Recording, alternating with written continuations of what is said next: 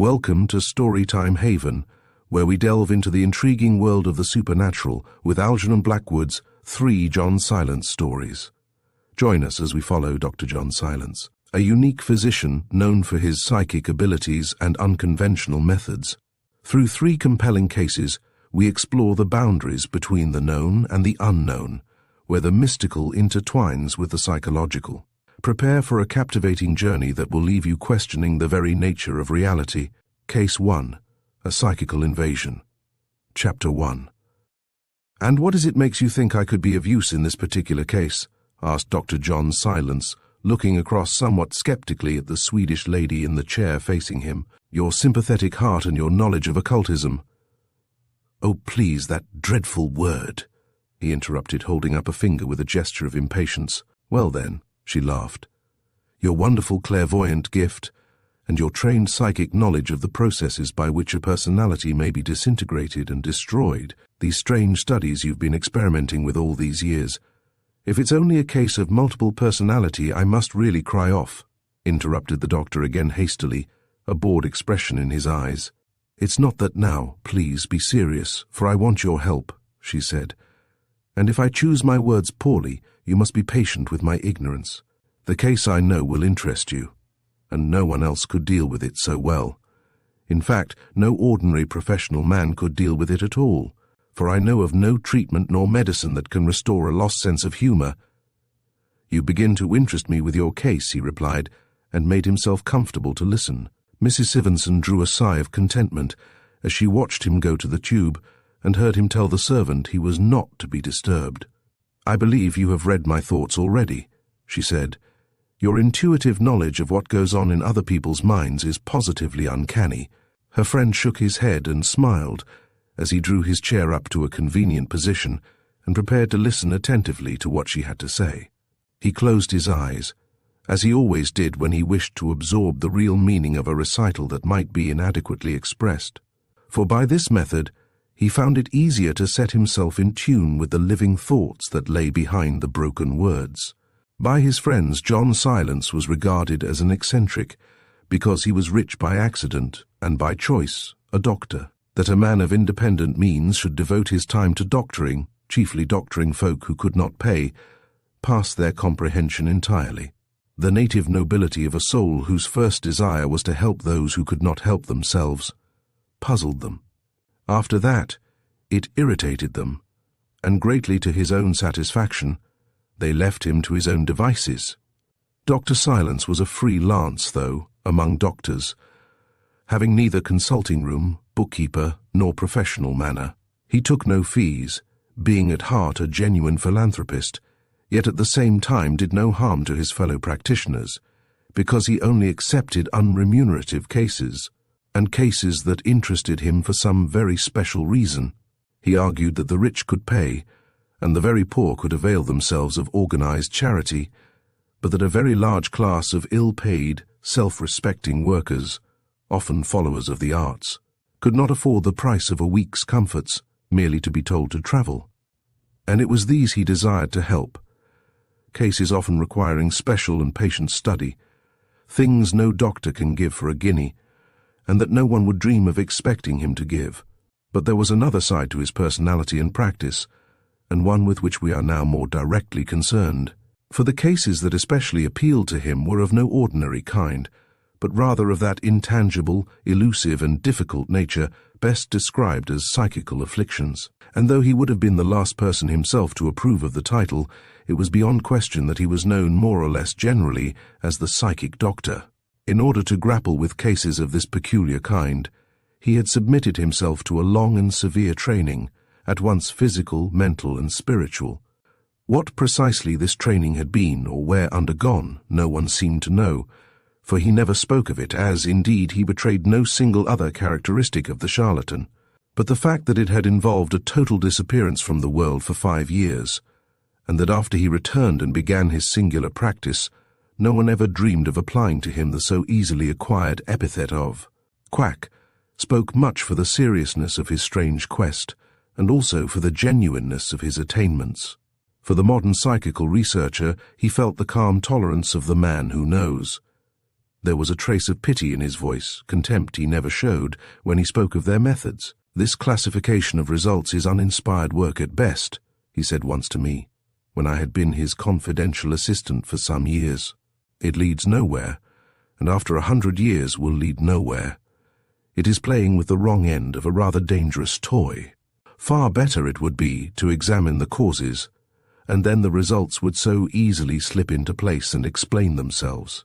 For the sources are accessible and open to all who have the courage to lead the life that alone makes practical investigation safe and possible." And towards the question of clairvoyance, too, his attitude was significantly sane, for he knew how extremely rare the genuine power was, and that what is commonly called clairvoyance is nothing more than a keen power of visualizing. It connotes a slightly increased sensibility, nothing more, he would say. The true clairvoyant deplores his power, recognizing that it adds a new horror to life and is in the nature of an affliction, and you will find this always to be the real test. Thus it was that John Silence, this singularly developed doctor, was able to select his cases with a clear knowledge of the difference between mere hysterical delusion and the kind of psychical affliction that claimed his special powers. It was never necessary for him to resort to the cheap mysteries of divination, for, as I have heard him observe, after the solution of some peculiarly intricate problem. Systems of divination, from geomancy down to reading by tea leaves, are merely so many methods of obscuring the outer vision, in order that the inner vision may become open. Once the method is mastered, no system is necessary at all. And the words were significant of the methods of this remarkable man, the keynote of whose power lay, perhaps more than anything else, in the knowledge first. That thought can act at a distance, and secondly, that thought is dynamic and can accomplish material results. Learn how to he would have expressed it, and you have learned to tap power at its source. To look at, he was now past 40, he was sparely built, with speaking brown eyes in which shone the light of knowledge and self-confidence, while at the same time they made one think of that wondrous gentleness seen most often in the eyes of animals. A close beard concealed the mouth without disguising the grim determination of lips and jaw, and the face somehow conveyed an impression of transparency, almost of light, so delicately were the features refined away. On the fine forehead was that indefinable touch of peace that comes from identifying the mind with what is permanent in the soul, and letting the impermanent slip by without power to wound or distress, while, from his manner, so gentle, quiet, sympathetic, few could have guessed the strength of purpose that burned within like a great flame.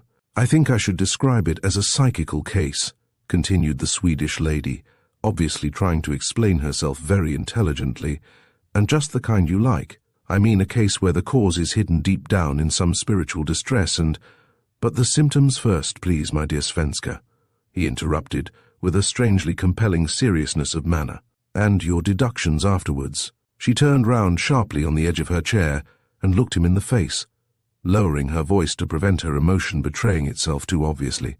"In my opinion, there's only one symptom," she half whispered, as though telling something disagreeable.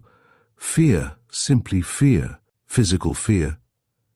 "I think not, though how can I say? I think it's a horror in the psychical region. It's no ordinary delusion. The man is quite sane, but he lives in mortal terror of something." "I don't know what you mean by his psychical region," said the doctor, with a smile, "though I suppose you wish me to understand that his spiritual and not his mental processes are affected. Anyhow, try and tell me briefly and pointedly what you know about the man, his symptoms, his need for help, my peculiar help, that is, and all that seems vital in the case. I promise to listen devotedly." "I am trying," she continued earnestly, "but must do so in my own words and trust to your intelligence to disentangle as I go along. He is a young author and lives in a tiny house off Putney Heath somewhere. He writes humorous stories, quite a genre of his own. Pender, you must have heard the name, Felix Pender. Oh, the man had a great gift, and married on the strength of it his future seemed assured. I say had, for quite suddenly his talent utterly failed him. Worse, it became transformed into its opposite. He can no longer write a line in the old way that was bringing him success." Dr. Silence opened his eyes for a second and looked at her. He still writes, then? The force has not gone? He asked briefly, and then closed his eyes again to listen.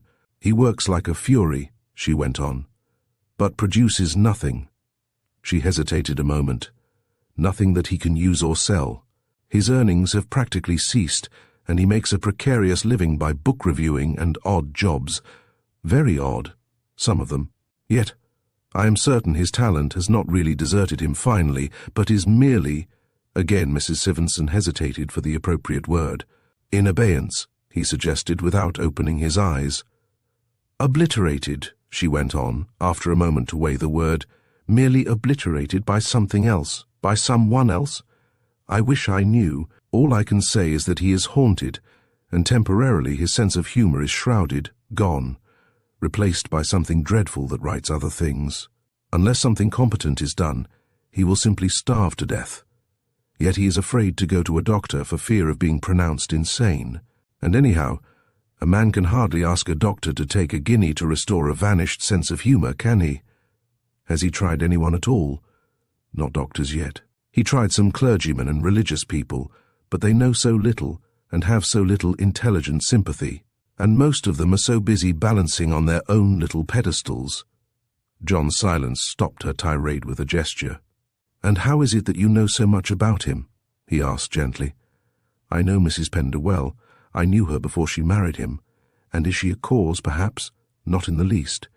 She is devoted, a woman very well educated, though without being really intelligent, and with so little sense of humor herself that she always laughs at the wrong places.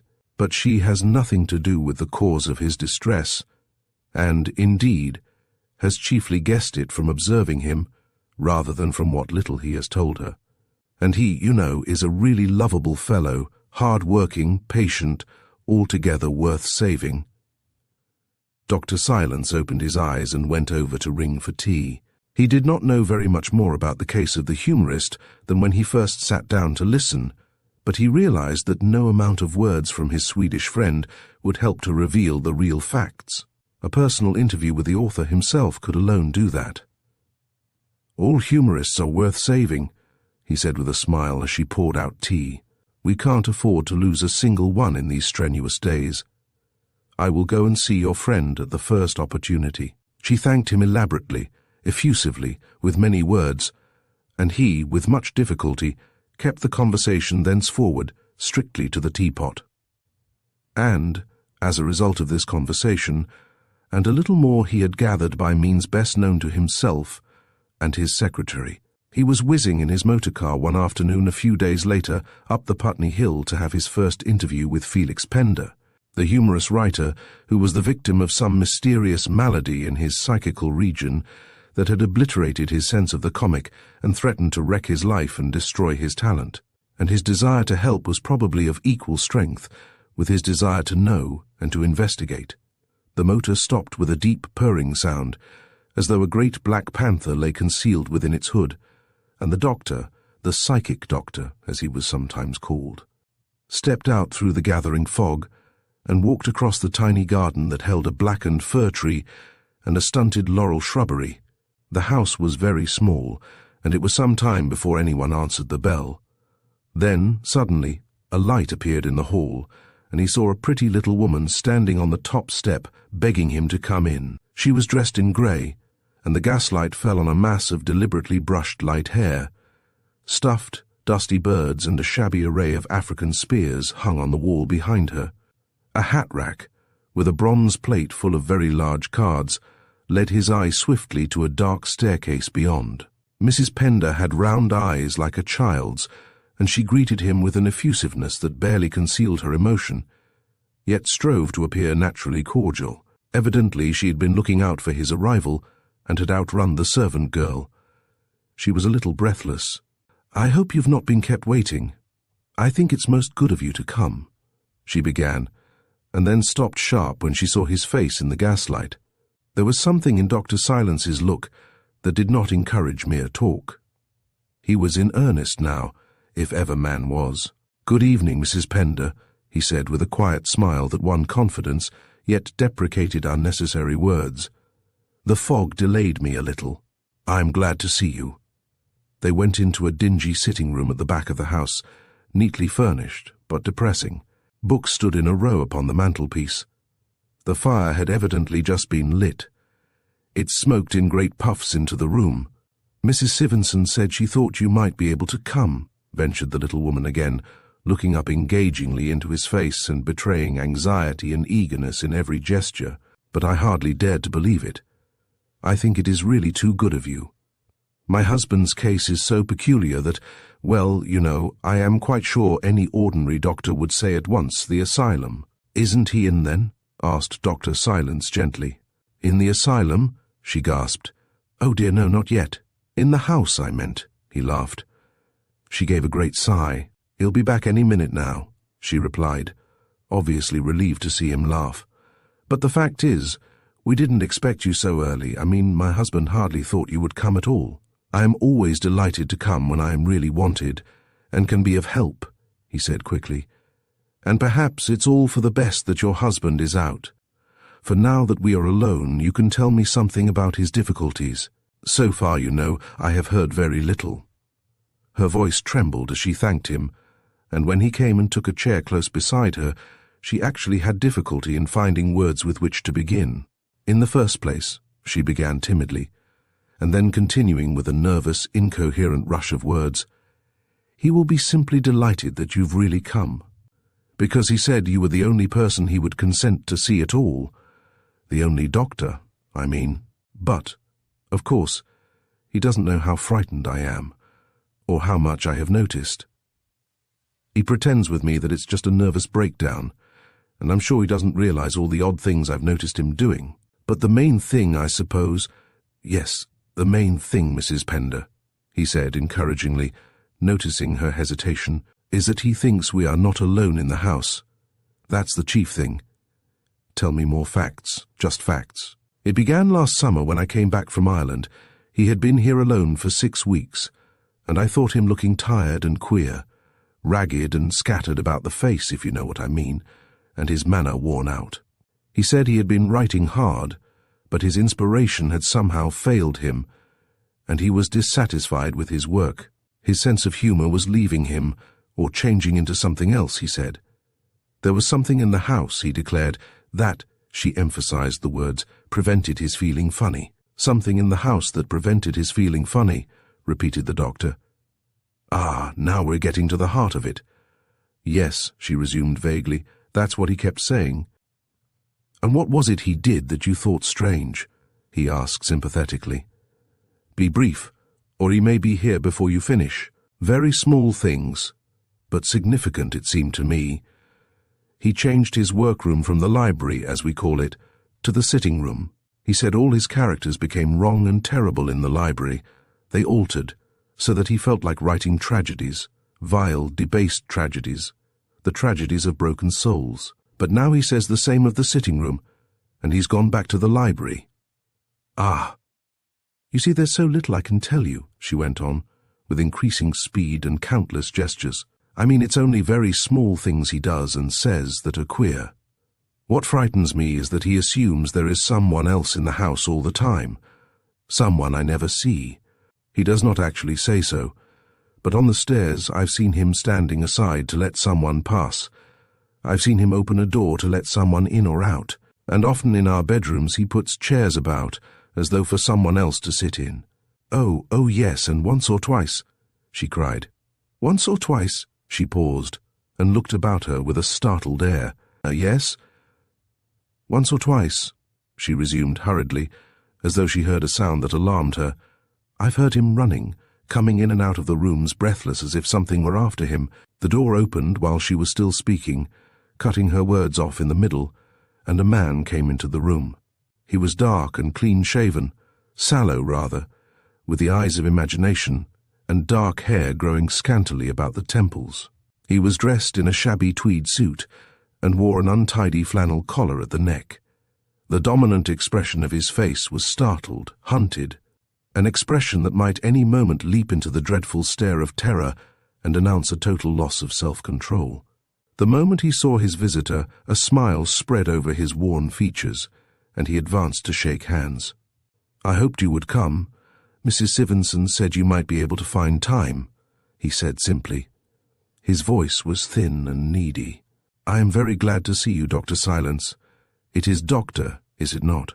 "Well, I am entitled to the description," laughed the other, "but I rarely get it. You know, I do not practice as a regular thing, that is, I only take cases that specially interest me, or—" He did not finish the sentence, for the men exchanged a glance of sympathy that rendered it unnecessary. "I have heard of your great kindness." "It's my hobby," said the other quickly, "and my privilege. I trust you will still think so when you have heard what I have to tell you," continued the author, a little wearily. He led the way across the hall into the little smoking room, where they could talk freely and undisturbed. In the smoking room, the door shut and privacy about them, Fender's attitude changed somewhat, and his manner became very grave. The doctor sat opposite, where he could watch his face. Already he saw it looked more haggard. Evidently it cost him much to refer to his trouble at all. "What I have is, in my belief, a profound spiritual affliction," he began quite bluntly, looking straight into the other's eyes. "I saw that at once," Dr. Silence said.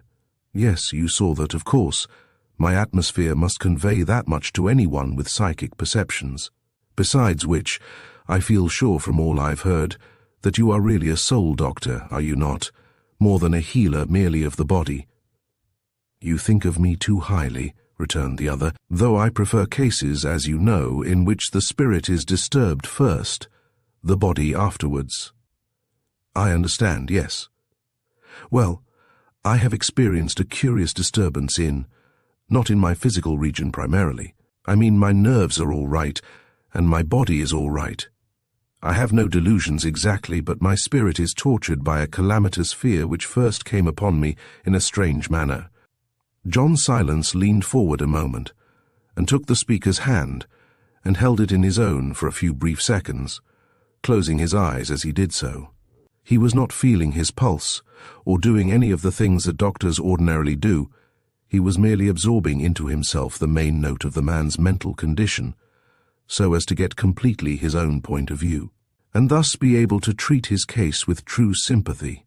A very close observer might perhaps have noticed that a slight tremor ran through his frame after he had held the hand for a few seconds. "Tell me quite frankly, Mr. Pender," he said soothingly, releasing the hand and with deep attention in his manner. "Tell me all the steps that led to the beginning of this invasion. I mean, tell me what the particular drug was, and why you took it, and how it affected you." "Then you know it began with a drug," cried the author, with undisguised astonishment. "I only know from what I observe in you, and in its effect upon myself. You are in a surprising psychical condition. Certain portions of your atmosphere are vibrating at a far greater rate than others. This is the effect of a drug, but of no ordinary drug. Allow me to finish, please. If the higher rate of vibration spreads all over, you will become, of course, permanently cognizant of a much larger world than the one you know normally. If, on the other hand, the rapid portion sinks back to the usual rate, you will lose these occasional increased perceptions you now have." "You amaze me," exclaimed the author, "for your words exactly describe what I have been feeling. I mention this only in passing, and to give you confidence before you approach the account of your real affliction," continued the doctor. "All perception, as you know, is the result of vibrations, and clairvoyance simply means becoming sensitive to an increased scale of vibrations. The awakening of the inner senses we hear so much about means no more than that. Your partial clairvoyance is easily explained. The only thing that puzzles me is how you managed to procure the drug, for it is not easy to get in pure form, and no adulterated tincture could have given you the terrific impetus I see you have acquired. But please proceed now and tell me your story in your own way." "This cannabis indica," the author went on, "came into my possession last autumn while my wife was away.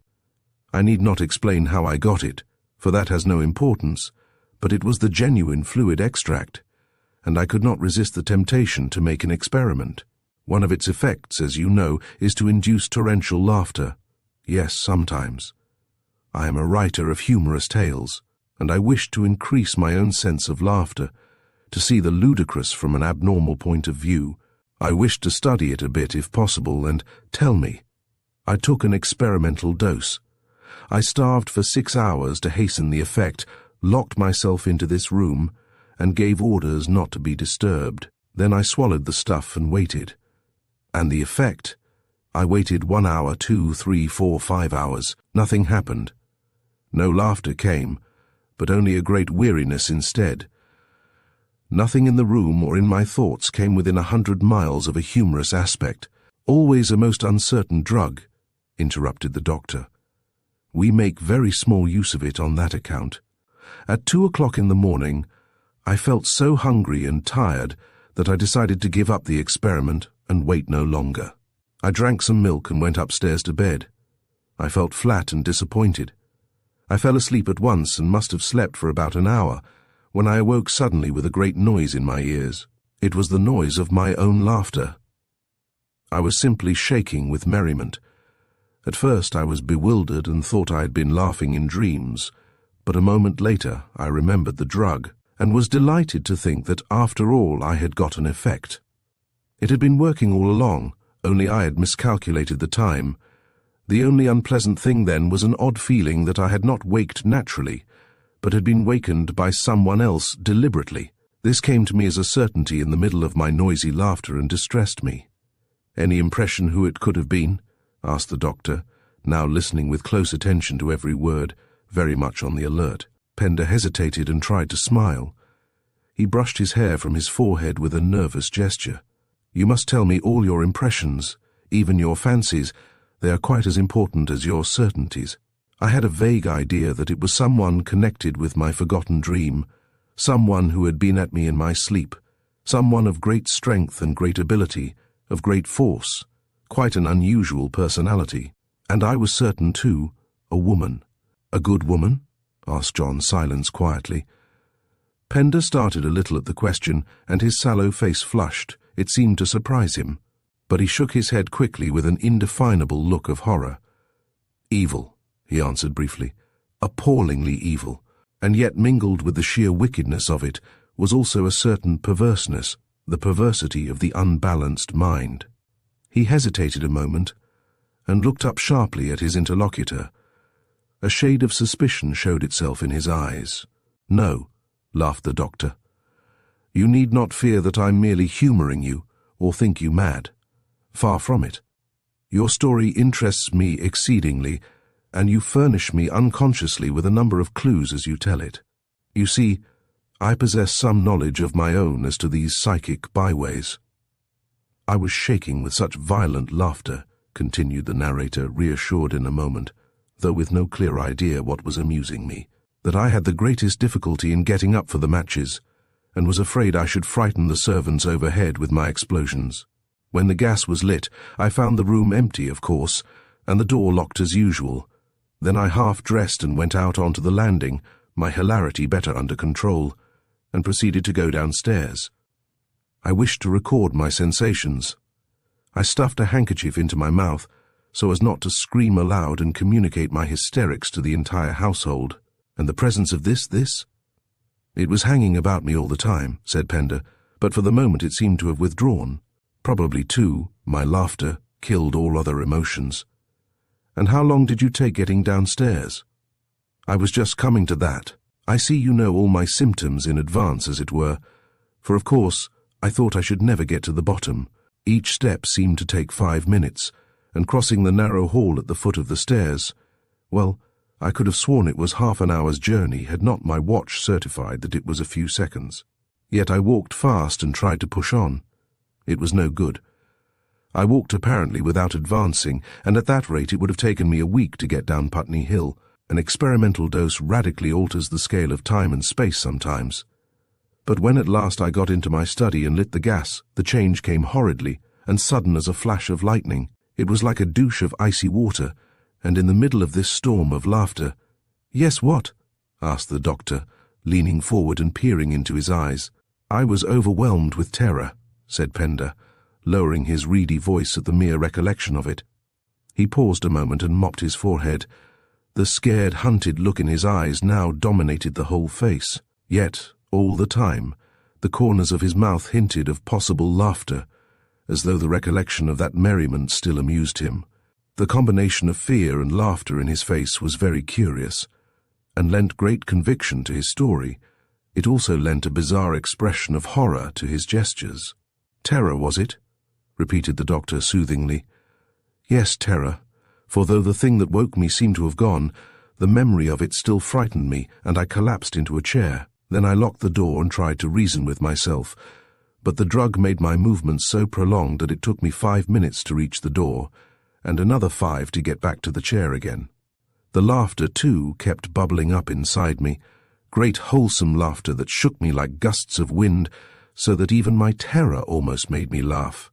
Oh, but I may tell you, Dr. Silence, it was altogether vile, that mixture of fear and laughter, altogether vile. Then, all at once, the things in the room again presented their funny side to me and set me off laughing more furiously than ever. The bookcase was ludicrous, the armchair a perfect clown, the way the clock looked at me on the mantelpiece too comic for words. The arrangement of papers and inkstand on the desk tickled me till I roared and shook and held my sides, and the tears streamed down my cheeks. And that footstool, oh, that absurd footstool! He lay back in his chair, laughing to himself and holding up his hands at the thought of it, and at the sight of him Dr. Silence laughed too. "Go on, please," he said. "I quite understand. I know something myself of the hashish laughter." The author pulled himself together and resumed, his face growing quickly grave again. "So, you see, side by side with this extravagant, apparently causeless merriment, there was also an extravagant, apparently causeless terror. The drug produced the laughter, I knew, but what brought in the terror I could not imagine. Everywhere behind the fun lay the fear. It was terror masked by cap and bells, and I became the playground for two opposing emotions, armed and fighting to the death. Gradually then the impression grew in me that this fear was caused by the invasion, so you called it just now, of the person who had wakened me. She was utterly evil, inimical to my soul, or at least to all in me that wished for good. There I stood, sweating and trembling, laughing at everything in the room, yet all the while with this white terror mastering my heart. And this creature was putting her—" he hesitated again, using his handkerchief freely. "Putting what?" "Putting ideas into my mind," he went on, glancing nervously about the room, "actually tapping my thought stream so as to switch off the usual current and inject her own. How mad that sounds. I know it. But it's true. It's the only way I can express it. Moreover, while the operation terrified me, the skill with which it was accomplished filled me afresh with laughter at the clumsiness of men by comparison. Our ignorant, bungling methods of teaching the minds of others, of inculcating ideas and so on, overwhelmed me with laughter when I understood this superior and diabolical method. Yet my laughter seemed hollow and ghastly, and ideas of evil and tragedy trod close upon the heels of the comic. Oh, Doctor, I tell you again, it was unnerving." John Silence sat with his head thrust forward to catch every word of the story, which the other continued to pour out in nervous, jerky sentences and lowered voice. "You saw nothing, no one, all this time?" he asked. "Not with my eyes. There was no visual hallucination. But in my mind there began to grow the vivid picture of a woman, large, dark-skinned, with white teeth and masculine features, and one eye, the left, so drooping as to appear almost closed. Oh, such a face you would recognize again." Pender laughed dreadfully. "I wish I could forget it," he whispered. "I only wish I could forget it." Then he sat forward in his chair suddenly, and grasped the doctor's hand with an emotional gesture. "I must tell you how grateful I am for your patience and sympathy," he cried, with a tremor in his voice, "and that you do not think me mad. I have told no one else a quarter of all this, and the mere freedom of speech, the relief of sharing my affliction with another, has helped me already more than I can possibly say." Dr. Silence pressed his hand and looked steadily into the frightened eyes. His voice was very gentle when he replied. "Your case, you know, is very singular, but of absorbing interest to me," he said, "for it threatens not your physical existence but the temple of your psychical existence, the inner life. Your mind would not be permanently affected here and now in this world, but in the existence after the body is left behind. You might wake up with your spirit so twisted, so distorted, so befouled, that you would be spiritually insane, a far more radical condition than merely being insane here. There came a strange hush over the room, and between the two men sitting there facing one another. "Do you really mean, good Lord?" stammered the author as soon as he could find his tongue. "What I mean in detail will keep till a little later, and I need only say now that I should not have spoken in this way unless I were quite positive of being able to help you. Oh, there's no doubt as to that, believe me. In the first place, I am very familiar with the workings of this extraordinary drug, this drug which has had the chance effect of opening you up to the forces of another region, and, in the second, I have a firm belief in the reality of supersensuous occurrences, as well as considerable knowledge of psychic processes acquired by long and painful experiment. The rest is, or should be, merely sympathetic treatment and practical application. The hashish has partially opened another world to you by increasing your rate of psychical vibration, and thus rendering you abnormally sensitive. Ancient forces attached to this house have attacked you. For the moment I am only puzzled as to their precise nature, for were they of an ordinary character, I should myself be psychic enough to feel them. Yet I am conscious of feeling nothing as yet. But now please continue, Mr. Pender, and tell me the rest of your wonderful story, and when you have finished, I will talk about the means of cure." Pender shifted his chair a little closer to the friendly doctor, and then went on in the same nervous voice with his narrative. After making some notes of my impressions, I finally got upstairs again to bed. It was 4 o'clock in the morning. I laughed all the way up at the grotesque banisters, the droll physiognomy of the staircase window, the burlesque grouping of the furniture, and the memory of that outrageous footstool in the room below, but nothing more happened to alarm or disturb me, and I woke late in the morning after a dreamless sleep. None the worse for my experiment except for a slight headache and a coldness of the extremities due to lowered circulation. "Fear gone too?" asked the doctor. I seemed to have forgotten it, or at least ascribed it to mere nervousness. Its reality had gone, anyhow for the time, and all that day I wrote and wrote and wrote. My sense of laughter seemed wonderfully quickened, and my characters acted without effort, out of the heart of true humor. I was exceedingly pleased with this result of my experiment, but when the stenographer had taken her departure, and I came to read over the pages she had typed out, I recalled her sudden glances of surprise, and the odd way she had looked up at me while I was dictating. I was amazed at what I read, and could hardly believe I had uttered it. And why? It was so distorted. The words, indeed, were mine so far as I could remember, but the meaning seemed strange. It frightened me. The sense was so altered. At the very places where my characters were intended to tickle the ribs, only curious emotions of sinister amusement resulted. Dreadful innuendos had managed to creep into the phrases. There was laughter of a kind, but it was bizarre, horrible, distressing, and my attempt at analysis only increased my dismay. The story, as it read then, made me shudder, for by virtue of these slight changes it had come somehow to hold the soul of horror disguised as merriment. The framework of humor was there, if you understand me, but the characters had turned sinister, and their laughter was evil. "Can you show me this writing?" The author shook his head. "I destroyed it," he whispered, "but in the end, though of course much perturbed about it, I persuaded myself that it was due to some after effect of the drug, a sort of reaction that gave a twist to my mind and made me read macabre interpretations into words and situations that did not properly hold them. And meanwhile, did the presence of this person leave you?" "No, that stayed more or less. When my mind was actively employed, I forgot it, but when idle, dreaming, or doing nothing in particular, there she was beside me, influencing my mind horribly." "In what way precisely?" interrupted the doctor. "Evil, scheming thoughts came to me, visions of crime, hateful pictures of wickedness, and the kind of bad imagination that so far has been foreign, indeed impossible, to my normal nature." "The pressure of the dark powers upon the personality," murmured the doctor, making a quick note. "Eh? I didn't quite catch. Pray go on. I am merely making notes. You shall know their purport fully later. Even when my wife returned, I was still aware of this presence in the house. It associated itself with my inner personality in most intimate fashion. And outwardly, I always felt oddly constrained to be polite and respectful towards it, to open doors, provide chairs, and hold myself carefully deferential when it was about.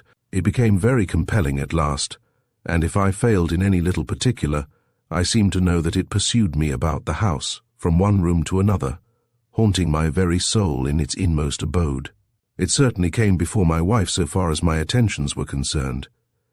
But let me first finish the story of my experimental dose, for I took it again the third night and underwent a very similar experience, delayed like the first in coming, and then carrying me off my feet when it did come with a rush of this false demon laughter.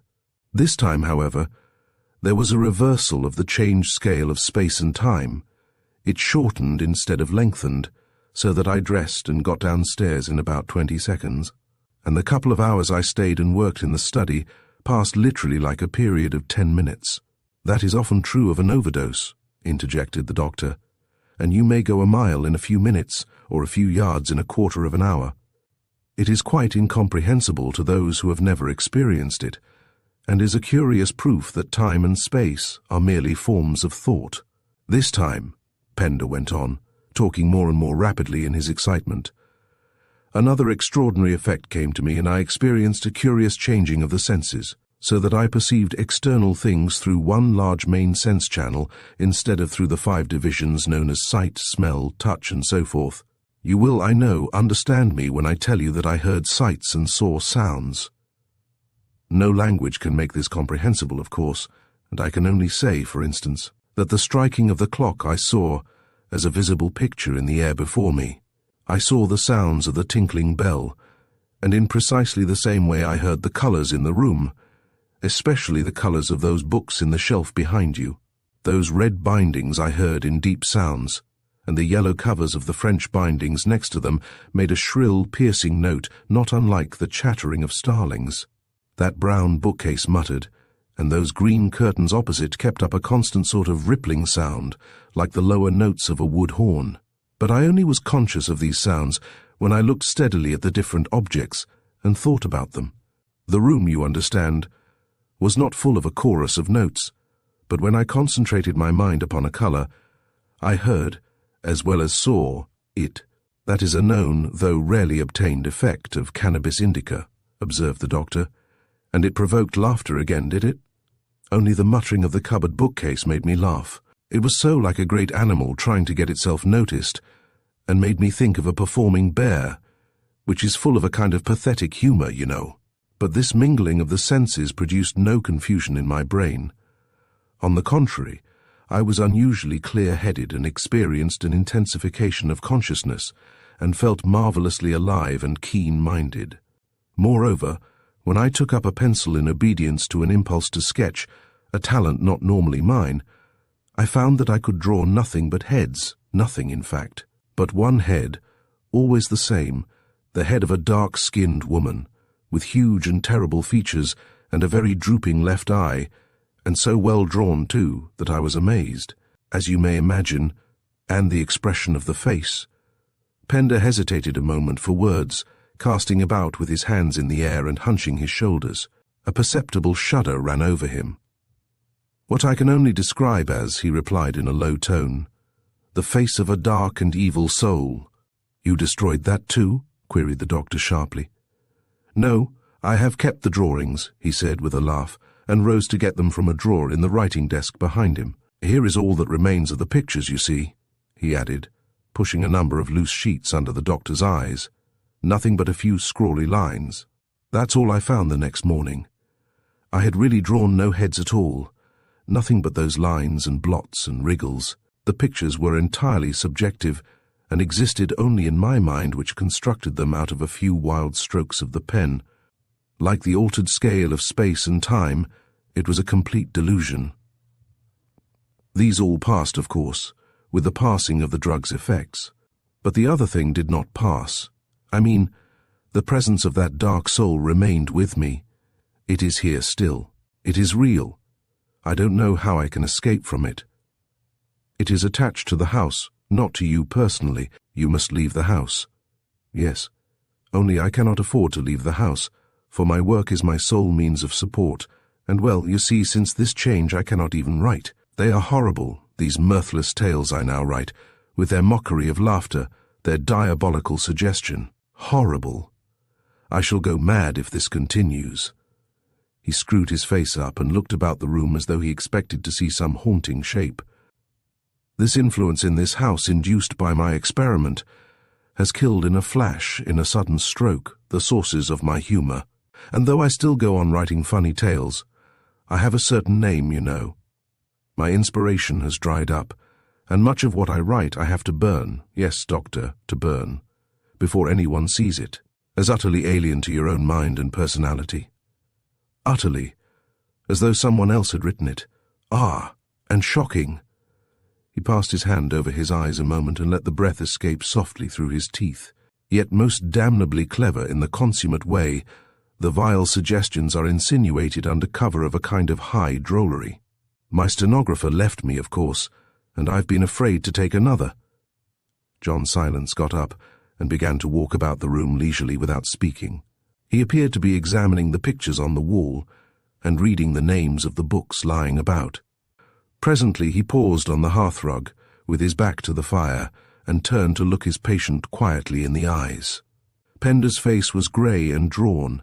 The hunted expression dominated it. The long recital had told upon him.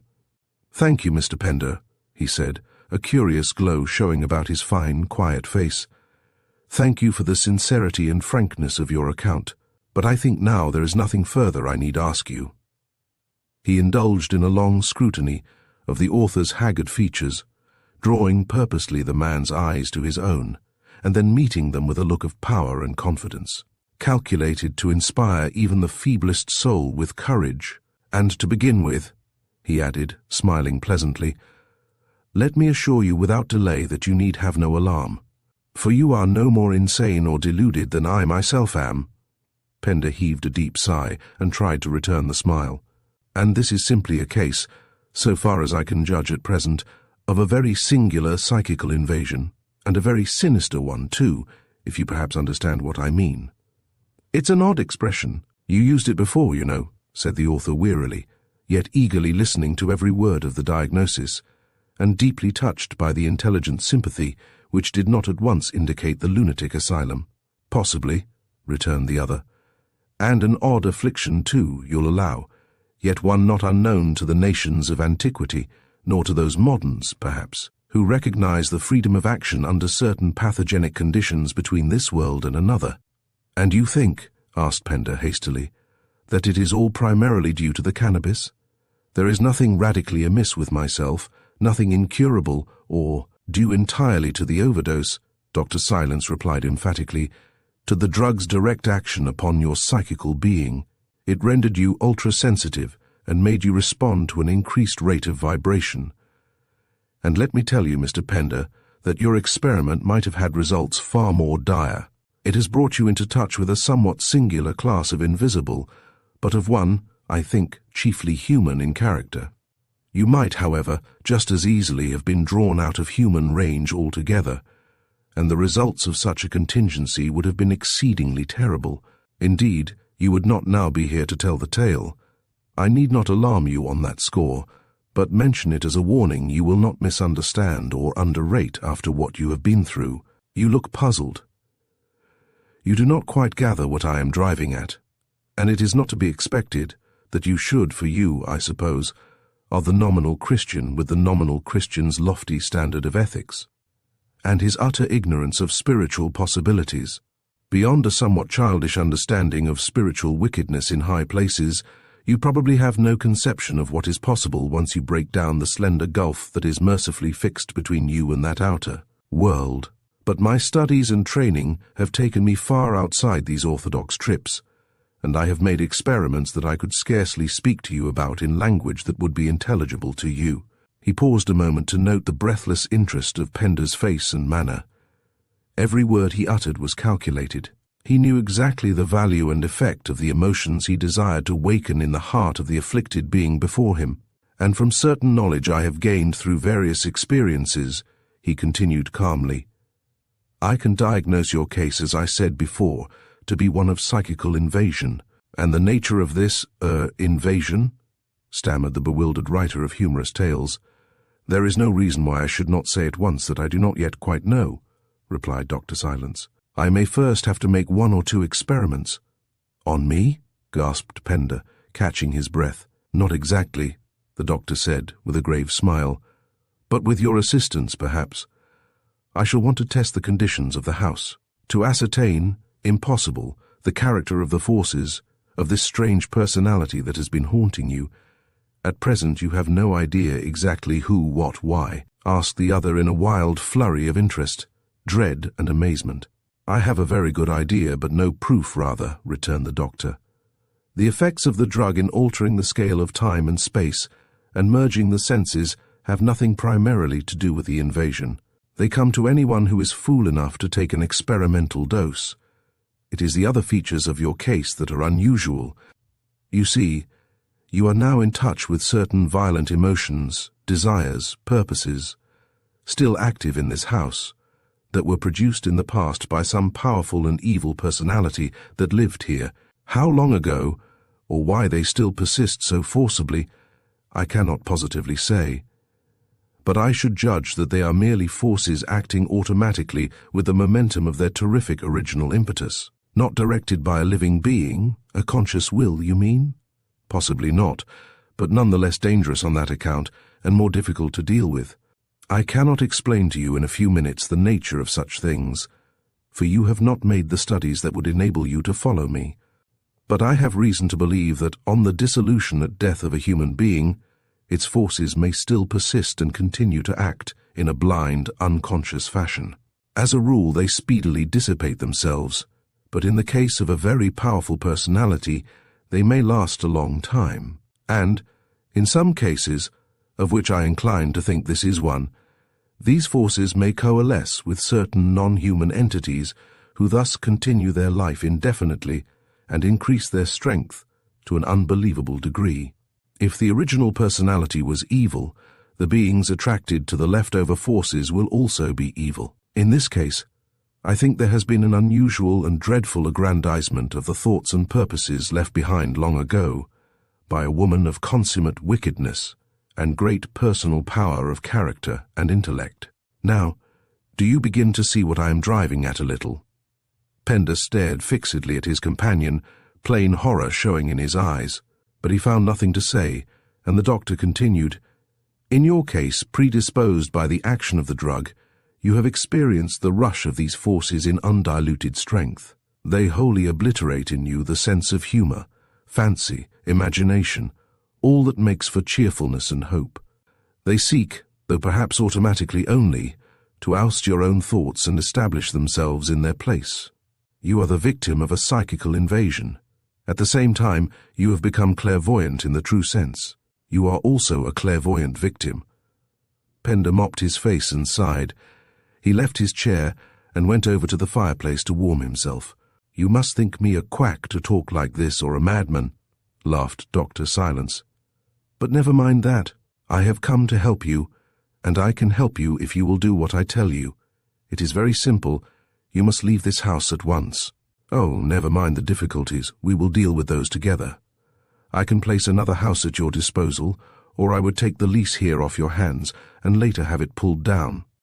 Your case interests me greatly, and I mean to see you through so that you have no anxiety and can drop back into your old groove of work tomorrow. The drug has provided you, and therefore me, with a shortcut to a very interesting experience. I am grateful to you." The author poked the fire vigorously, emotion rising in him like a tide. He glanced towards the door nervously. "There is no need to alarm your wife or to tell her the details of our conversation," pursued the other quietly. "Let her know that you will soon be in possession again of your sense of humor and your health, and explain that I am lending you another house for 6 months. Meanwhile, I may have the right to use this house for a night or two for my experiment. Is that understood between us?" "I can only thank you from the bottom of my heart," stammered Pender, unable to find words to express his gratitude. Then he hesitated for a moment, searching the doctor's face anxiously. "And your experiment with the house?" he said at length. "Of the simplest character, my dear Mr. Pender.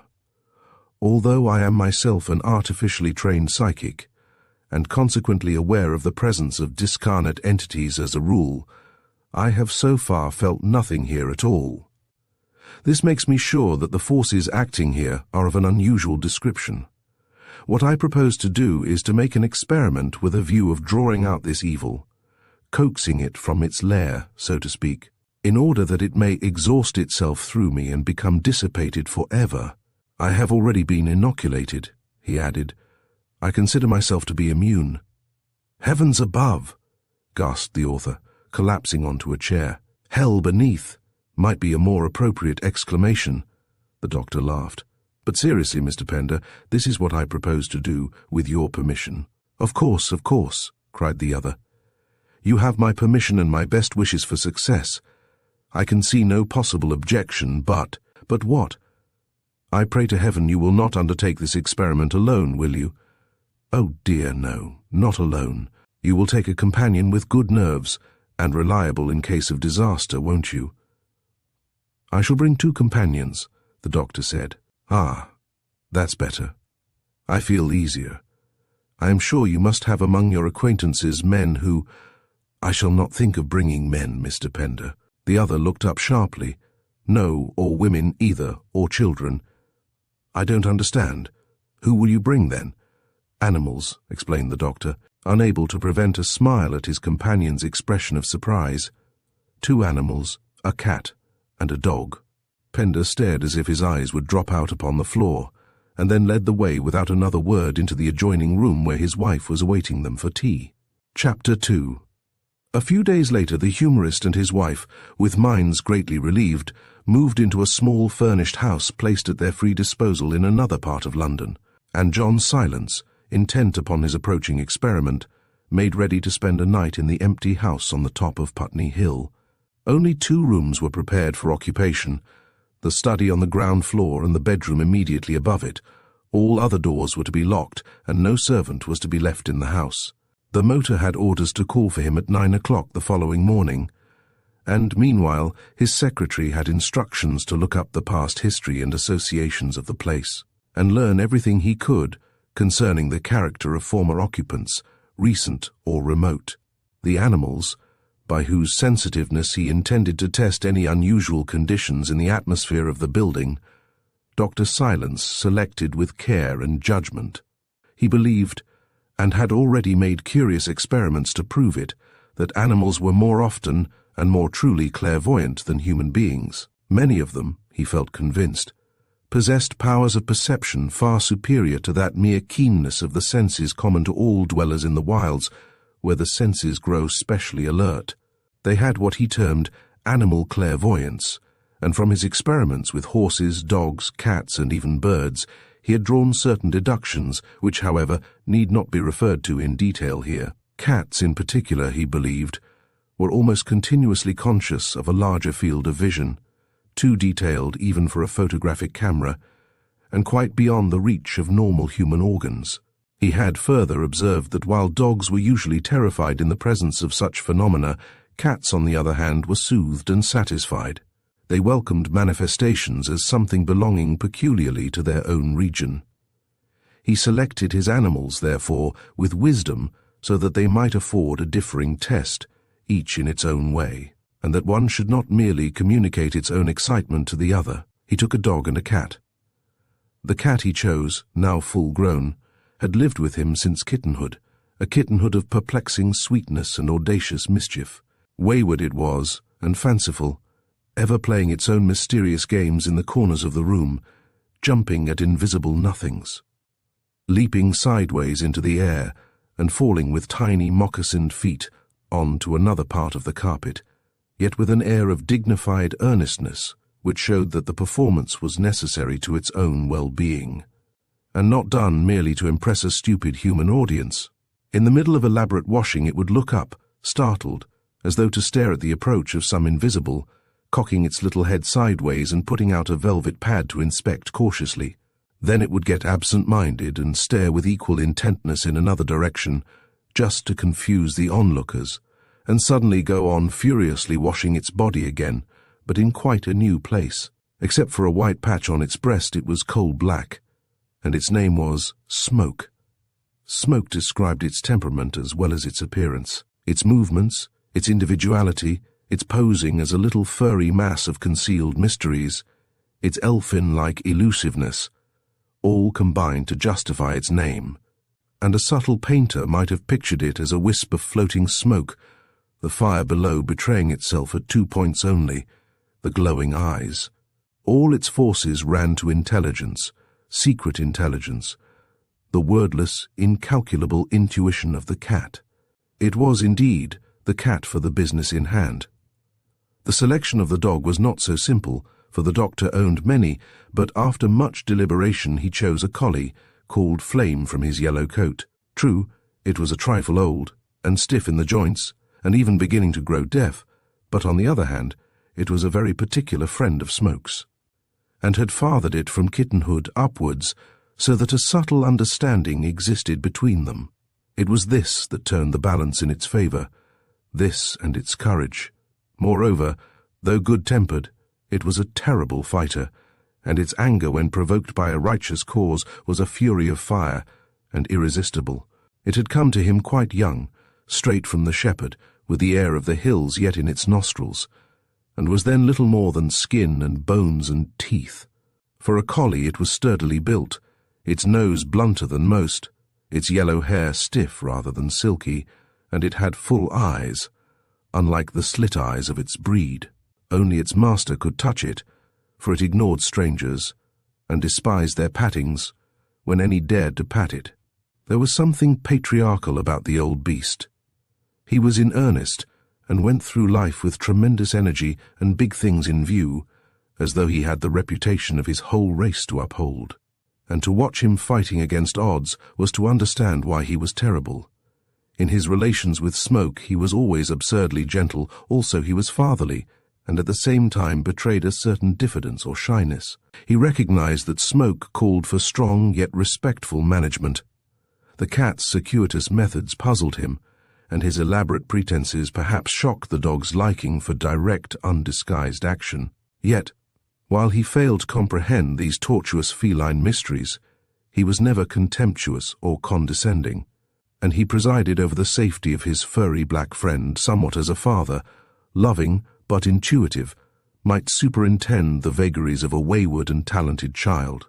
And, in return, Smoke rewarded him with exhibitions of fascinating and audacious mischief, and these brief descriptions of their characters are necessary for the proper understanding of what subsequently took place. With Smoke sleeping in the folds of his fur coat, and the collie lying watchful on the seat opposite, John Silence went down in his motor after dinner on the night of November 15th, and the fog was so dense that they were obliged to travel at quarter speed the entire way. It was after 10 o'clock when he dismissed the motor and entered the dingy little house with a latchkey provided by Pender. He found the hall gas turned low, and a fire in the study. Books and food had also been placed ready by the servant according to instructions. Coils of fog rushed in after him through the open door, and filled the hall and passage with its cold discomfort. The first thing Dr. Silence did was to lock up Smoke in the study with a saucer of milk before the fire, and then make a search of the house with Flame. The dog ran cheerfully behind him all the way, while he tried the doors of the other rooms to make sure they were locked. He nosed about into corners and made little excursions on his own account. His manner was expectant. He knew there must be something unusual about the proceeding, because it was contrary to the habits of his whole life not to be asleep at this hour on the mat in front of the fire. He kept looking up into his master's face, as door after door was tried, with an expression of intelligent sympathy, but at the same time a certain air of disapproval. Yet everything his master did was good in his eyes, and he betrayed as little impatience as possible with all this unnecessary journeying to and fro. If the doctor was pleased to play this sort of game at such an hour of the night, it was surely not for him to object. So he played it too, and was very busy and earnest about it into the bargain.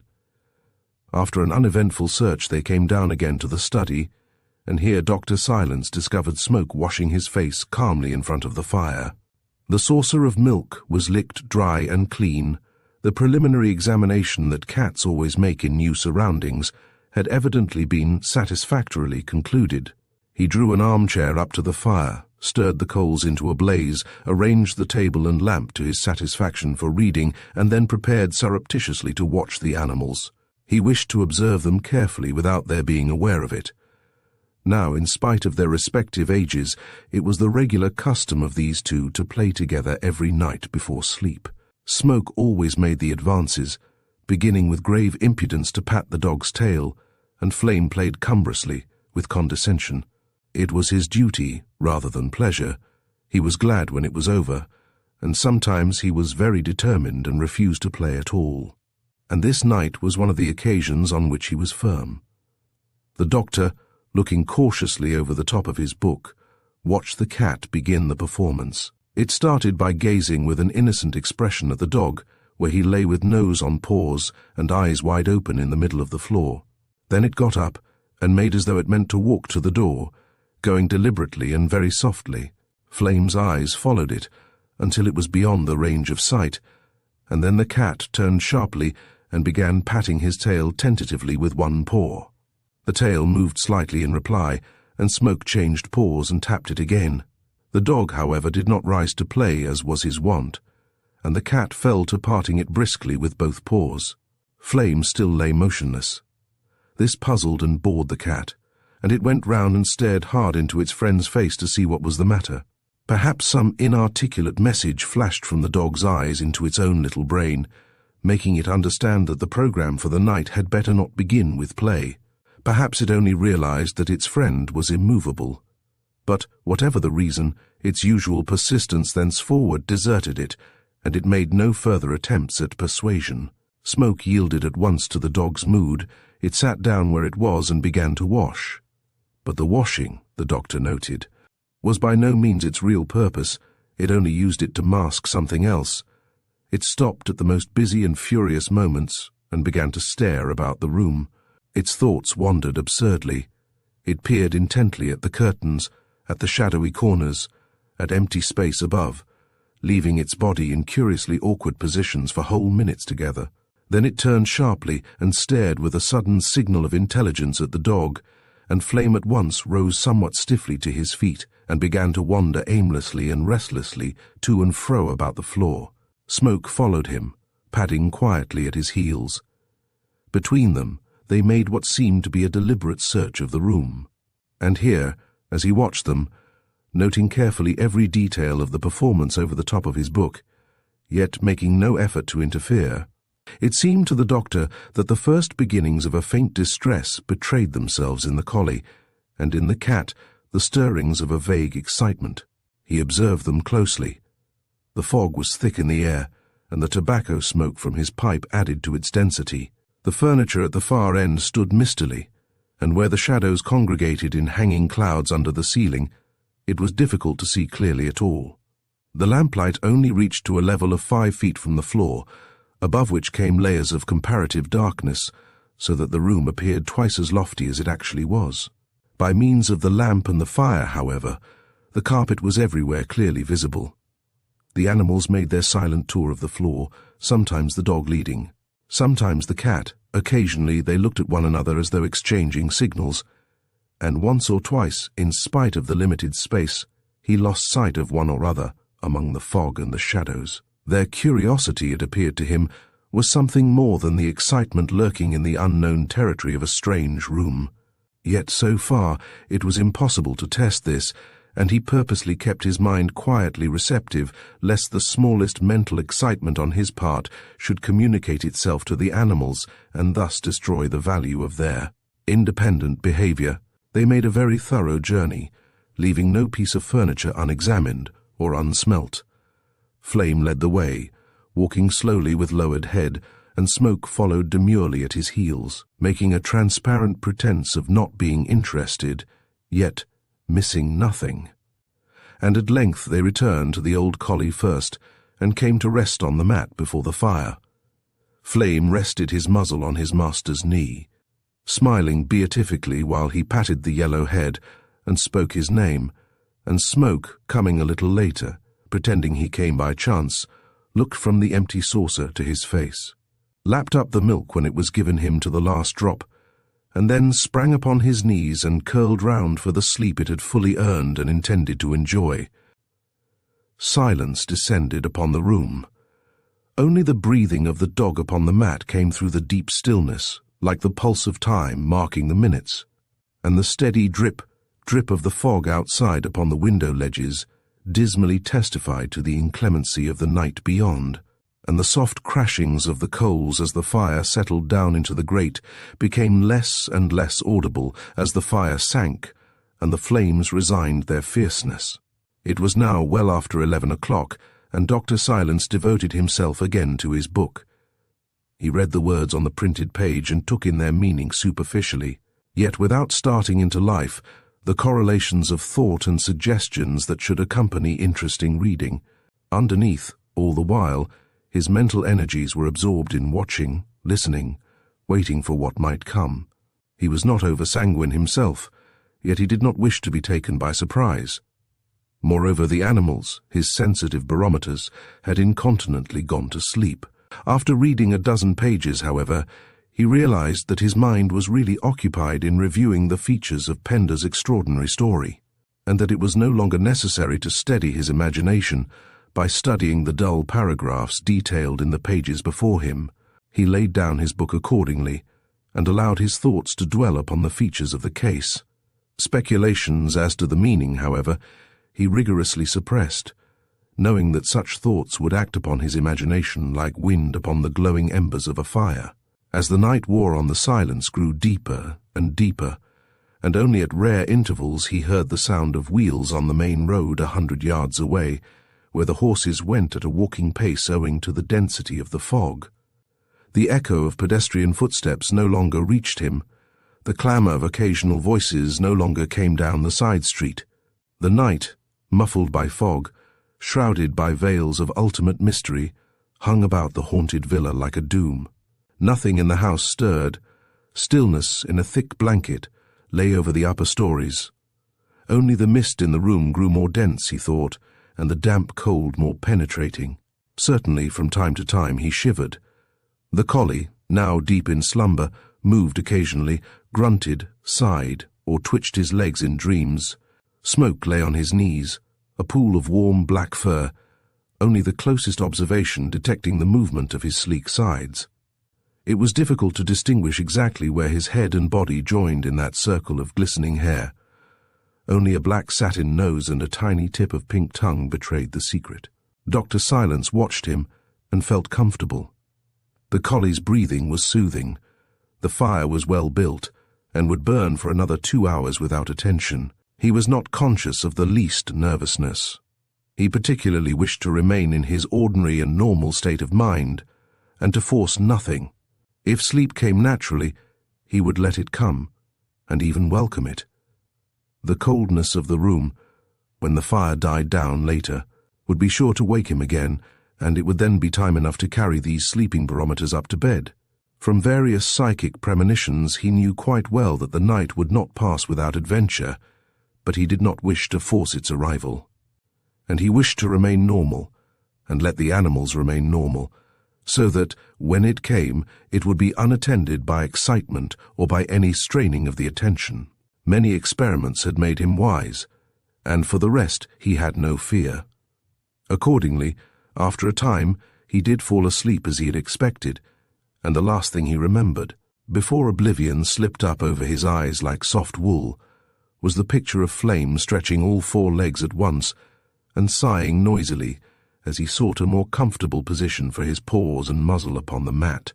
It was a good deal later when he became aware that a weight lay upon his chest, and that something was penciling over his face and mouth. A soft touch on the cheek woke him. Something was patting him. He sat up with a jerk and found himself staring straight into a pair of brilliant eyes, half green, half black. Smoke's face lay level with his own, and the cat had climbed up with its front paws upon his chest. The lamp had burned low, and the fire was nearly out. Yet Dr. Silence saw in a moment that the cat was in an excited state. It kneaded with its front paws into his chest, shifting from one to the other. He felt them prodding against him. It lifted a leg very carefully and patted his cheek gingerly. Its fur, he saw, was standing ridgewise upon its back. The ears were flattened back somewhat. The tail was switching sharply. The cat, of course, had wakened him with a purpose, and the instant he realized this, he set it upon the arm of the chair and sprang up with a quick turn to face the empty room behind him. By some curious instinct, his arms of their own accord assumed an attitude of defense in front of him, as though to ward off something that threatened his safety. Yet nothing was visible. Only shapes of fog hung about rather heavily in the air, moving slightly to and fro. His mind was now fully alert, and the last vestiges of sleep gone. He turned the lamp higher and peered about him. Two things he became aware of at once. One, that Smoke, while excited, was pleasurably excited. The other, that the collie was no longer visible upon the mat at his feet.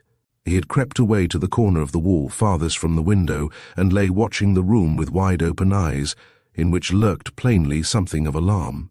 Something in the dog's behavior instantly struck Dr. Silence as unusual, and, calling him by name, he moved across to pat him. Flame got up, wagged his tail, and came over slowly to the rug, uttering a low sound that was half growl, half whine. He was evidently perturbed about something, and his master was proceeding to administer comfort when his attention was suddenly drawn to the antics of his other four-footed companion, the cat, and what he saw filled him with something like amazement. Smoke had jumped down from the back of the armchair and now occupied the middle of the carpet, where, with tail erect and legs stiff as ramrods, it was steadily pacing backwards and forwards in a narrow space, uttering, as it did so, those curious little guttural sounds of pleasure that only an animal of the feline species knows how to make expressive of supreme happiness. Its stiffened legs and arched back made it appear larger than usual, and the black visage wore a smile of beatific joy. Its eyes blazed magnificently. It was in an ecstasy. At the end of every few paces it turned sharply and stalked back again along the same line, padding softly and purring like a roll of little muffled drums. It behaved precisely as though it were rubbing against the ankles of someone who remained invisible. A thrill ran down the doctor's spine as he stood and stared. His experiment was growing interesting at last. He called the collie's attention to his friend's performance to see whether he too was aware of anything standing there upon the carpet, and the dog's behavior was significant and corroborative. He came as far as his master's knees and then stopped dead, refusing to investigate closely. In vain Dr. Silence urged him. He wagged his tail, whined a little, and stood in a half-crouching attitude, staring alternately at the cat and at his master's face. He was apparently both puzzled and alarmed, and the whine went deeper and deeper down into his throat till it changed into an ugly snarl of awakening anger. Then the doctor called to him in a tone of command. He had never known to be disregarded, but still the dog, though springing up in response, declined to move nearer. He made tentative motions, pranced a little like a dog about to take to water, pretended to bark, and ran to and fro on the carpet. So far there was no actual fear in his manner, but he was uneasy and anxious, and nothing would induce him to go within touching distance of the walking cat. Once he made a complete circuit, but always carefully out of reach, and in the end he returned to his master's legs and rubbed vigorously against him. Flame did not like the performance at all, that much was quite clear. For several minutes John Silence watched the performance of the cat with profound attention and without interfering. Then he called to the animal by name. "Smoke, you mysterious beastie, what in the world are you about?" he said in a coaxing tone. The cat looked up at him for a moment, smiling in its ecstasy, blinking its eyes, but too happy to pause. He spoke to it again. He called to it several times, and each time it turned upon him its blazing eyes, drunk with inner delight, opening and shutting its lips, its body large and rigid with excitement. Yet it never for one instant paused in its short journeys to and fro. He noted exactly what it did. It walked, he saw, the same number of paces each time, some 6 or 7 steps, and then it turned sharply and retraced them. By the pattern of the great roses in the carpet he measured it. It kept to the same direction and the same line. It behaved precisely as though it were rubbing against something solid. Undoubtedly there was something standing there on that strip of carpet, something invisible to the doctor, something that alarmed the dog. yet caused the cat unspeakable pleasure. "Smoky," he called again. "Smoky, you black mystery, what is it excites you so?" Again the cat looked up at him for a brief second, and then continued its sentry walk, blissfully happy, intensely preoccupied. And for an instant, as he watched it, the doctor was aware that a faint uneasiness stirred in the depths of his own being, focusing itself for the moment upon this curious behavior of the uncanny creature before him. There rose in him quite a new realization of the mystery connected with the whole feline tribe, but especially with that common member of it, the domestic cat. Their hidden lives, their strange aloofness, their incalculable subtlety. How utterly remote from anything that human beings understood lay the sources of their elusive activities. As he watched the indescribable bearing of the little creature mincing along the strip of carpet under his eyes, coquetting with the powers of darkness, welcoming, maybe, some fearsome visitor, there stirred in his heart a feeling strangely akin to awe. Its indifference to humankind, its serene superiority to the obvious, struck him forcibly with fresh meaning. So remote, so inaccessible seemed the secret purposes of its real life, so alien to the blundering honesty of other animals. Its absolute poise of bearing brought into his mind the opium eater's words that no dignity is perfect which does not at some point ally itself with the mysterious. And he became suddenly aware that the presence of the dog in this foggy, haunted room on the top of Putney Hill was uncommonly welcome to him. He was glad to feel that Flame's dependable personality was with him. The savage growling at his heels was a pleasant sound. He was glad to hear it. That marching cat made him uneasy. Finding that Smoke paid no further attention to his words, the doctor decided upon action. Would it rub against his leg too? He would take it by surprise and see. He stepped quickly forward and placed himself upon the exact strip of carpet where it walked. But no cat is ever taken by surprise. The moment he occupied the space of the intruder, setting his feet on the woven roses midway in the line of travel, Smoke suddenly stopped purring and sat down. It lifted up its face with the most innocent stare imaginable of its green eyes. He could have sworn it laughed. It was a perfect child again. In a single second it had resumed its simple domestic manner, and it gazed at him in such a way that he almost felt Smoke was the normal being, and his was the eccentric behavior that was being watched. It was consummate, the manner in which it brought about this change so easily and so quickly. Superb little actor. He laughed in spite of himself and stooped to stroke the shining black back. But in a flash, as he touched its fur, the cat turned and spat at him viciously, striking at his hand with one paw. Then, with a hurried scutter of feet, it shot like a shadow across the floor, and a moment later was calmly sitting over by the window curtains, washing its face as though nothing interested it in the whole world but the cleanness of its cheeks and whiskers. John Silence straightened himself up and drew a long breath. He realized that the performance was temporarily at an end.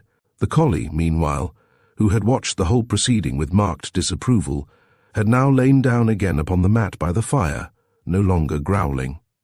It seemed to the doctor just as though something that had entered the room while he slept, alarming the dog, yet bringing happiness to the cat, had now gone out again, leaving all as it was before.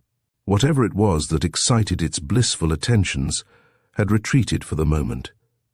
He realized this intuitively. Smoke evidently realized it too, for presently he deigned to march back to the fireplace and jump upon his master's knees. Dr. Silence, patient and determined, settled down once more to his book. The animals soon slept, the fire blazed cheerfully, and the cold fog from outside poured into the room through every available gap and cranny. For a long time silence and peace reigned in the room, and Dr. Silence availed himself of the quietness to make careful notes of what had happened. He entered for future use in other cases an exhaustive analysis of what he had observed, especially with regard to the effect upon the two animals. It is impossible here, nor would it be intelligible to the reader unversed in the knowledge of the region known to a scientifically trained psychic like Dr. Silence, to detail these observations. But to him it was clear, up to a certain point.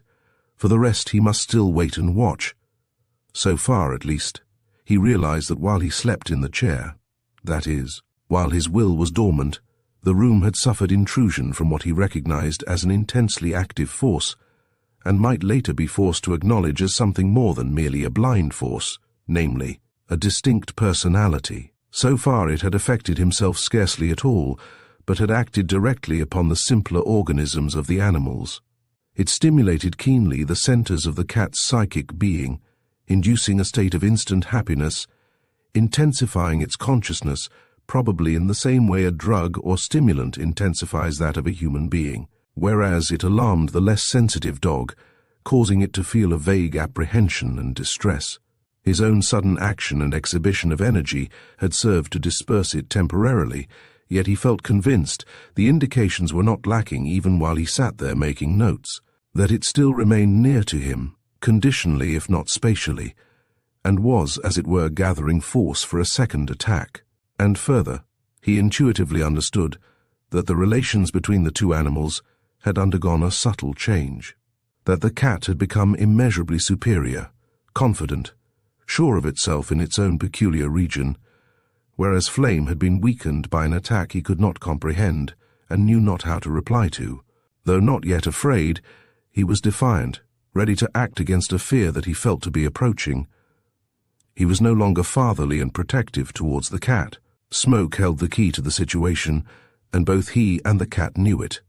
Thus, as the minutes passed, John Silence sat and waited, keenly on the alert, wondering how soon the attack would be renewed, and at what point it would be diverted from the animals and directed upon himself. The book lay on the floor beside him. His notes were complete. With one hand on the cat's fur and the dog's front paws resting against his feet. The three of them dozed comfortably before the hot fire while the night wore on and the silence deepened towards midnight. It was well after 1 o'clock in the morning when Dr. Silence turned the lamp out and lighted the candle preparatory to going up to bed. Then Smoke suddenly woke with a loud, sharp purr and sat up. It neither stretched, washed, nor turned. It listened, and the doctor, watching it, realized that a certain indefinable change had come about that very moment in the room. A swift readjustment of the forces within the four walls had taken place, a new disposition of their personal equations. The balance was destroyed, the former harmony gone. Smoke, most sensitive of barometers, had been the first to feel it, but the dog was not slow to follow suit, for on looking down he noted that Flame was no longer asleep. He was lying with eyes wide open, and that same instant he sat up on his great haunches and began to growl. Dr. Silence was in the act of taking the matches to relight the lamp when an audible movement in the room behind him made him pause. Smoke leaped down from his knee and moved forward a few paces across the carpet. Then it stopped and stared fixedly, and the doctor stood up on the rug to watch. As he rose, the sound was repeated, and he discovered that it was not in the room as he first thought, but outside, and that it came from more directions than one. There was a rushing, sweeping noise against the window panes, and simultaneously a sound of something brushing against the door out in the hall. Smoke advanced sedately across the carpet, twitching his tail, and sat down within a foot of the door. The influence that had destroyed the harmonious conditions of the room had apparently moved in advance of its cause. Clearly, something was about to happen. For the first time that night, John Silence hesitated. The thought of that dark, narrow hallway, choked with fog and destitute of human comfort, was unpleasant. He became aware of a faint creeping of his flesh.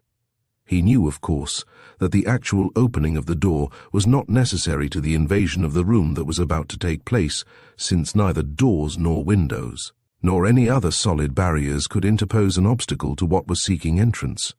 Yet the opening of the door would be significant and symbolic, and he distinctly shrank from it.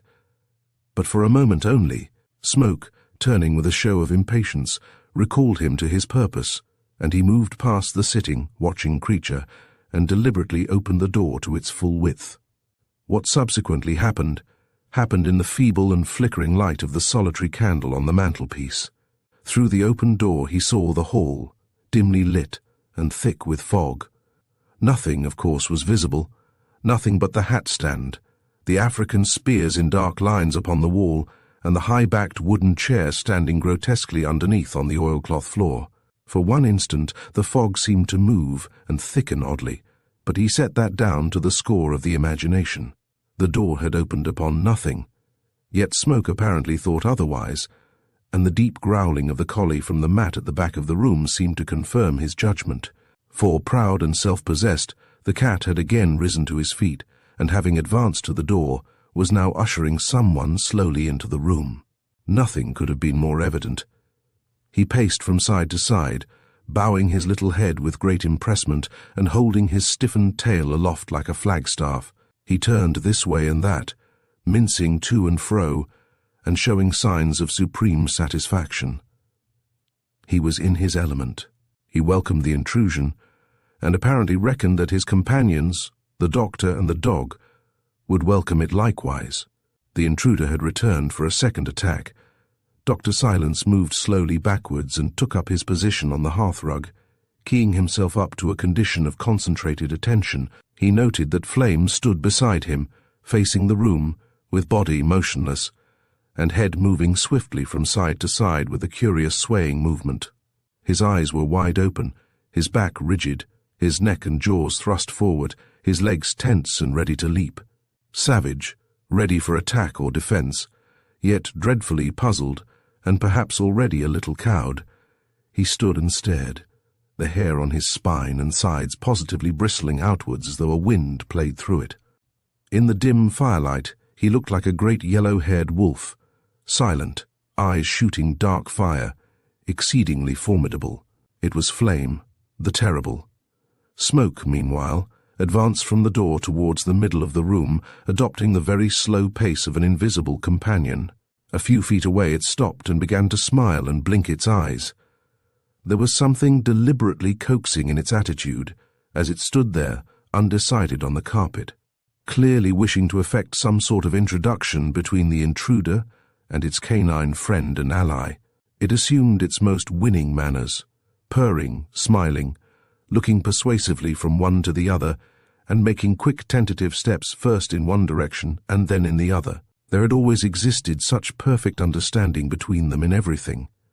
Surely Flame would appreciate Smoke's intention now, and acquiesce. But the old collie made no advances.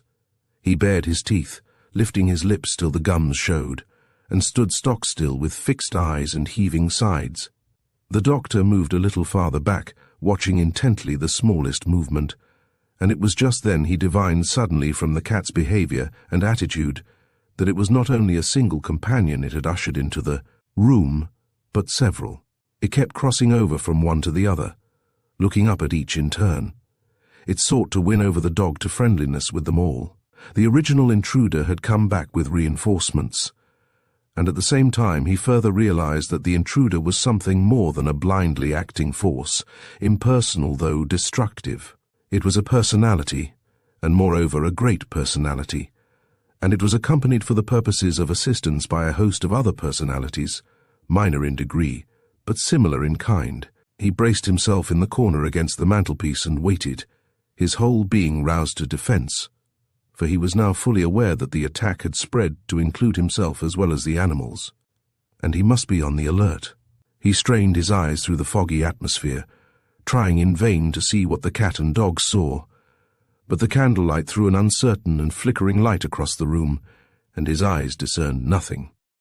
On the floor Smoke moved softly in front of him like a black shadow, his eyes gleaming as he turned his head, still trying with many insinuating gestures and much purring to bring about the introductions he desired, but it was all in vain. Flame stood riveted to one spot, motionless as a figure carved in stone. Some minutes passed, during which only the cat moved, and then there came a sharp change. Flame began to back towards the wall. He moved his head from side to side as he went, sometimes turning to snap at something almost behind him. They were advancing upon him, trying to surround him. His distress became very marked from now onwards, and it seemed to the doctor that his anger merged into genuine terror and became overwhelmed by it. The savage growl sounded perilously like a whine, and more than once he tried to dive past his master's legs, as though hunting for a way of escape. He was trying to avoid something that everywhere blocked the way, This terror of the indomitable fighter impressed the doctor enormously, yet also painfully, stirring his impatience, for he had never before seen the dog show signs of giving in, and it distressed him to witness it. He knew, however, that he was not giving in easily, and understood that it was really impossible for him to gauge the animal's sensations properly at all. What Flame felt and saw must be terrible indeed to turn him all at once into a coward. He faced something that made him afraid of more than his life merely. The doctor spoke a few quick words of encouragement to him and stroked the bristling hair, but without much success. The collie seemed already beyond the reach of comfort such as that, and the collapse of the old dog followed indeed very speedily after this. And Smoke, meanwhile, remained behind, watching the advance, but not joining in it, sitting, pleased and expectant, considering that all was going well and as it wished. It was kneading on the carpet with its front paws, slowly, laboriously, as though its feet were dipped in treacle. The sound its claws made as they caught in the threads was distinctly audible. It was still smiling, blinking, purring. Suddenly the collie uttered a poignant short bark and leaped heavily to one side. His bared teeth traced a line of whiteness through the gloom. The next instant he dashed past his master's legs, almost upsetting his balance, and shot out into the room, where he went blundering wildly against walls and furniture. But that bark was significant. The doctor had heard it before, and knew what it meant, for it was the cry of the fighter against odds, and it meant that the old beast had found his courage again. Possibly it was only the courage of despair, but at any rate the fighting would be terrific, and Dr. Silence understood too that he dared not interfere. Flame must fight his own enemies in his own way. But the cat too had heard that dreadful bark, and it too had understood. This was more than it had bargained for. Across the dim shadows of that haunted room, there must have passed some secret signal of distress between the animals. Smoke stood up and looked swiftly about him. He uttered a piteous meow and trotted smartly away into the greater darkness by the windows. What his object was only those endowed with the spirit-like intelligence of cats might know. But at any rate, he had at last ranged himself on the side of his friend, and the little beast meant business. At the same moment, the collie managed to gain the door. The doctor saw him rush through into the hall like a flash of yellow light. He shot across the oilcloth and tore up the stairs, but in another second he appeared again, flying down the steps and landing at the bottom in a tumbling heap, whining, cringing, terrified. The doctor saw him slink back into the room again and crawl round by the wall towards the cat. Was then even the staircase occupied? Did they stand also in the hall? Was the whole house crowded from floor to ceiling? The thought came to add to the keen distress he felt at the sight of the collie's discomfiture, and, indeed, his own personal distress had increased in a marked degree during the past minutes, and continued to increase steadily to the climax. He recognized that the drain on his own vitality grew steadily, and that the attack was now directed against himself even more than against the defeated dog and the too much deceived cat. It all seemed so rapid and uncalculated after that, the events that took place in this little modern room at the top of Putney Hill between midnight and sunrise, that Dr. Silence was hardly able to follow and remember it all. It came about with such uncanny swiftness and terror, the light was so uncertain, the movements of the black cat so difficult to follow on the dark carpet, and the doctor himself so weary and taken by surprise, that he found it almost impossible to observe accurately, or to recall afterwards precisely what it was he had seen, or in what order the incidents had taken place. He never could understand what defect of vision on his part made it seem as though the cat had duplicated itself at first, and then increased indefinitely, so that there were at least a dozen of them, darting silently about the floor, leaping softly onto chairs and tables, passing like shadows from the open door to the end of the room, all black as sin, with brilliant green eyes flashing fire in all directions. It was like the reflections from a score of mirrors placed round the walls at different angles. Nor could he make out at the time why the size of the room seemed to have altered, grown much larger, and why it extended away behind him, where ordinarily the wall should have been. The snarling of the enraged and terrified collie sounded sometimes so far away The ceiling seemed to have raised itself so much higher than before. And much of the furniture had changed in appearance and shifted marvelously. It was all so confused and confusing, as though the little room he knew had become merged and transformed into the dimensions of quite another chamber that came to him, with its host of cats and its strange distances, in a sort of vision. But these changes came about a little later, and at a time when his attention was so concentrated upon the proceedings of Smoke and the collie that he only observed them, as it were, subconsciously, and the excitement, the flickering candlelight, the distress he felt for the collie, and the distorting atmosphere of fog were the poorest possible allies to careful observation. At first he was only aware that the dog was repeating his short, dangerous bark from time to time, snapping viciously at the empty air, a foot or so from the ground. Once, indeed, he sprang upwards and forwards, working furiously with teeth and paws, and with a noise like wolves fighting, but only to dash back the next minute against the wall behind him. Then, after lying still for a bit, he rose to a crouching position as though to spring again, snarling horribly and making short half-circles with lowered head, and Smoke all the while meowed piteously by the window as though trying to draw the attack upon himself. Then it was that the rush of the whole dreadful business seemed to turn aside from the dog and direct itself upon his own person. The collie had made another spring and fallen back with a crash into the corner, where he made noise enough in his savage rage to waken the dead before he fell to whining and then finally lay still. And directly afterwards, the doctor's own distress became intolerably acute.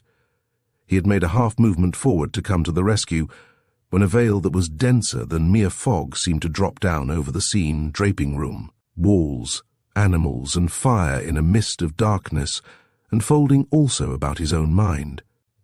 Other forms moved silently across the field of vision, forms that he recognized from previous experiments, and welcomed not. Unholy thoughts began to crowd into his brain. Sinister suggestions of evil presented themselves seductively. Ice seemed to settle about his heart, and his mind trembled. He began to lose memory of his identity, of where he was, of what he ought to do. The very foundations of his strength were shaken. His will seemed paralyzed. And it was then that the room filled with this horde of cats, all dark as the night, all silent, all with lamping eyes of green fire. The dimensions of the place altered and shifted. He was in a much larger space. The whining of the dog sounded far away, and all about him the cats flew busily to and fro, silently playing their tearing, rushing game of evil, weaving the pattern of their dark purpose upon the floor. He strove hard to collect himself and remember the words of power he had made use of before in similar dread positions where his dangerous practice had sometimes led, but he could recall nothing consecutively. A mist lay over his mind and memory. He felt dazed, and his forces scattered. The deeps within were too troubled for healing power to come out of them. It was glamour, of course, he realized afterwards. The strong glamour thrown upon his imagination by some powerful personality behind the veil. But at the time he was not sufficiently aware of this and, as with all true glamour, was unable to grasp where the true ended and the false began. He was caught momentarily in the same vortex that had sought to lure the cat to destruction through its delight, and threatened utterly to overwhelm the dog through its terror. There came a sound in the chimney behind him, like wind booming and tearing its way down. The windows rattled, the candle flickered and went out. The glacial atmosphere closed round him with the cold of death, and a great rushing sound swept by overhead, as though the ceiling had lifted to a great height. He heard the door shut. Far away it sounded. He felt lost, shelterless in the depths of his soul. Yet still he held out and resisted while the climax of the fight came nearer and nearer. He had stepped into the stream of forces awakened by Pender, and he knew that he must withstand them to the end, or come to a conclusion that it was not good for a man to come to. Something from the region of utter cold was upon him. And then quite suddenly, through the confused mists about him, there slowly rose up the personality that had been all the time directing the battle. Some force entered his being that shook him as the tempest shakes a leaf, and close against his eyes, clean level with his face.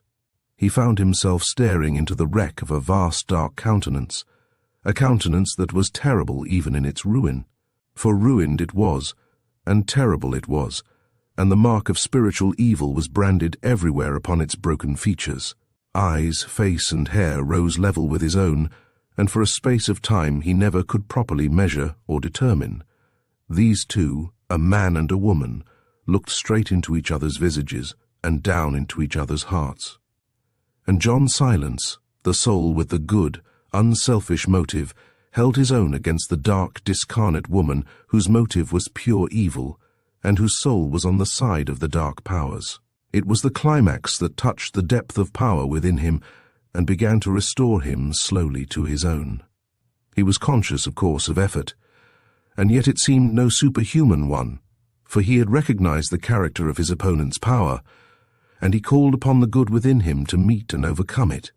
The inner forces stirred and trembled in response to his call. They did not at first come readily, as was their habit, for under the spell of glamour they had already been diabolically lulled into inactivity. But come they eventually did, rising out of the inner spiritual nature he had learned with so much time and pain to awaken to life, and power and confidence came with them. He began to breathe deeply and regularly, and at the same time to absorb into himself the forces opposed to him and to turn them to his own account. By ceasing to resist and allowing the deadly stream to pour into him unopposed, he used the very power supplied by his adversary and thus enormously increased his own. For this spiritual alchemy he had learned. He understood that force ultimately is everywhere one and the same. It is the motive behind that makes it good or evil, and his motive was entirely unselfish. He knew, provided he was not first robbed of self-control, how vicariously to absorb these evil radiations into himself and change them magically into his own good purposes. And, since his motive was pure and his soul fearless, they could not work him harm. Thus he stood in the mainstream of evil, unwittingly attracted by Penda, deflecting its course upon himself, and after passing through the purifying filter of his own unselfishness, these energies could only add to his store of experience, of knowledge, and therefore of power. And, as his self-control returned to him, he gradually accomplished this purpose, even though trembling while he did so. Yet the struggle was severe, and in spite of the freezing chill of the air, the perspiration poured down his face. Then, by slow degrees, the dark and dreadful countenance faded, the glamour passed from his soul, the normal proportions returned to walls and ceiling, the forms melted back into the fog, and the whirl of rushing shadow cats disappeared whence they came. And with the return of the consciousness of his own identity, John Silence was restored to the full control of his own willpower. In a deep, modulated voice, he began to utter certain rhythmical sounds that slowly rolled through the air like a rising sea, filling the room with powerful vibratory activities that whelmed all irregularities of lesser vibrations in its own swelling tone. He made certain sigils, gestures, and movements at the same time. For several minutes he continued to utter these words, until at length the growing volume dominated the whole room and mastered the manifestation of all that opposed it.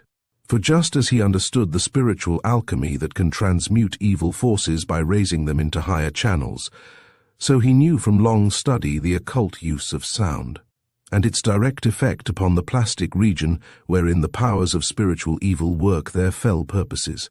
Harmony was restored first of all to his own soul, and thence to the room and all its occupants. And after himself, the first to recognize it was the old dog lying in his corner. Flame began suddenly uttering sounds of pleasure, that something between a growl and a grunt that dogs make upon being restored to their master's confidence. Dr. Silence heard the thumping of the collie's tail against the floor, and the grunt and the thumping touched the depth of affection in the man's heart, and gave him some inkling of what agonies the dumb creature had suffered. Next, from the shadows by the window, a somewhat shrill purring announced the restoration of the cat to its normal state. Smoke was advancing across the carpet. He seemed very pleased with himself, and smiled with an expression of supreme innocence. He was no shadow cat, but real and full of his usual and perfect self-possession. He marched along, picking his way delicately, but with a stately dignity that suggested his ancestry with the majesty of Egypt. His eyes no longer glared, they shone steadily before him, they radiated, not excitement, but knowledge. Clearly he was anxious to make amends for the mischief to which he had unwittingly lent himself owing to his subtle and electric constitution. Still uttering his sharp, high purrings, he marched up to his master and rubbed vigorously against his legs. Then he stood on his hind feet and pawed his knees and stared beseechingly up into his face. He turned his head towards the corner where the collie still lay, thumping his tail feebly and pathetically. John Silence understood. He bent down and stroked the creature's living fur, noting the line of bright blue sparks that followed the motion of his hand down its back, and then they advanced together towards the corner where the dog was. Smoke went first and put his nose gently against his friend's muzzle, purring while he rubbed, and uttering little soft sounds of affection in his throat. The doctor lit the candle and brought it over. He saw the collie lying on its side against the wall. It was utterly exhausted, and foam still hung about its jaws. Its tail and eyes responded to the sound of its name, but it was evidently very weak and overcome. Smoke continued to rub against its cheek and nose and eyes, sometimes even standing on its body and kneading into the thick yellow hair. Flame replied from time to time by little licks of the tongue, most of them curiously misdirected. But Dr. Silence felt intuitively that something disastrous had happened, and his heart was wrung. He stroked the dear body, feeling it over for bruises or broken bones, but finding none. He fed it with what remained of the sandwiches and milk, but the creature clumsily upset the saucer and lost the sandwiches between its paws, so that the doctor had to feed it with his own hand. And all the while Smoke meowed piteously. Then John Silence began to understand. He went across to the farther side of the room and called aloud to it. "Flame, old man, come!" At any other time the dog would have been upon him in an instant, barking and leaping to the shoulder, and even now he got up, though heavily and awkwardly, to his feet. He started to run, wagging his tail more briskly. He collided first with a chair, and then ran straight into a table. Smoke trotted close at his side, trying his very best to guide him, but it was useless. Dr. Silence had to lift him up into his own arms and carry him like a baby, for he was blind. Chapter 3. It was a week later when John Silence called to see the author in his new house, and found him well on the way to recovery and already busy again with his writing. The haunted look had left his eyes, and he seemed cheerful and confident. "Humour restored?" laughed the doctor, as soon as they were comfortably settled in the room overlooking the park. "I've had no trouble since I left that dreadful place," returned Pender gratefully. "And thanks to you." The doctor stopped him with a gesture. "Never mind that," he said. "We'll discuss your new plans afterwards, and my scheme for relieving you of the house and helping you settle elsewhere. Of course it must be pulled down, for it's not fit for any sensitive person to live in, and any other tenant might be afflicted in the same way you were.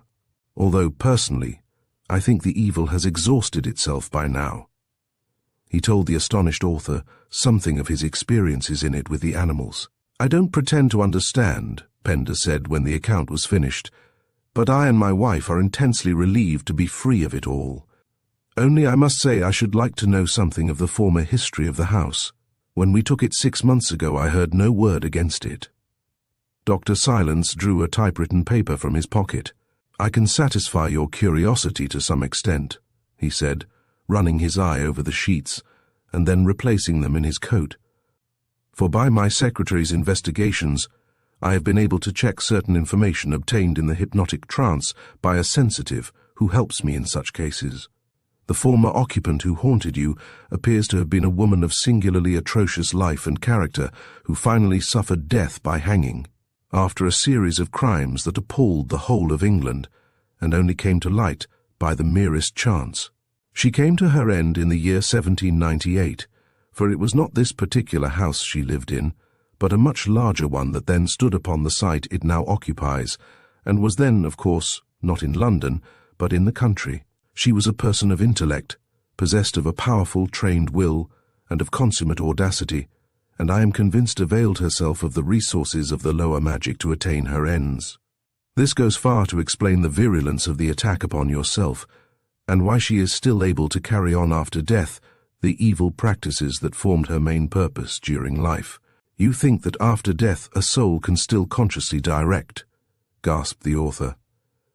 "I think, as I told you before, that the forces of a powerful personality may still persist after death in the line of their original momentum," replied the doctor, "and that strong thoughts and purposes can still react upon suitably prepared brains long after their originators have passed away. If you knew anything of magic," he pursued, "you would know that thought is dynamic, and that it may call into existence forms and pictures that may well exist for hundreds of years. For, not far removed from the region of our human life, is another region where float the waste and drift of all the centuries, the limbo of the shells of the dead, a densely populated region crammed with horror and abomination of all descriptions, and sometimes galvanized into active life again by the will of a trained manipulator, a mind versed in the practices of lower magic. That this woman understood its vile commerce, I am persuaded, and the forces she set going during her life have simply been accumulating ever since, and would have continued to do so had they not been drawn down upon yourself, and afterwards discharged and satisfied through me. Anything might have brought down the attack, for, besides drugs, there are certain violent emotions, certain moods of the soul, certain spiritual fevers, if I may so call them, which directly open the inner being to a cognizance of this astral region I have mentioned. In your case it happened to be a peculiarly potent drug that did it. But now tell me," he added after a pause, handing to the perplexed author a pencil drawing he had made of the dark countenance that had appeared to him during the night on Putney Hill, "tell me if you recognize this face." Pender looked at the drawing closely, greatly astonished. He shuddered a little as he looked. "Undoubtedly," he said, "it is the face I kept trying to draw, dark with the great mouth and jaw, and the drooping eye. That is the woman." Dr. Silence then produced from his pocketbook an old-fashioned woodcut of the same person which his secretary had unearthed from the records of the Newgate calendar. The woodcut and the pencil drawing were two different aspects of the same dreadful visage. The men compared them for some moments in silence. "It makes me thank God for the limitations of our senses," said Pender quietly with a sigh. "Continuous clairvoyance must be a sore affliction." "It is indeed," returned John Silence significantly. "And if all the people nowadays who claim to be clairvoyant were really so, the statistics of suicide and lunacy would be considerably higher than they are. It is little wonder," he added, "that your sense of humor was clouded, with the mind forces of that dead monster trying to use your brain for their dissemination. You have had an interesting adventure, Mr. Felix Pender, and let me add, a fortunate escape." The author was about to renew his thanks when there came a sound of scratching at the door, and the doctor sprang up quickly. "It's time for me to go. I left my dog on the step, but I suppose—" Before he had time to open the door, it had yielded to the pressure behind it and flew wide open to admit a great yellow-haired collie. The dog, wagging his tail and contorting his whole body with delight, tore across the floor and tried to leap up upon his owner's breast, and there was laughter and happiness in the old eyes, for they were clear again as the day. Case 2. Ancient Sorceries. Chapter 4.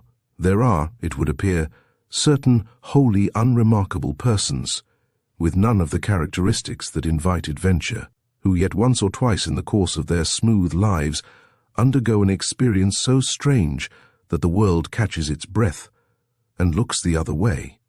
And it was cases of this kind, perhaps, more than any other, that fell into the widespread net of John Silence, the psychic doctor, and appealing to his deep humanity, to his patience, and to his great qualities of spiritual sympathy, led often to the revelation of problems of the strangest complexity and of the profoundest possible human interest. Matters that seemed almost too curious and fantastic for belief he loved to trace to their hidden sources. To unravel a tangle in the very soul of things, and to release a suffering human soul in the process, was with him a veritable passion, and the knots he untied were, indeed, after passing strange. The world, of course, asks for some plausible basis to which it can attach credence, something it can, at least, pretend to explain. The adventurous type it can understand, such people carry about with them an adequate explanation of their exciting lives, and their characters obviously drive them into the circumstances which produce the adventures. It expects nothing else from them, and is satisfied. But dull, ordinary folk have no right to out-of-the-way experiences, and the world, having been led to expect otherwise, is disappointed with them, not to say shocked. Its complacent judgment has been rudely disturbed. "Such a thing happened to that man," it cries, "a commonplace person like that. It is too absurd. There must be something wrong." Yet there could be no question that something did actually happen to little Arthur Vezin, something of the curious nature he described to Dr. Silence. Outwardly or inwardly, it happened beyond a doubt, and in spite of the jeers of his few friends who heard the tale, and observed wisely that such a thing might perhaps have come to Izzard, that crack-brained Izzard, or to that odd Fishminsky. But it could never have happened to commonplace little Vezin, who was foreordained to live and die according to scale. But whatever his method of death was, Vezin certainly did not live according to scale, so far as this particular event in his otherwise uneventful life was concerned.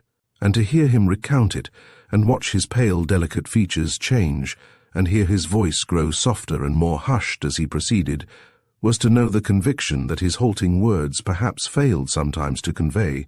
He lived the thing over again each time he told it. His whole personality became muffled in the recital. It subdued him more than ever, so that the tale became a lengthy apology for an experience that he deprecated. He appeared to excuse himself, and ask your pardon for having dared to take part in so fantastic an episode. For little Vezin was a timid, gentle, sensitive soul, rarely able to assert himself, tender to man and beast, and almost constitutionally unable to say no, or to claim many things that should rightly have been his. His whole scheme of life seemed utterly remote from anything more exciting than missing a train or losing an umbrella on an omnibus. And when this curious event came upon him, he was already more years beyond 40 than his friends suspected, or he cared to admit. John Silence, who heard him speak of his experience more than once, said that he sometimes left out certain details and put in others, yet they were all obviously true. The whole scene was unforgettably cinematographed onto his mind. None of the details were imagined or invented, and when he told the story with them all complete, the effect was undeniable. His appealing brown eyes shone, and much of the charming personality, usually so carefully repressed, came forward and revealed itself. His modesty was always there, of course, but in the telling he forgot the present and allowed himself to appear almost vividly as he lived again in the past of his adventure. He was on the way home when it happened, crossing northern France from some mountain trip or other, where he buried himself solitary-wise every summer. He had nothing but an unregistered bag in the rack, and the train was jammed to suffocation, most of the passengers being unredeemed holiday English.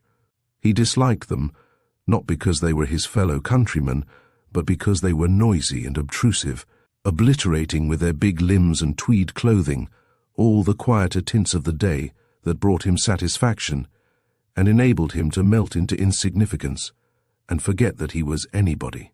These English clashed about him like a brass band, making him feel vaguely that he ought to be more self-assertive and obstreperous, and that he did not claim insistently enough all kinds of things that he didn't want and that were really valueless, such as corner seats, windows up or down, and so forth, so that he felt uncomfortable in the train and wished the journey were over, and he was back again living with his unmarried sister in Surbiton. And when the train stopped for 10 panting minutes at the little station in northern France, and he got out to stretch his legs on the platform, and saw to his dismay a further batch of the British Isles debouching from another train, it suddenly seemed impossible to him to continue the journey. Even his flabby soul revolted, and the idea of staying a night in the little town, going on next day by a slower, emptier train, flashed into his mind. The guard was already shouting, "On Voiture," and the corridor of his compartment was already packed when the thought came to him. And for once, he acted with decision and rushed to snatch his bag. Finding the corridor and steps impassable, he tapped at the window, for he had a corner seat, and begged the Frenchman who sat opposite to hand his luggage out to him, explaining in his wretched French that he intended to break the journey there. And this elderly Frenchman, he declared, gave him a look, half of warning, half of reproach, that to his dying day he could never forget, handed the bag through the window of the moving train, and at the same time poured into his ears a long sentence, spoken rapidly and low, of which he was able to comprehend only the last few words, à cause du sommeil et à cause des chats. In reply to Dr. Silence, whose singular psychic acuteness at once seized upon this Frenchman as a vital point in the adventure, Vezin admitted that the man had impressed him favorably from the beginning, though without being able to explain why. They had sat facing one another during the 4 hours of the journey, and though no conversation had passed between them, Vezin was timid about his stuttering French. He confessed that his eyes were being continually drawn to his face, almost, he felt, to rudeness, and that each, by a dozen nameless little politenesses and attentions, had evinced the desire to be kind. The men liked each other, and their personalities did not clash, or would not have clashed had they chanced to come to terms of acquaintance. The Frenchman, indeed, seemed to have exercised a silent protective influence over the insignificant little Englishman, and without words or gestures betrayed that he wished him well and would gladly have been of service to him. "And this sentence that he hurled at you after the bag?" asked John Silence, smiling that peculiarly sympathetic smile that always melted the prejudices of his patient. "Were you unable to follow it exactly?" "It was so quick and low and vehement," explained Vezin in his small voice, "that I missed practically the whole of it. I only caught the few words at the very end because he spoke them so clearly, and his face was bent down out of the carriage window so near to mine. À cause du sommeil et à cause des chats," repeated Dr. Silence, as though half speaking to himself. "That's it exactly," said Vezin, "which I take it means something like, because of sleep and because of the cats, doesn't it?" "Certainly, that's how I should translate it," the doctor observed shortly, evidently not wishing to interrupt more than necessary. "And the rest of the sentence, all the first part I couldn't understand, was a warning not to do something, not to stop in the town, or at some particular place in the town, perhaps. That was the impression it made on me. Then, of course, the train rushed off, and left Vezin standing on the platform alone and rather forlorn. The little town climbed in straggling fashion up a sharp hill rising out of the plain at the back of the station, and was crowned by the twin towers of the ruined cathedral peeping over the summit. From the station itself it looked uninteresting and modern, but the fact was that the medieval position lay out of sight just beyond the crest. And once he reached the top and entered the old streets, he stepped clean out of modern life into a bygone century. The noise and bustle of the crowded train seemed days away. The spirit of this silent hill town, remote from tourists and motor cars, dreaming its own quiet life under the autumn sun, rose up and cast its spell upon him. Long before he recognized this spell, he acted under it. He walked softly, almost on tiptoe, down the winding narrow streets where the gables all but met over his head, and he entered the doorway of the solitary inn with a deprecating and modest demeanor that was in itself an apology for intruding upon the place and disturbing its dream. At first, however, Vezin said, he noticed very little of all this. The attempt at analysis came much later. What struck him then was only the delightful contrast of the silence and peace after the dust and noisy rattle of the train. He felt soothed and stroked like a cat. "Like a cat, you said?" interrupted John Silence, quickly catching him up. "Yes. At the very start I felt that." He laughed apologetically. "I felt as though the warmth and the stillness and the comfort made me purr. It seemed to be the general mood of the whole place then. The inn, a rambling ancient house, the atmosphere of the old coaching days still about it, apparently did not welcome him too warmly. He felt he was only tolerated, he said, but it was cheap and comfortable, and the delicious cup of afternoon tea he ordered at once made him feel really very pleased with himself for leaving the train in this bold, original way. For to him it had seemed bold and original. He felt something of a dog. His room, too, soothed him with its dark panelling and low, irregular ceiling, and the long, sloping passage that led to it seemed the natural pathway to a real chamber of sleep, a little dim, cubby hole out of the world where noise could not enter. It looked upon the courtyard at the back. It was all very charming, and made him think of himself as dressed in very soft velvet somehow, and the floors seemed padded, the walls provided with cushions. The sounds of the streets could not penetrate there. It was an atmosphere of absolute rest that surrounded him. On engaging the 2 franc room, he had interviewed the only person who seemed to be about that sleepy afternoon, an elderly waiter with Dundreary whiskers and a drowsy courtesy, who had ambled lazily towards him across the stone yard, but on coming downstairs again for a little promenade in the town before dinner, he encountered the proprietress herself. She was a large woman whose hands, feet, and features seemed to swim towards him out of a sea of person. They emerged, so to speak, but she had great, dark, vivacious eyes that counteracted the bulk of her body and betrayed the fact that in reality she was both vigorous and alert. When he first caught sight of her, she was knitting in a low chair against the sunlight of the wall, and something at once made him see her as a great tabby cat, dozing yet awake, heavily sleepy, and yet at the same time prepared for instantaneous action. A great mouser on the watch occurred to him. She took him in with a single comprehensive glance that was polite without being cordial. Her neck, he noticed, was extraordinarily supple in spite of its proportions, for it turned so easily to follow him, and the head it carried bowed so very flexibly. "But when she looked at me, you know," said Vezin, with that little apologetic smile in his brown eyes, and that faintly deprecating gesture of the shoulders that was characteristic of him. The odd notion came to me that really she had intended to make quite a different movement, and that with a single bound she could have leaped at me across the width of that stone yard and pounced upon me like some huge cat. Upon a mouse. He laughed a little soft laugh, and Dr. Silence made a note in his book without interrupting, while Vezin proceeded in a tone as though he feared he had already told too much and more than we could believe. Very soft, yet very active she was, for all her size and mass, and I felt she knew what I was doing even after I had passed and was behind her back. She spoke to me, and her voice was smooth and running. She asked if I had my luggage and was comfortable in my room, and then added that dinner was at 7 o'clock, and that they were very early people in this little country town. Clearly she intended to convey that late hours were not encouraged. Evidently she contrived by voice and manner to give him the impression that here he would be managed, that everything would be arranged and planned for him, and that he had nothing to do but fall into the groove and obey. No decided action or sharp personal effort would be looked for from him. It was the very reverse of the train. He walked quietly out into the street, feeling soothed and peaceful. He realized that he was in a milieu that suited him and stroked him the right way.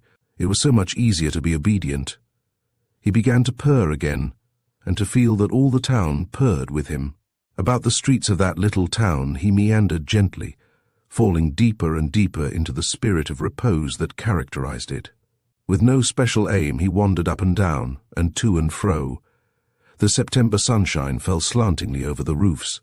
Down winding alleyways, fringed with tumbling gables and open casements, he caught fairy-like glimpses of the great plain below, and of the meadows and yellow copses lying like a dream map in the haze.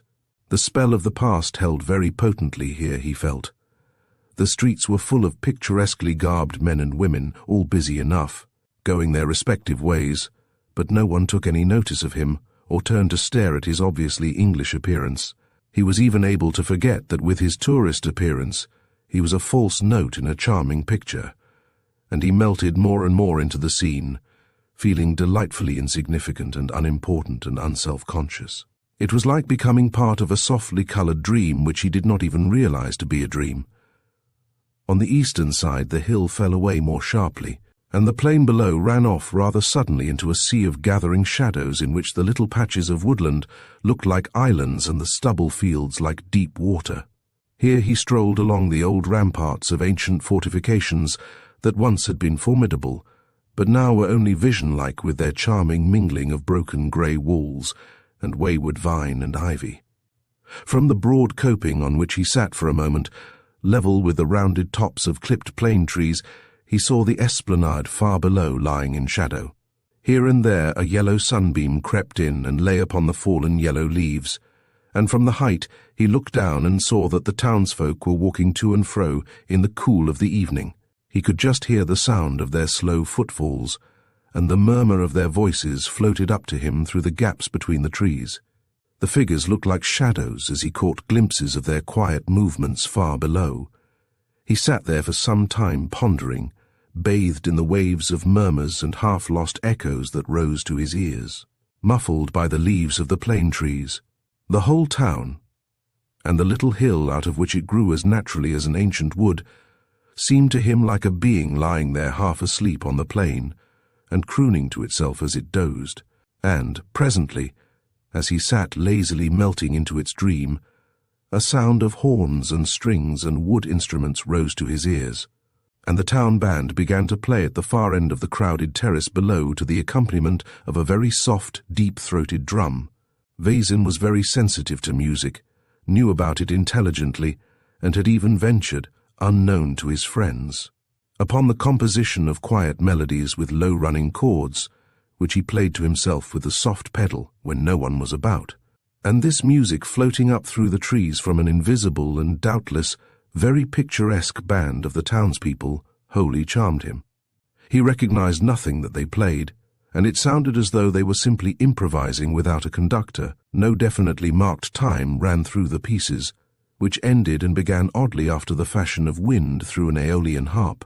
It was part of the place and scene, just as the dying sunlight and faintly breathing wind were part of the scene and hour, and the mellow notes of old-fashioned plaintive horns, pierced here and there by the sharper strings, all half smothered by the continuous booming of the deep drum, touched his soul with a curiously potent spell that was almost too engrossing to be quite pleasant.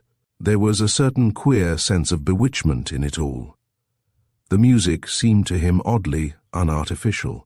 It made him think of trees swept by the wind, of night breezes singing among wires and chimney stacks, or in the rigging of invisible ships, and the simile leaped up in his thoughts with a sudden sharpness of suggestion.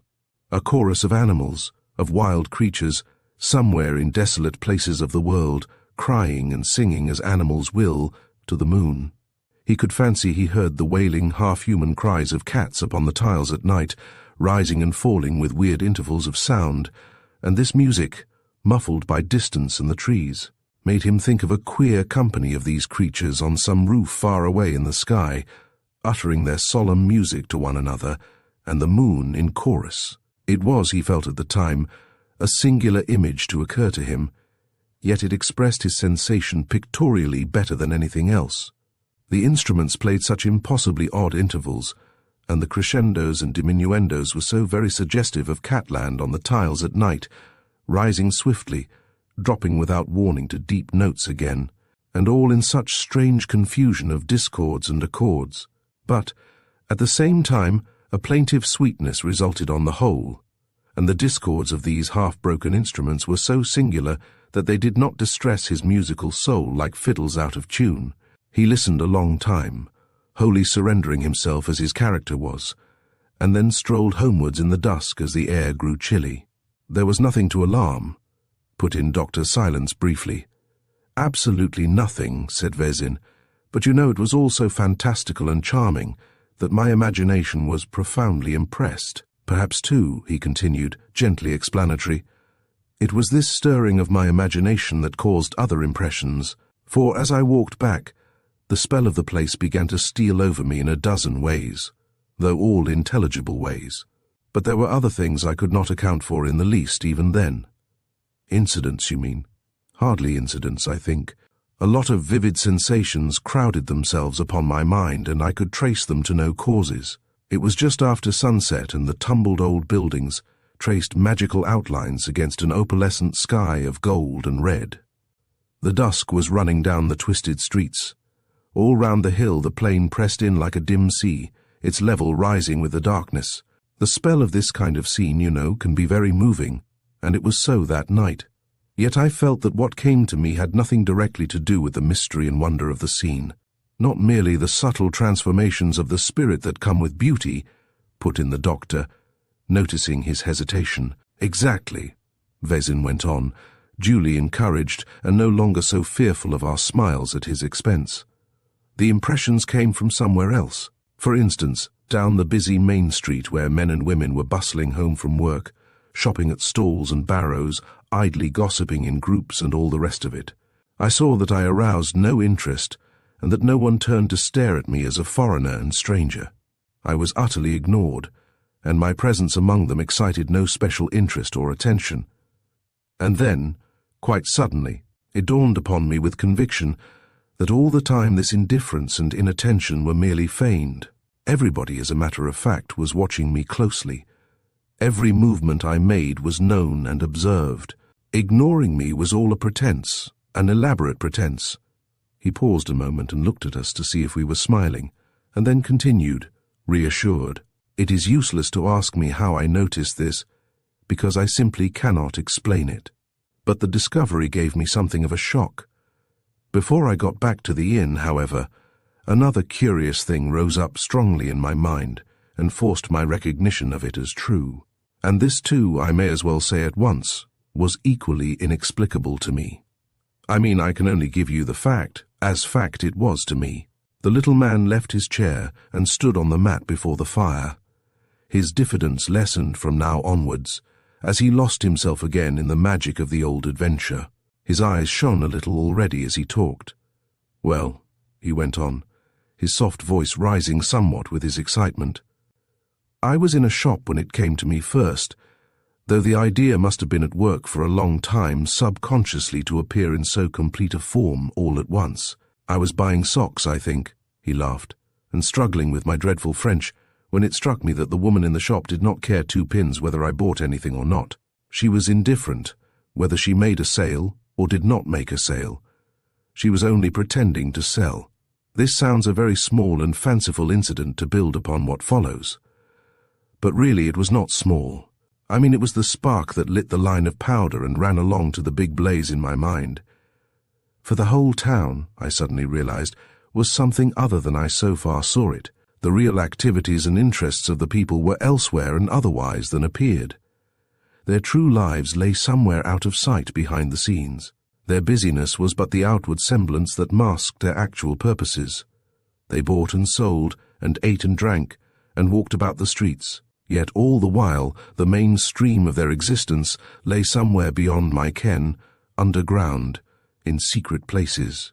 In the shops and at the stalls they did not care whether I purchased their articles or not. At the inn, they were indifferent to my staying or going. Their life lay remote from my own, springing from hidden mysterious sources, coursing out of sight unknown. It was all a great elaborate pretense, assumed possibly for my benefit or possibly for purposes of their own. But the main current of their energies ran elsewhere. I almost felt as an unwelcome foreign substance might be expected to feel when it has found its way into the human system and the whole body organizes itself to eject it, or to absorb it. The town was doing this very thing to me. This bizarre notion presented itself forcibly to my mind as I walked home to the inn, and I began busily to wonder wherein the true life of this town could lie, and what were the actual interests and activities of its hidden life. And now that my eyes were partly opened, I noticed other things too that puzzled me. First of which, I think, was the extraordinary silence of the whole place. Positively, the town was muffled. Although the streets were paved with cobbles, the people moved about silently, softly, with padded feet, like cats. Nothing made noise. All was hushed, subdued, muted.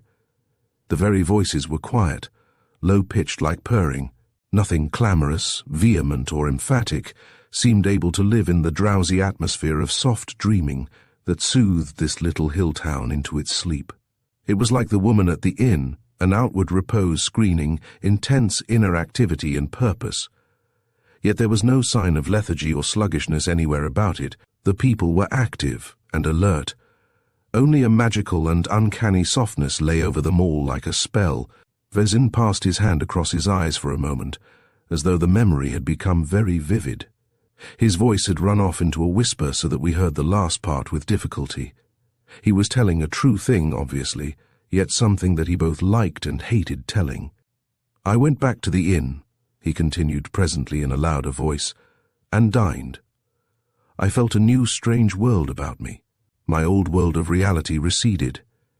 Here, whether I liked it or no, was something new and incomprehensible, I regretted having left the train so impulsively. An adventure was upon me, and I loathed adventures as foreign to my nature. Moreover, this was the beginning, apparently, of an adventure somewhere deep within me, in a region I could not check or measure, and a feeling of alarm mingled itself with my wonder, alarm for the stability of what I had for 40 years recognized as my personality. I went upstairs to bed, my mind teeming with thoughts that were unusual to me, and of rather a haunting description.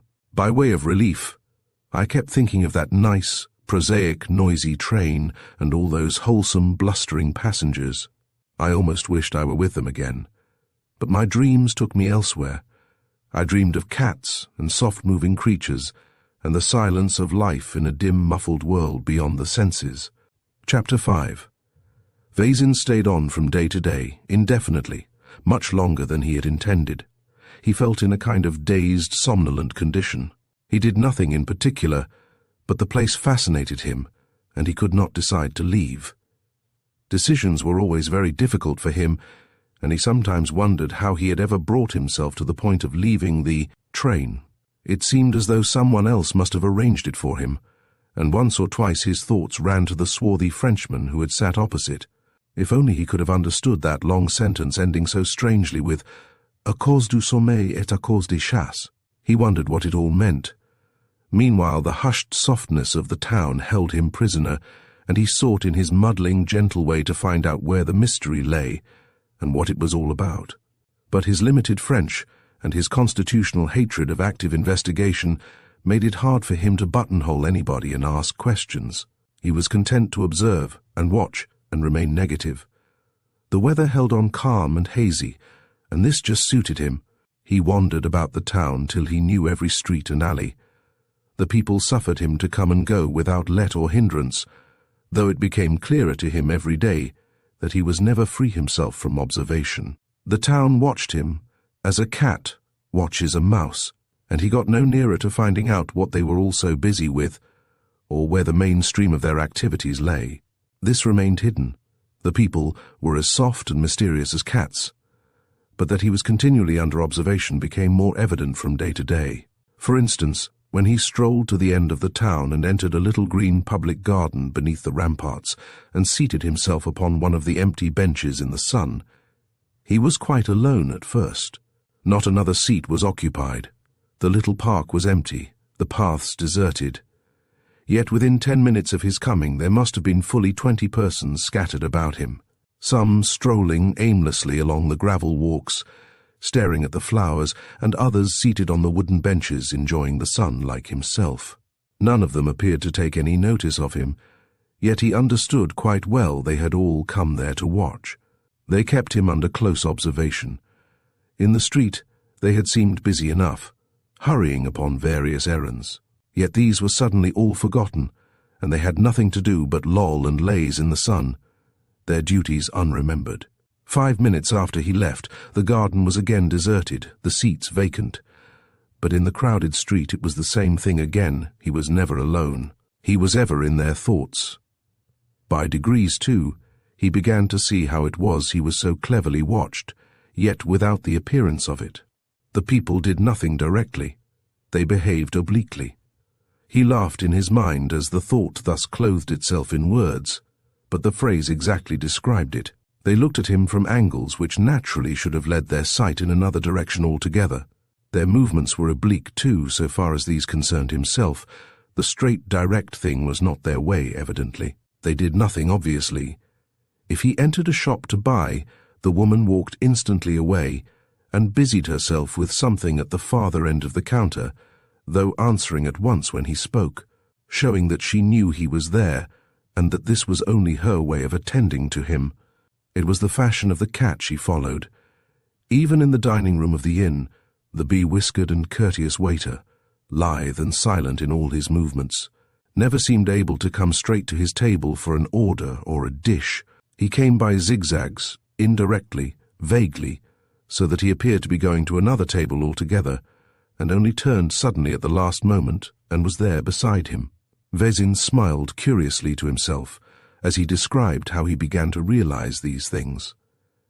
Other tourists there were none in the hostel, but he recalled the figures of 1 or 2 old men, inhabitants, who took their déjeuner and dinner there, and remembered how fantastically they entered the room in similar fashion.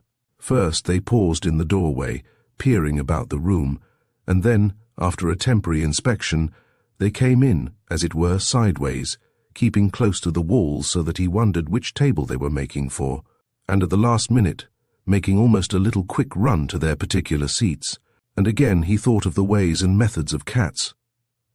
Other small incidents, too, impressed him as all part of this queer, soft town with its muffled, indirect life, for the way some of the people appeared and disappeared with extraordinary swiftness puzzled him exceedingly. It may have been all perfectly natural, he knew, yet he could not make it out how the alleys swallowed them up and shot them forth in a second of time, when there were no visible doorways or openings near enough to explain the phenomenon. Once he followed 2 elderly women who, he felt, had been particularly examining him from across the street, quite near the inn this was, and saw them turn the corner a few feet only in front of him. Yet when he sharply followed on their heels, he saw nothing but an utterly deserted alley stretching in front of him, with no sign of a living thing, and the only opening through which they could have escaped was a porch some 50 yards away, which not the swiftest human runner could have reached in time. And in just such sudden fashion people appeared, when he never expected them. Once when he heard a great noise of fighting going on behind a low wall, and hurried up to see what was going on. What should he see but a group of girls and women engaged in vociferous conversation, which instantly hushed itself to the normal whispering note of the town when his head appeared over the wall. And even then none of them turned to look at him directly, but slunk off with the most unaccountable rapidity into doors and sheds across the yard. And their voices, he thought, had sounded so strangely like, the angry snarling of fighting animals, almost of cats. The whole spirit of the town, however, continued to evade him as something elusive, protean, screened from the outer world, and at the same time intensely, genuinely vital. And, since he now formed part of its life, this concealment puzzled and irritated him. More, it began rather to frighten him. Out of the mists that slowly gathered about his ordinary surface thoughts, there rose again the idea that the inhabitants were waiting for him to declare himself, to take an attitude, to do this, or to do that, and that when he had done so they in their turn would at length make some direct response, accepting or rejecting him. Yet the vital matter concerning which his decision was awaited came no nearer to him. Once or twice he purposely followed little processions or groups of the citizens in order to find out, if possible, on what purpose they were bent, but they always discovered him in time and dwindled away, each individual going his or her own way. It was always the same. He never could learn what their main interest was. The cathedral was ever empty, the old church of St. Martin at the other end of the town deserted. They shopped because they had to, and not because they wished to. The booths stood neglected, the stalls unvisited, the little cafes desolate. Yet the streets were always full, the townsfolk ever on the bustle. Can it be, he thought to himself, yet with a deprecating laugh, that he should have dared to think anything so odd? Can it be that these people are people of the twilight, that they live only at night their real life, and come out honestly only with the dusk? That during the day they make a sham though brave pretense, and after the sun is down their true life begins? Have they the souls of night things, and is the whole blessed town in the hands of the cats? The fancy somehow electrified him with little shocks of shrinking and dismay. Yet, though he affected to laugh, he knew that he was beginning to feel more than uneasy, and that strange forces were tugging with 1,000 invisible cords at the very center of his being. Something utterly remote from his ordinary life, something that had not waked for years, began faintly to stir in his soul, sending feelers abroad into his brain and heart, shaping queer thoughts and penetrating even into certain of his minor actions. Something exceedingly vital to himself, to his soul, hung in the balance. And always when he returned to the inn about the hour of sunset, he saw the figures of the townsfolk stealing through the dusk from their shop doors, moving sentry-wise to and fro at the corners of the streets, yet always vanishing silently like shadows at his near approach. and as the inn invariably closed its doors at 10 o'clock, he had never yet found the opportunity. He rather half-heartedly sought to see for himself what account the town could give of itself at night. À cause du sommeil et à cause des chats, the words now rang in his ears more and more often, though still as yet without any definite meaning. Moreover, something made him sleep like the dead. Chapter 6. It was, I think, on the 5th day, though in this detail his story sometimes varied, that he made a definite discovery which increased his alarm and brought him up to a rather sharp climax. Before that, he had already noticed that a change was going forward and certain subtle transformations being brought about in his character which modified several of his minor habits, and he had affected to ignore them. Here, however, was something he could no longer ignore, and it startled him. At the best of times he was never very positive, always negative rather, compliant and acquiescent, yet when necessity arose he was capable of reasonably vigorous action and could take a strongish decision. The discovery he now made that brought him up with such a sharp turn was that this power had positively dwindled to nothing. He found it impossible to make up his mind. For on this 5th day he realized that he had stayed long enough in the town, and that for reasons he could only vaguely define to himself it was wiser and safer that he should leave. And he found that he could not leave. This is difficult to describe in words, and it was more by gesture and the expression of his face that he conveyed to Dr. Silence the state of impotence he had reached. All this spying and watching, he said, had as it were spun a net about his feet, so that he was trapped and powerless to escape.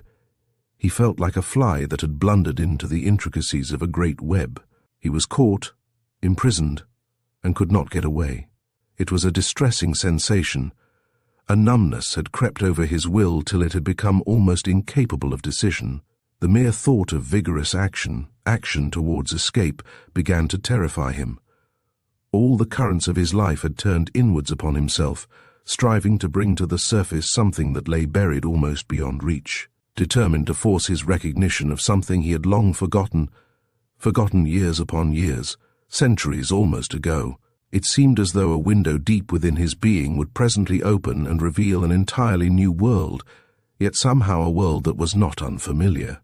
Beyond that, again, he fancied a great curtain hung, and when that too rolled up, he would see still farther into this region, and at last understand something of the secret life of these extraordinary people.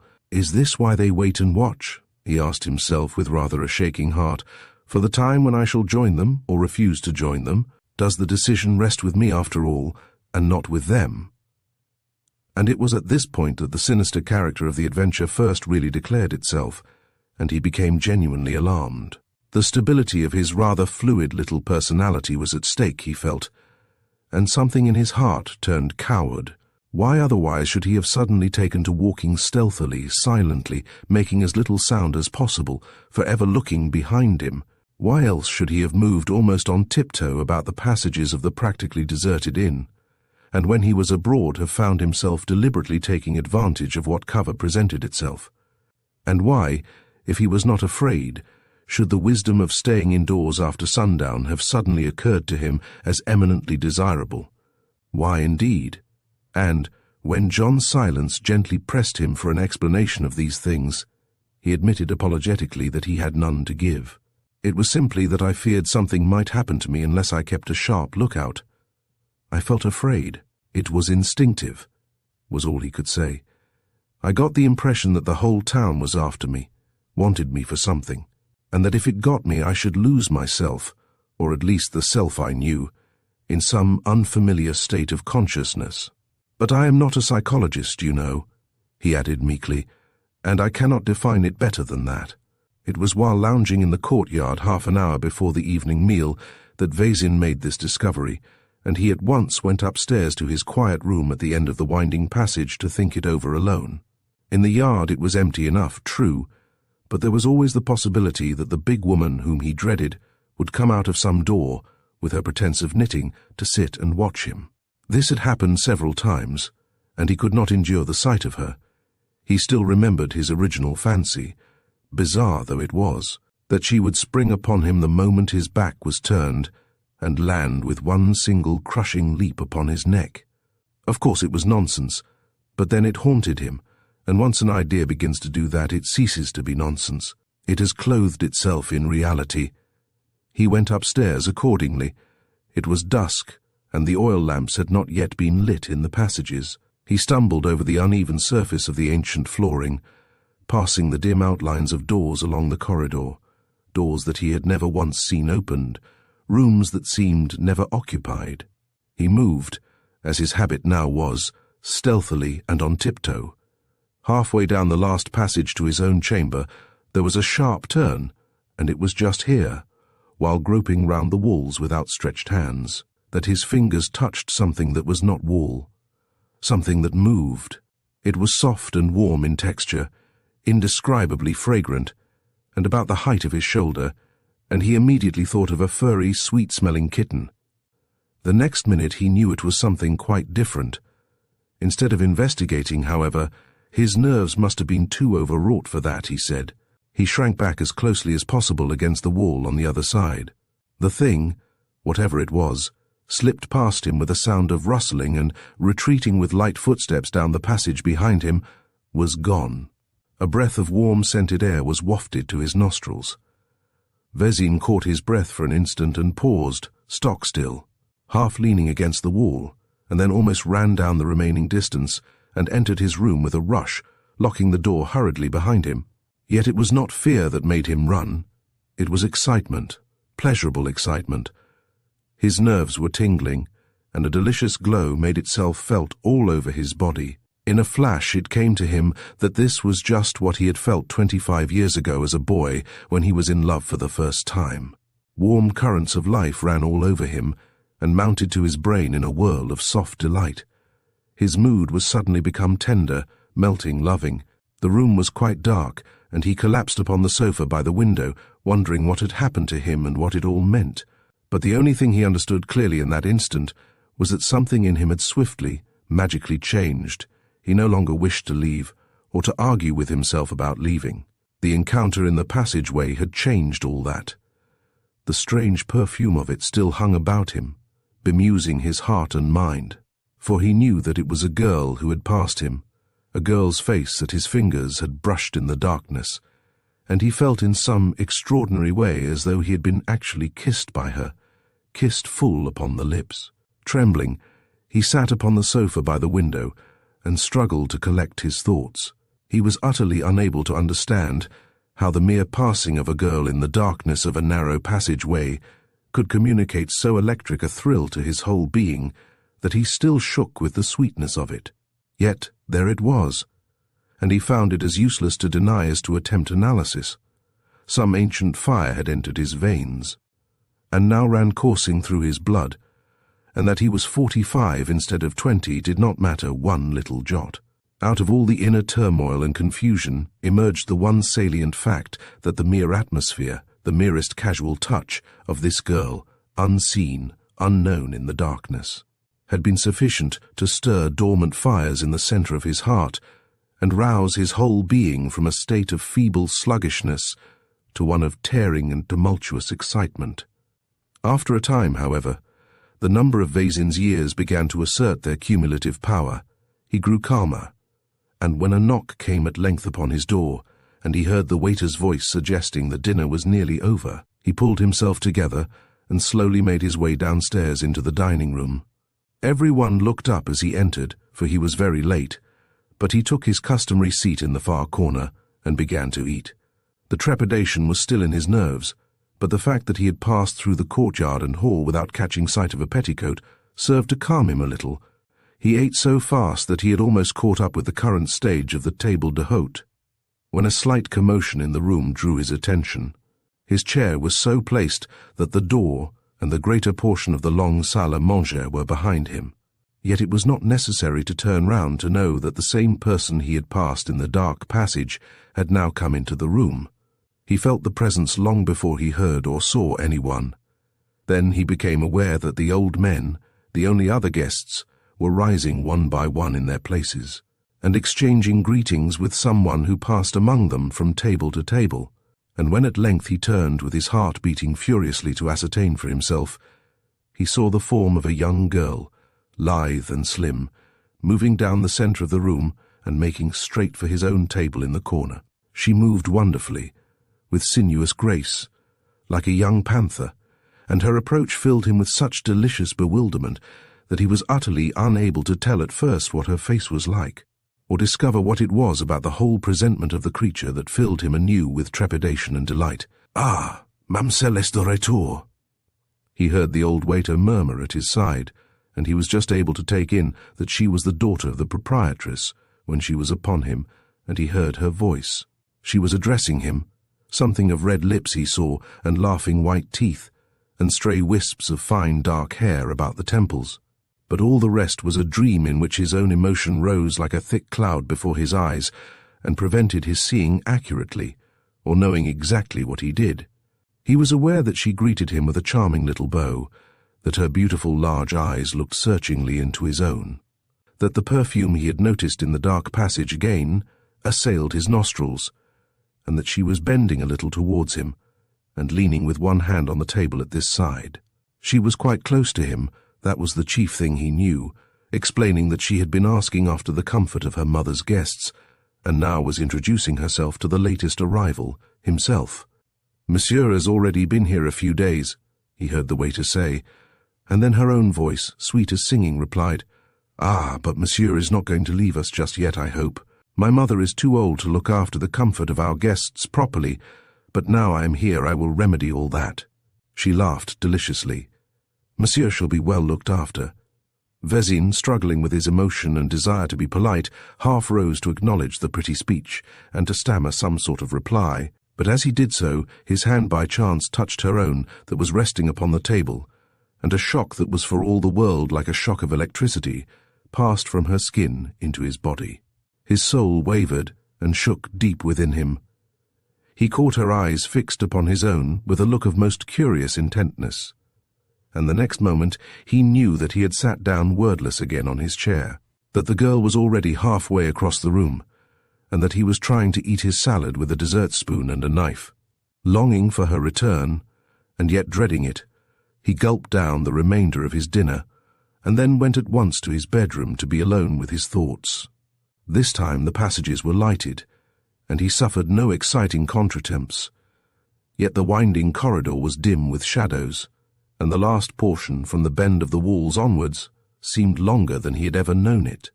It ran downhill like the pathway on a mountainside, and as he tiptoed softly down it, he felt that by rights it ought to have led him clean out of the house into the heart of a great forest. The world was singing with him. Strange fancies filled his brain, and once in the room with the door securely locked, he did not light the candles, but sat by the open window thinking long thoughts that came unbidden in troops to his mind. Chapter 7. This part of the story he told to Dr. Silence, without special coaxing, it is true, yet with much stammering embarrassment. He could not in the least understand, he said, how the girl had managed to affect him so profoundly, and even before he had set eyes upon her, for her mere proximity in the darkness had been sufficient to set him on fire. He knew nothing of enchantments, and for years had been a stranger to anything approaching tender relations with any member of the opposite sex, for he was encased in shyness, and realized his overwhelming defects only too well. Yet this bewitching young creature came to him deliberately. Her manner was unmistakable, and she sought him out on every possible occasion. Chaste and sweet she was undoubtedly, yet frankly inviting, and she won him utterly with the first glance of her shining eyes, even if she had not already done so in the dark, merely by the magic of her invisible presence. "You felt she was altogether wholesome and good?" queried the doctor. "You had no reaction of any sort, for instance, of alarm?" Vezin looked up sharply with one of his inimitable little apologetic smiles. It was some time before he replied. The mere memory of the adventure had suffused his shy face with blushes, and his brown eyes sought the floor again before he answered. "I don't think I can quite say that," he explained presently. "I acknowledged certain qualms, sitting up in my room afterwards. A conviction grew upon me that there was something about her, how shall I express it? Well, something unholy. It is not impurity in any sense, physical or mental, that I mean, but something quite indefinable that gave me a vague sensation of the creeps. She drew me, and at the same time repelled me, more than. He hesitated, blushing furiously, and unable to finish the sentence. Nothing like it has ever come to me before or since, he concluded, with lame confusion. I suppose it was, as you suggested just now, something of an enchantment. At any rate, it was strong enough to make me feel that I would stay in that awful little haunted town for years, if only I could see her every day, hear her voice, watch her wonderful movements, and sometimes, perhaps, touch her hand. Can you explain to me what you felt was the source of her power?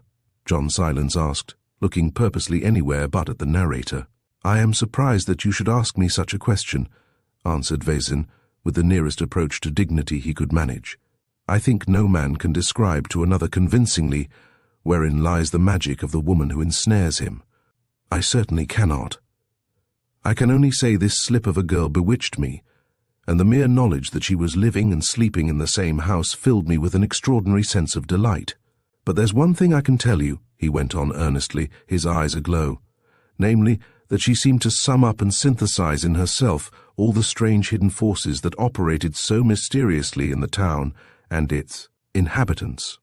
She had the silken movements of the panther, going smoothly, silently to and fro, and the same indirect, oblique methods as the townsfolk, screening, like them, secret purposes of her own, purposes that I was sure had me for their objective.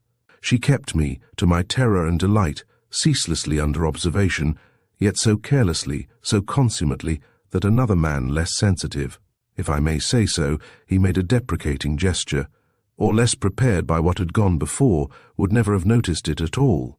She was always still, always reposeful, yet she seemed to be everywhere at once, so that I never could escape from her. I was continually meeting the stare and laughter of her great eyes, in the corners of the rooms, in the passages, calmly looking at me through the windows, or in the busiest parts of the public streets. Their intimacy, it seems, grew very rapidly after this first encounter which had so violently disturbed the little man's equilibrium. He was naturally very prim, and prim folk live mostly in so small a world that anything violently unusual may shake them clean out of it, and they therefore instinctively distrust originality. But Vezin began to forget his primness after a while. The girl was always modestly behaved, and as her mother's representative she naturally had to do with the guests in the hotel. It was not out of the way that a spirit of camaraderie should spring up. Besides, she was young, she was charmingly pretty, she was French, and she obviously liked him. At the same time, there was something indescribable, a certain indefinable atmosphere of other places, other times, that made him try hard to remain on his guard, and sometimes made him catch his breath with a sudden start.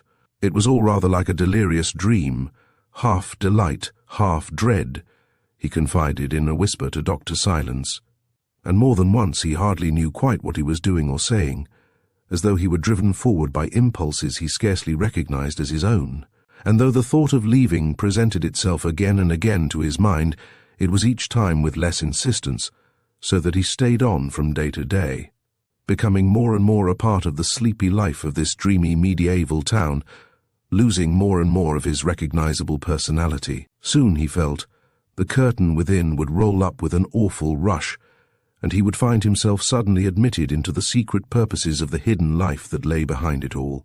Only by that time he would have become transformed into an entirely different being, and meanwhile he noticed various little signs of the intention to make his stay attractive to him: flowers in his bedroom, a more comfortable armchair in the corner, and even special little extra dishes on his private table in the dining room.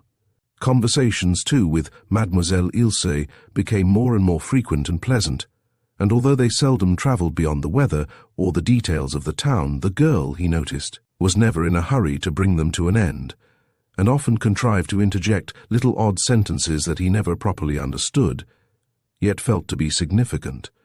And it was these stray remarks, full of a meaning that evaded him, that pointed to some hidden purpose of her own, and made him feel uneasy. They all had to do, he felt sure, with reasons for his staying on in the town indefinitely. "And has Monsieur not even yet come to a decision?" she said softly in his ear, sitting beside him in the sunny yard before déjeuner, the acquaintance having progressed with significant rapidity, because, if it's so difficult, we must all try together to help him. The question startled him, following upon his own thoughts. It was spoken with a pretty laugh, and a stray bit of hair across one eye, as she turned and peered at him half roguishly. Possibly he did not quite understand the French of it, for her near presence always confused his small knowledge of the language distressingly. Yet the words, and her manner, and something else that lay behind it all in her mind, frightened him. It gave such point to his feeling that the town was waiting for him to make his mind up on some important matter. At the same time, her voice, and the fact that she was there so close beside him in her soft, dark dress, thrilled him inexpressibly. "It is true I find it difficult to leave," he stammered, losing his way deliciously in the depths of her eyes. "And especially now that Mademoiselle Ilse has come." He was surprised at the success of his sentence, and quite delighted with the little gallantry of it. But at the same time he could have bitten his tongue off for having said it. "Then after all you like our little town, or you would not be pleased to stay on," she said, ignoring the compliment. "I am enchanted with it, and enchanted with you," he cried, feeling that his tongue was somehow slipping beyond the control of his brain, and he was on the verge of saying all manner of other things of the wildest description, when the girl sprang lightly up from her chair beside him and made to go. "It is Super Lognon today," she cried, laughing back at him through the sunlight, "and I must go and see about it. Otherwise, you know, Monsieur will not enjoy his dinner, and then, perhaps, he will leave us." He watched her cross the courtyard, moving with all the grace and lightness of the feline race, and her simple black dress clothed her, he thought, exactly like the fur of the same supple species. She turned once to laugh at him from the porch with a glass door, and then stopped a moment to speak to her mother, who sat knitting as usual in her corner seat, just inside the hallway. But how was it, then, that the moment his eye fell upon this ungainly woman, the pair of them appeared suddenly as other than they were? Whence came that transforming dignity and sense of power that enveloped them both as by magic? What was it about that massive woman that made her appear instantly regal, and set her on a throne in some dark and dreadful scenery, wielding a sceptre over the red glare of some tempestuous orgy? And why did this slender stripling of a girl, graceful as a willow, lithe as a young leopard, assume suddenly an air of sinister majesty, and move with flame and smoke about her head? And the darkness of night beneath her feet? Vezin caught his breath and sat there transfixed. Then, almost simultaneously with its appearance, the queer notion vanished again, and the sunlight of day caught them both.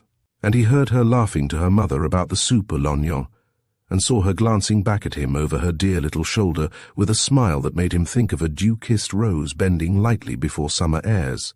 And indeed, the onion soup was particularly excellent that day, because he saw another cover laid at his small table, and, with fluttering heart, heard the waiter murmur by way of explanation that Mamselle Ilse would honor Monsieur today at déjeuner, as her custom sometimes is with her mother's guests. So actually she sat by him all through that delirious meal, talking quietly to him in easy French, seeing that he was well looked after, mixing the salad dressing, and even helping him with her own hand. And, later in the afternoon, while he was smoking in the courtyard, longing for a sight of her as soon as her duties were done, she came again to his side, and when he rose to meet her, she stood facing him a moment, full of a perplexing sweet shyness before she spoke. "My mother thinks you ought to know more of the beauties of our little town, and I think so too. Would Monsieur like me to be his guide, perhaps? I can show him everything, for our family has lived here for many generations." She had him by the hand, indeed, before he could find a single word to express his pleasure, and led him, all unresisting, out into the street, yet in such a way that it seemed perfectly natural she should do so, and without the faintest suggestion of boldness or immodesty. Her face glowed with the pleasure and interest of it, and with her short dress and tumbled hair, she looked every bit the charming child of 17 that she was, innocent and playful, proud of her native town. And alive beyond her years, to the sense of its ancient beauty. So they went over the town together, and she showed him what she considered its chief interest, the tumble-down old house where her forebears had lived, the somber, aristocratic-looking mansion where her mother's family dwelt for centuries, and the ancient marketplace where several hundred years before the witches had been burnt by the score. She kept up a lively running stream of talk about it all, of which he understood not a 50th part as he trudged along by her side, cursing his 45 years and feeling all the yearnings of his early manhood revive and jeer at him. And as she talked, England and Surbiton seemed very far away indeed, almost in another age of the world's history. Her voice touched something immeasurably old in him, something that slept deep. It lulled the surface parts of his consciousness to sleep, allowing what was far more ancient to awaken. Like the town, with its elaborate pretense of modern active life, the upper layers of his being became dulled, soothed, muffled, and what lay underneath began to stir in its sleep. That big curtain swayed a little to and fro. Presently it might lift altogether. He began to understand a little better at last. The mood of the town was reproducing itself in him. In proportion as his ordinary external self became muffled, that inner secret life that was far more real and vital asserted itself, and this girl was surely the high priestess of it all, the chief instrument of its accomplishment. New thoughts, with new interpretations, flooded his mind as she walked beside him through the winding streets, while the picturesque old gabled town, softly coloured in the sunset, had never appeared to him so wholly wonderful and seductive. And only one curious incident came to disturb and puzzle him, slight in itself, but utterly inexplicable, bringing white terror into the child's face and a scream to her laughing lips. He had merely pointed to a column of blue smoke that rose from the burning autumn leaves and made a picture against the red roofs, and had then run to the wall and called her to his side to watch the flames shooting here and there through the heap of rubbish. Yet, at the sight of it, as though taken by surprise, her face had altered dreadfully, and she had turned and run like the wind, calling out wild sentences to him as she ran, of which he had not understood a single word, except that the fire apparently frightened her, and she wanted to get quickly away from it, and to get him away too. Yet 5 minutes later she was as calm and happy again as though nothing had happened to alarm or waken troubled thoughts in her, and they had both forgotten the incident.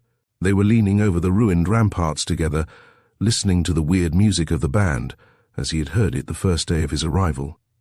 It moved him again profoundly as it had done before, and somehow he managed to find his tongue and his best French. The girl leaned across the stones close beside him. No one was about. Driven by some remorseless engine within, he began to stammer something, he hardly knew what, of his strange admiration for her. Almost at the first word she sprang lightly off the wall and came up smiling in front of him, just touching his knees as he sat there. She was hatless as usual, and the sun caught her hair and one side of her cheek and throat. "Oh, I'm so glad," she cried, clapping her little hands softly in his face. "So very glad, because that means that if you like me, you must also like what I do and what I belong to." Already he regretted bitterly having lost control of himself. Something in the phrasing of her sentence chilled him. He knew the fear of embarking upon an unknown and dangerous sea. "You will take part in our real life, I mean," she added softly, with an indescribable coaxing of manner, as though she noticed his shrinking. "You will come back to us." Already this slip of a child seemed to dominate him. He felt her power coming over him more and more. Something emanated from her that stole over his senses and made him aware that her personality, for all its simple grace, held forces that were stately, imposing, august. He saw her again moving through smoke and flame amid broken and tempestuous scenery, alarmingly strong, her terrible mother by her side. Dimly this shone through her smile and appearance of charming innocence. "You will, I know," she repeated, holding him with her eyes. They were quite alone up there on the ramparts, and the sensation that she was overmastering him stirred a wild sensuousness in his blood. The mingled abandon and reserve in her attracted him furiously, and all of him that was man rose up and resisted the creeping influence, at the same time acclaiming it with the full delight of his forgotten youth. An irresistible desire came to him to question her, to summon what still remained to him of his own little personality in an effort to retain the right to his normal self. The girl had grown quiet again, and was now leaning on the broad wall close beside him, gazing out across the darkening plain, her elbows on the coping, motionless as a figure carved in stone. He took his courage in both hands. "Tell me, Ilse," he said, unconsciously imitating her own purring softness of voice, yet aware that he was utterly in earnest. "What is the meaning of this town, and what is this real life you speak of? And why is it that the people watch me from morning to night? Tell me what it all means. And tell me," he added more quickly with passion in his voice, "what you really are yourself." She turned her head and looked at him through half-closed eyelids, her growing inner excitement betraying itself by the faint color that ran like a shadow across her face. "It seems to me," he faltered oddly under her gaze, "that I have some right to know." Suddenly she opened her eyes to the full. "You love me, then?" she asked softly. "I swear," he cried impetuously, moved as by the force of a rising tide. "I never felt before, I have never known any other girl who—" "Then you have the right to know," she calmly interrupted his confused confession. "For love shares all secrets." She paused, and a thrill like fire ran swiftly through him. Her words lifted him off the earth, and he felt a radiant happiness, followed almost the same instant in horrible contrast by the thought of death. He became aware that she had turned her eyes upon his own and was speaking again. "The real life I speak of," she whispered, "is the old, old life within, the life of long ago, the life to which you too once belonged, and to which you still belong." A faint wave of memory troubled the deeps of his soul as her low voice sank into him. What she was saying he knew instinctively to be true, even though he could not as yet understand its full purport. His present life seemed slipping from him as he listened, merging his personality in one that was far older and greater. It was this loss of his present self that brought to him the thought of death. "You came here," she went on, "with the purpose of seeking it, and the people felt your presence and are waiting to know what you decide, whether you will leave them without having found it, or whether—" Her eyes remained fixed upon his own, but her face began to change, growing larger and darker with an expression of age. "It is their thoughts constantly playing about your soul that makes you feel they watch you. They do not watch you with their eyes. The purposes of their inner life are calling to you, seeking to claim you. You were all part of the same life long, long ago, and now they want you back again among them." Vaesen's timid heart sank with dread as he listened, but the girl's eyes held him with a net of joy, so that he had no wish to escape. She fascinated him, as it were, clean out of his normal self. "Alone, however, the people could never have caught and held you," she resumed. "The motive force was not strong enough. It has faded through all these years. But I—" She paused a moment and looked at him with complete confidence in her splendid eyes. "I possess the spell to conquer you and hold you, the spell of old love. I can win you back again and make you live the old life with me.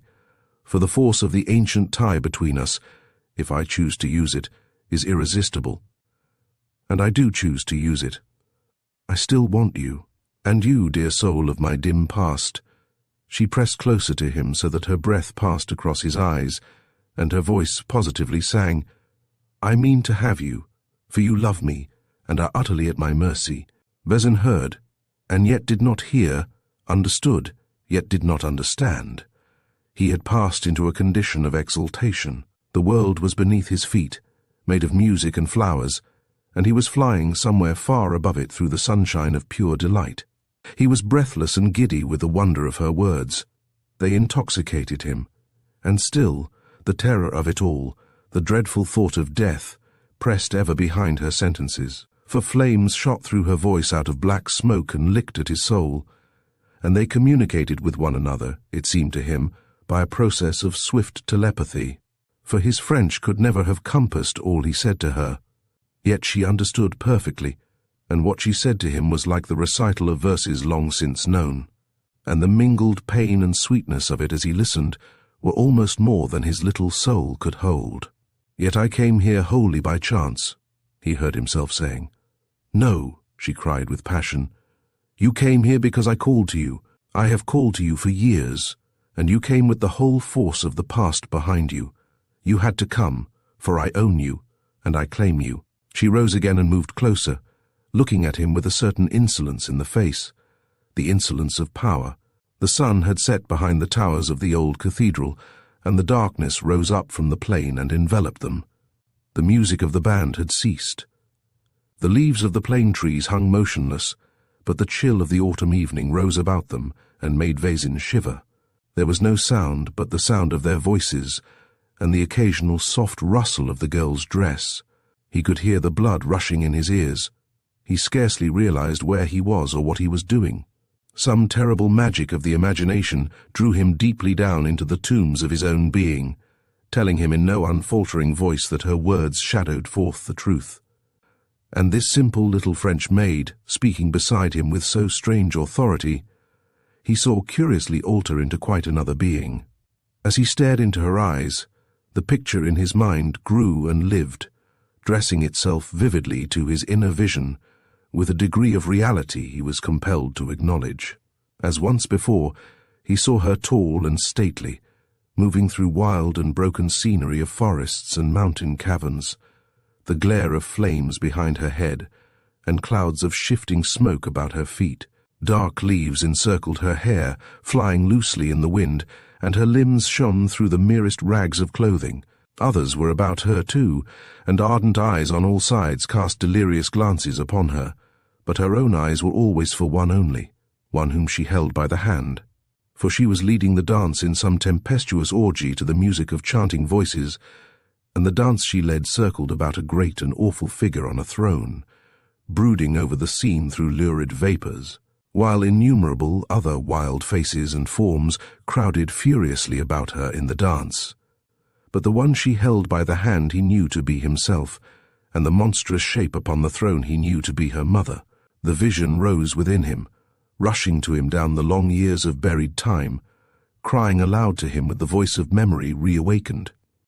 And then the scene faded away, and he saw the clear circle of the girl's eyes gazing steadfastly into his own, and she became once more the pretty little daughter of the innkeeper, and he found his voice again. "And you," he whispered tremblingly, "you child of visions and enchantment, how is it that you so bewitch me that I loved you even before I saw?" She drew herself up beside him with an air of rare dignity. "The call of the past," she said.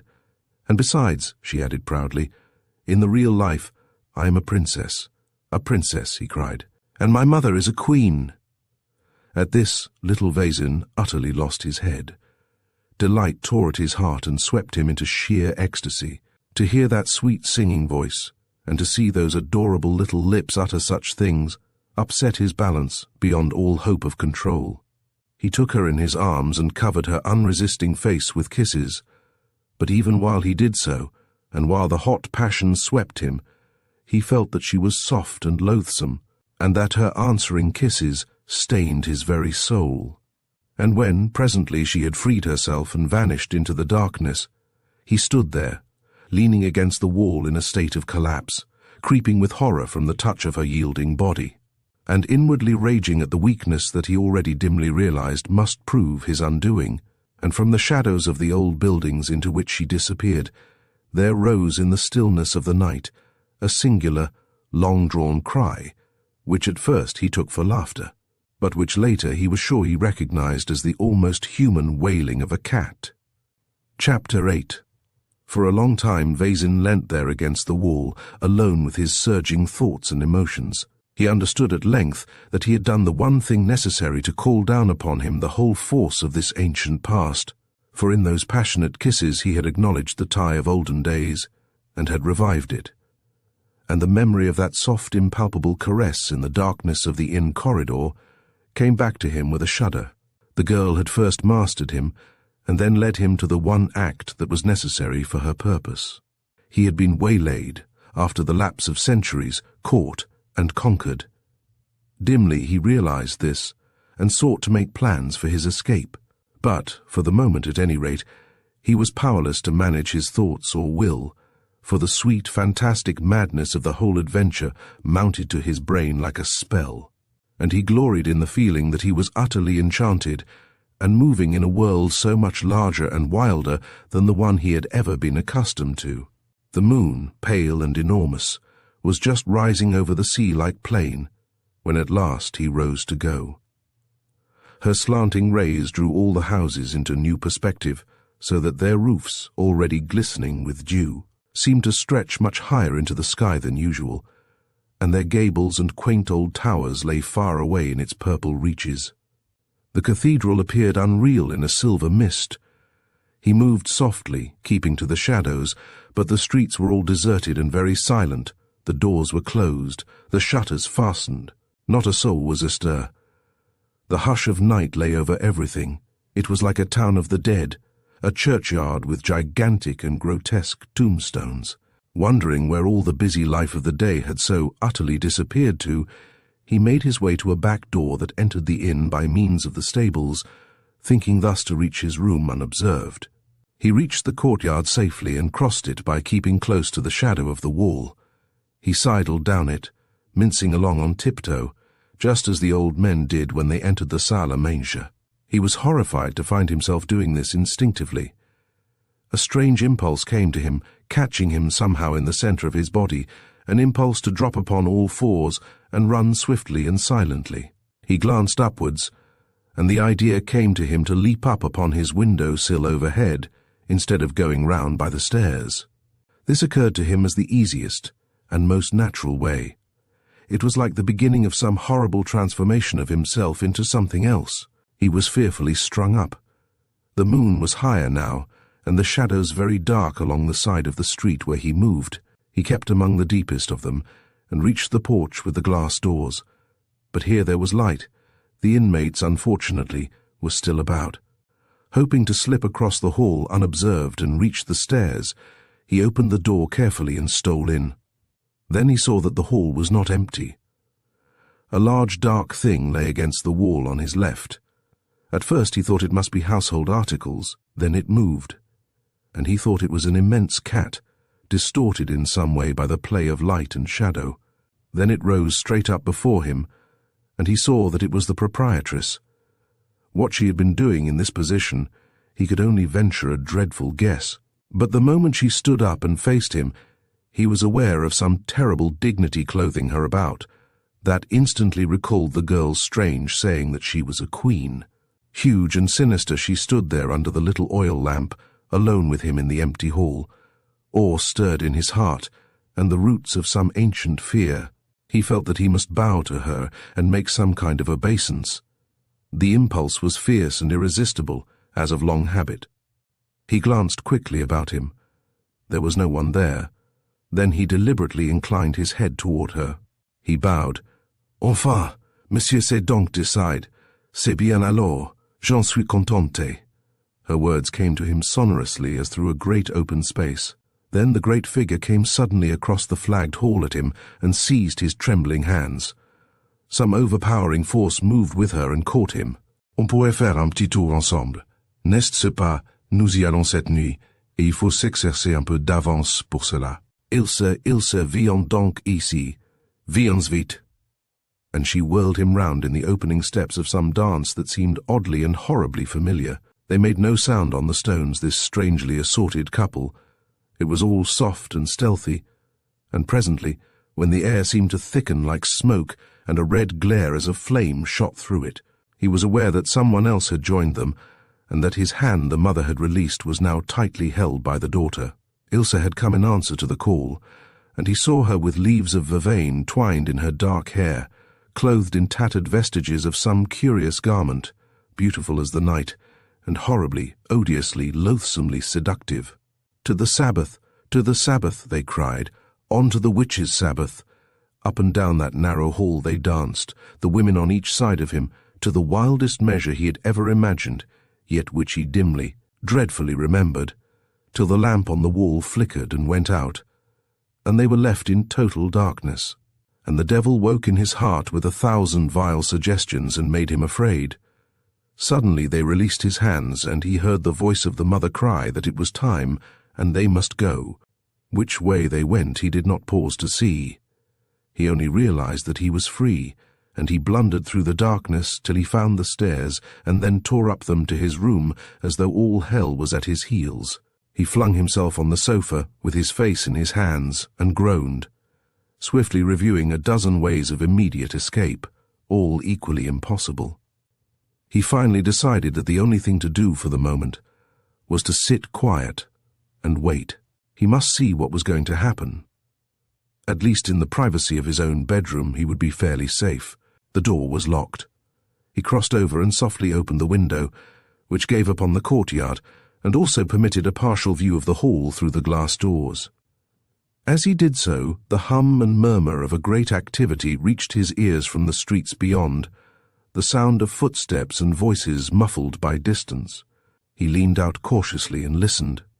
The moonlight was clear and strong now, but his own window was in shadow, the silver disk being still behind the house. It came to him irresistibly that the inhabitants of the town, who a little while before had all been invisible behind closed doors, were now issuing forth, busy upon some secret and unholy errand. He listened intently.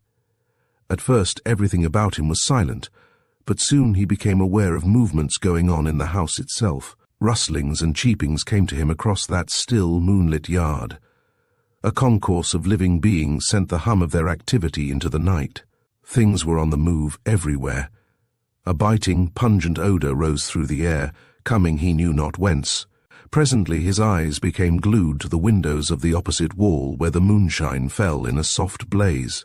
The roof overhead, and behind him, was reflected clearly in the panes of glass, and he saw the outlines of dark bodies moving with long footsteps over the tiles and along the coping.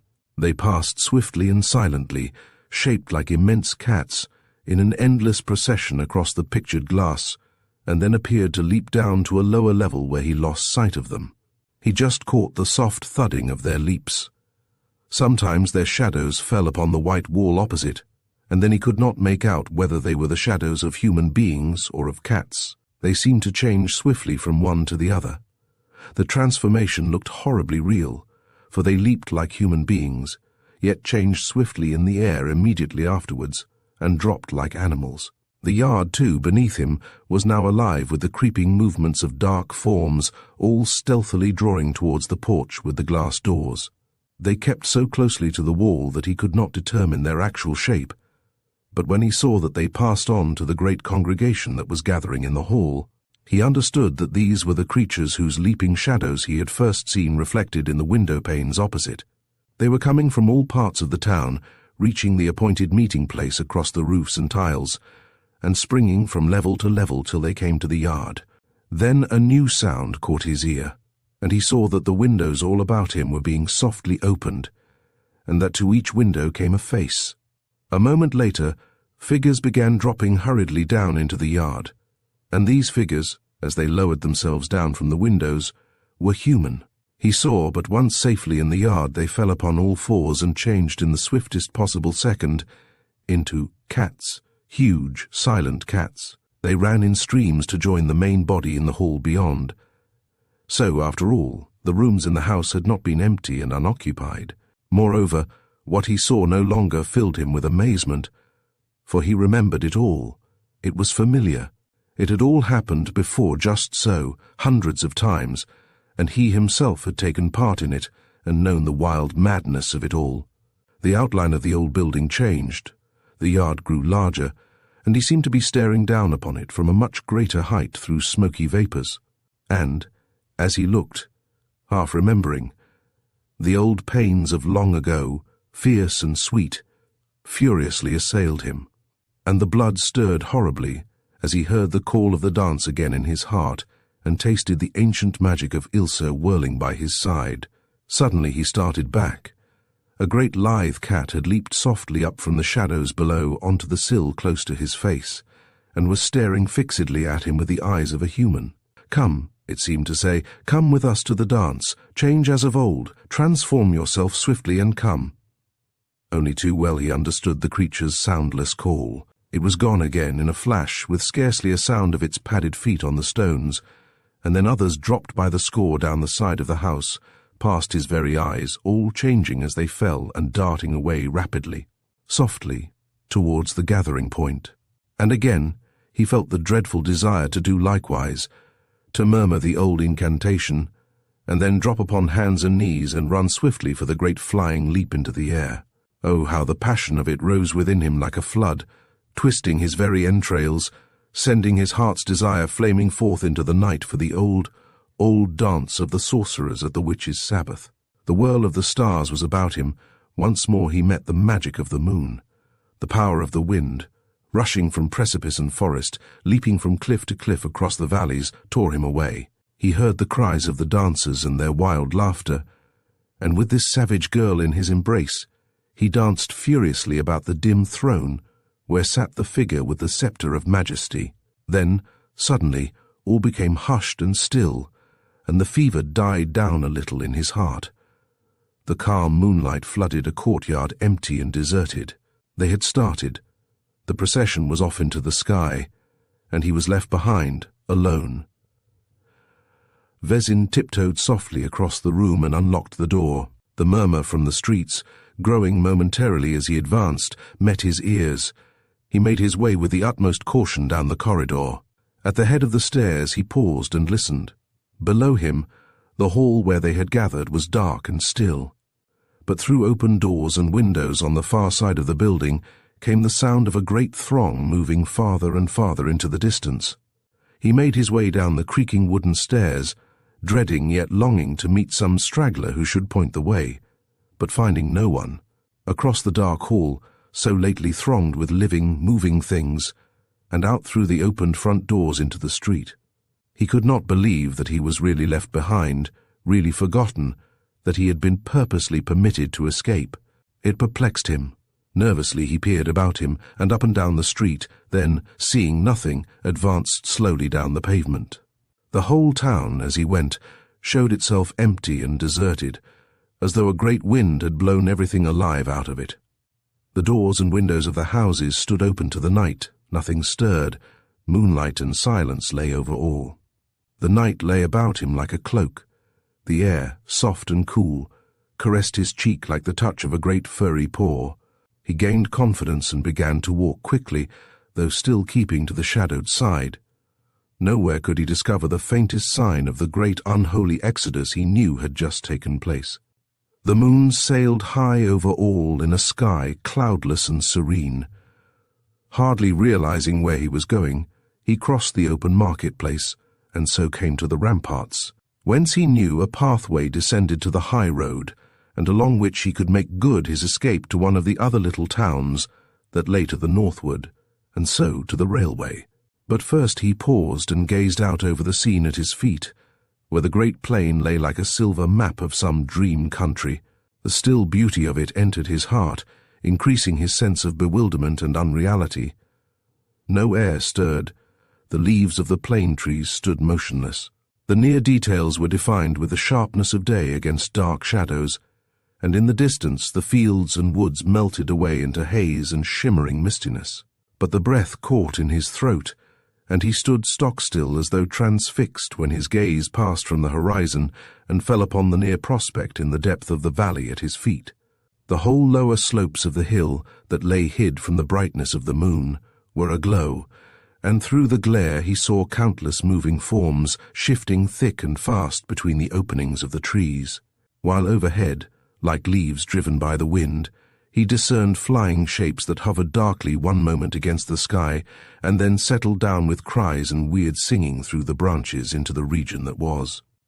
Aflame, spellbound, he stood and stared for a time that he could not measure, and then, moved by one of the terrible impulses that seemed to control the whole adventure, he climbed swiftly upon the top of the broad coping, and balanced a moment where the valley gaped at his feet.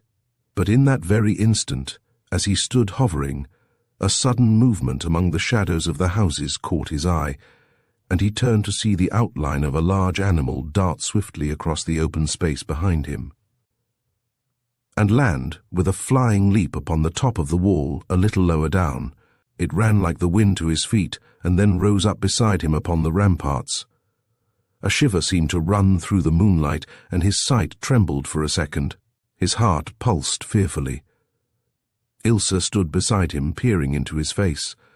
Some dark substance, he saw, stained the girl's face and skin, shining in the moonlight as she stretched her hands towards him. She was dressed in wretched, tattered garments that yet became her mightily. Rue and vervain twined about her temples. Her eyes glittered with unholy light. He only just controlled the wild impulse to take her in his arms and leap with her from their giddy perch into the valley below. "See!" she cried, pointing with an arm on which the rags fluttered in the rising wind towards the forest aglow in the distance. "See where they await us. The woods are alive. Already the great ones are there, and the dance will soon begin. The salve is here. Anoint yourself and come." Though a moment before the sky was clear and cloudless, yet even while she spoke the face of the moon grew dark, and the wind began to toss in the crests of the plane trees at his feet. Stray gusts brought the sounds of hoarse singing and crying from the lower slopes of the hill, and the pungent odor he had already noticed about the courtyard of the inn rose about him in the air. "Transform, transform," she cried again, her voice rising like a song. "Rub well your skin before you fly. Come. Come with me to the Sabbath, to the madness of its furious delight, to the sweet abandonment of its evil worship. See, the great ones are there, and the terrible sacraments prepared. The throne is occupied. Anoint and come. Anoint and come." She grew to the height of a tree beside him, leaping upon the wall with flaming eyes and hair strewn upon the night. He too began to change swiftly. Her hands touched the skin of his face and neck, streaking him with the burning salve that sent the old magic into his blood with the power before which fades all that is good. A wild roar came up to his ears from the heart of the wood, and the girl, when she heard it, leaped upon the wall in the frenzy of her wicked joy. "Satan is there!" she screamed, rushing upon him and striving to draw him with her to the edge of the wall. "Satan has come. The sacraments call us. Come with your dear apostate soul, and we will worship and dance till the moon dies and the world is forgotten." Just saving himself from the dreadful plunge, Vezin struggled to release himself from her grasp, while the passion tore at his reins and all but mastered him. He shrieked aloud, not knowing what he said, and then he shrieked again. It was the old impulses, the old awful habits instinctively finding voice, for though it seemed to him that he merely shrieked nonsense, the words he uttered really had meaning in them and were intelligible. It was the ancient call, and it was heard below. It was answered. The wind whistled at the skirts of his coat as the air round him darkened with many flying forms crowding upwards out of the valley. The crying of hoarse voices smote upon his ears, coming closer. Strokes of wind buffeted him, tearing him this way and that along the crumbling top of the stone wall. And Ilse clung to him with her long shining arms, smooth and bare, holding him fast about the neck. But not Ilse alone, for a dozen of them surrounded him, dropping out of the air. The pungent odor of the anointed bodies stifled him, exciting him to the old madness of the Sabbath. The dance of the witches and sorcerers doing honor to the personified evil of the world. "Anoint and away! Anoint and away!" they cried in wild chorus about him, "to the dance that never dies, to the sweet and fearful fantasy of evil." Another moment, and he would have yielded and gone, for his will turned soft and the flood of passionate memory all but overwhelmed him, when, so can a small thing alter the whole course of an adventure, he caught his foot upon a loose stone in the edge of the wall, and then fell with a sudden crash onto the ground below. But he fell towards the houses, in the open space of dust and cobblestones, and fortunately not into the gaping depth of the valley on the farther side, and they too came in a tumbling heap about him, like flies upon a piece of food. But as they fell he was released for a moment from the power of their touch, and in that brief instant of freedom there flashed into his mind the sudden intuition that saved him. Before he could regain his feet, he saw them scrabbling awkwardly back upon the wall, as though bat-like they could only fly by dropping from a height and had no hold upon him in the open. Then, seeing them perched there in a row like cats upon a roof, all dark and singularly shapeless, their eyes like lamps, the sudden memory came back to him of Ilse's terror at the sight of fire. Quick as a flash he found his matches and lit the dead leaves that lay under the wall.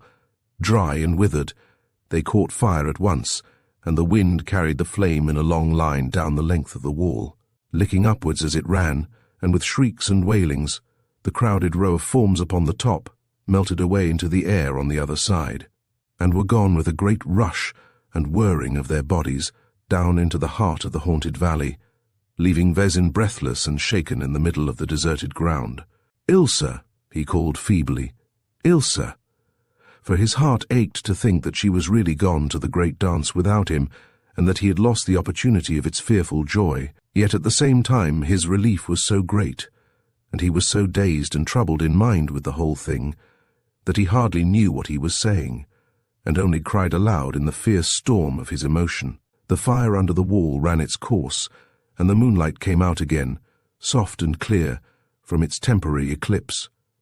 With one last shuddering look at the ruined ramparts, and a feeling of horrid wonder for the haunted valley beyond, where the shapes still crowded and flew, he turned his face towards the town and slowly made his way in the direction of the hotel.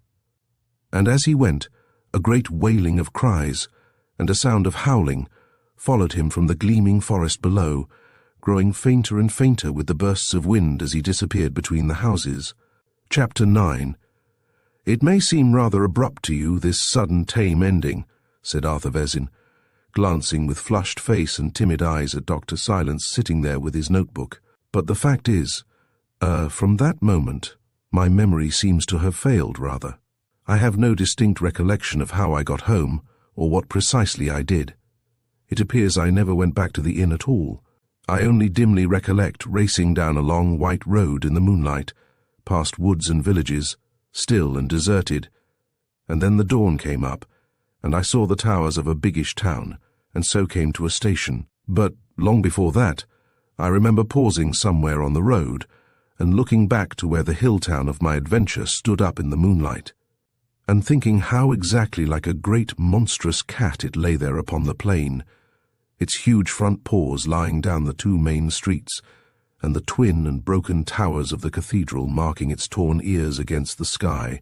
That picture stays in my mind with the utmost vividness to this day.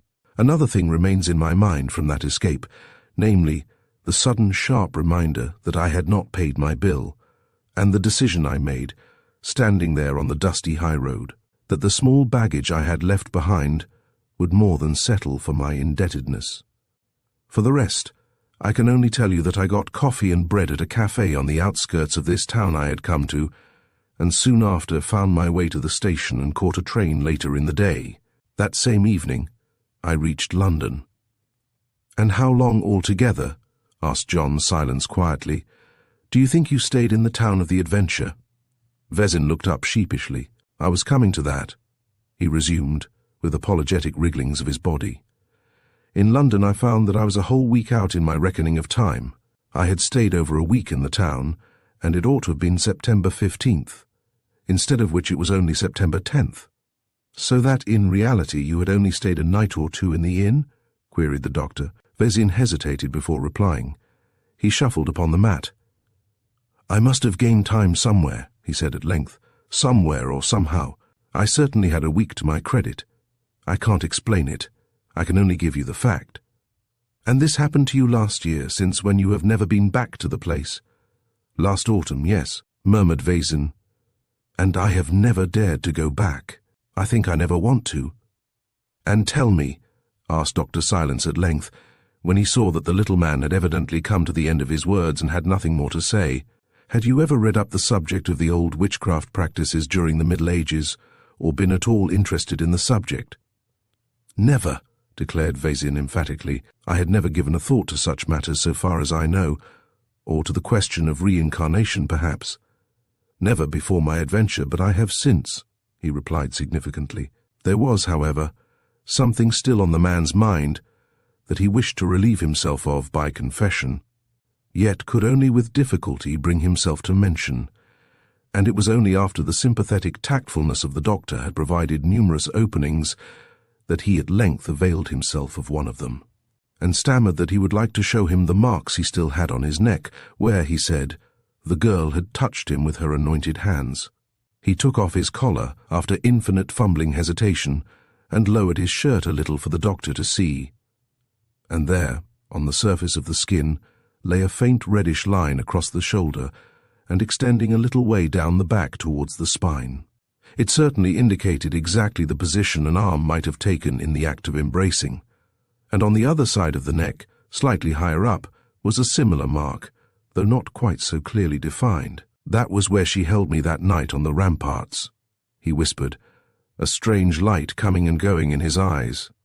It was some weeks later when I again found occasion to consult John Silence concerning another extraordinary case that had come under my notice, and we fell to discussing Vazin's story.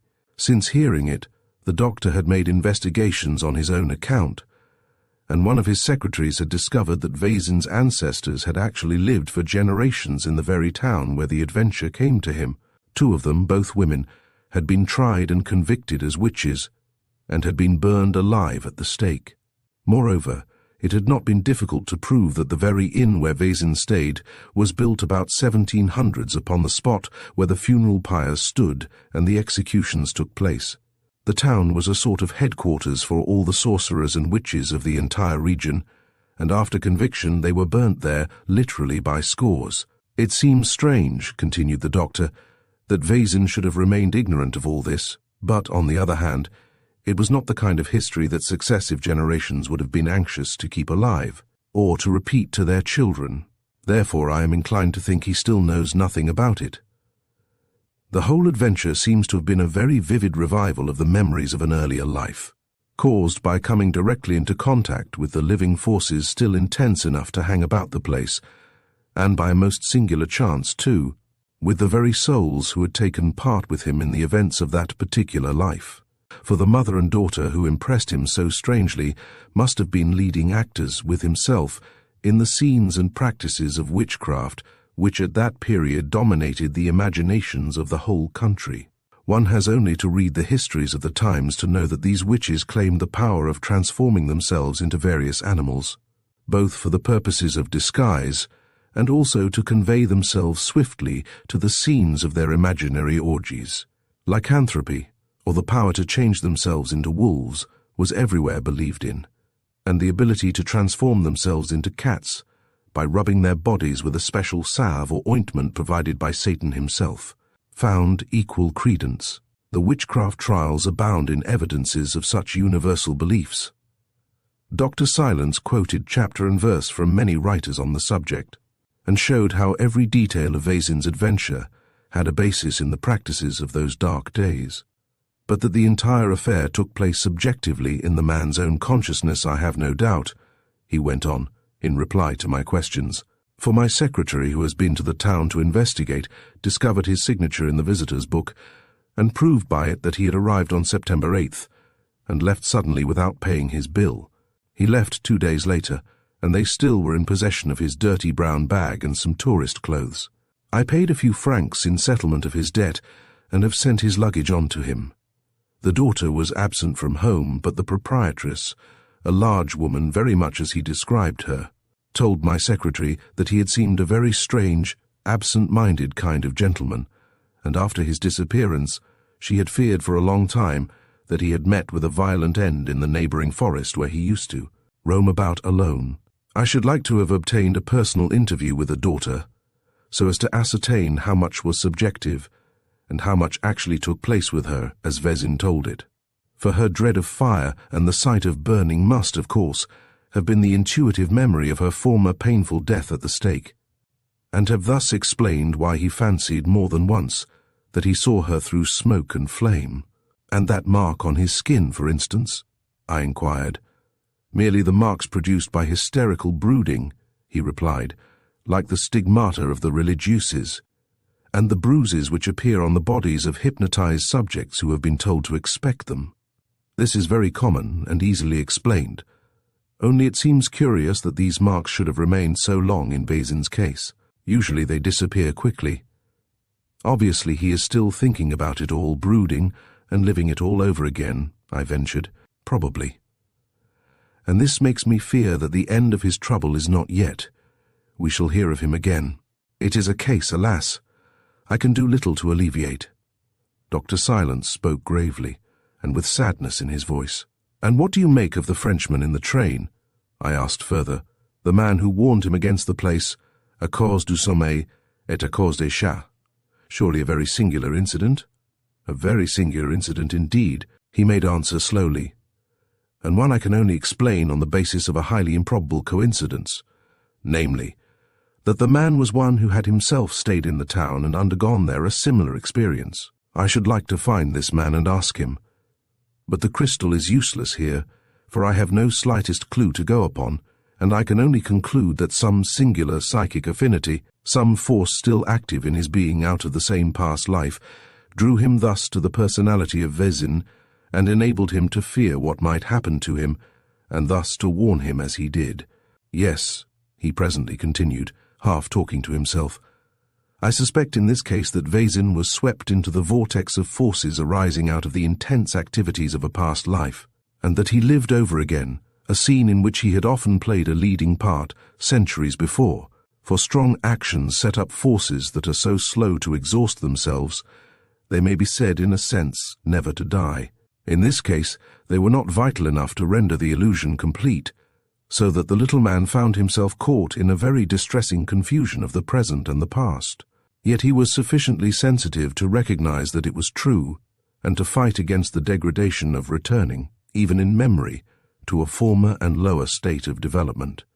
Ah, yes, he continued, crossing the floor to gaze at the darkening sky, and seemingly quite oblivious of my presence. Subliminal upbrushes of memory like this can be exceedingly painful, and sometimes exceedingly dangerous. I only trust that this gentle soul may soon escape from this obsession of a passionate and tempestuous past. But I doubt it. I doubt it.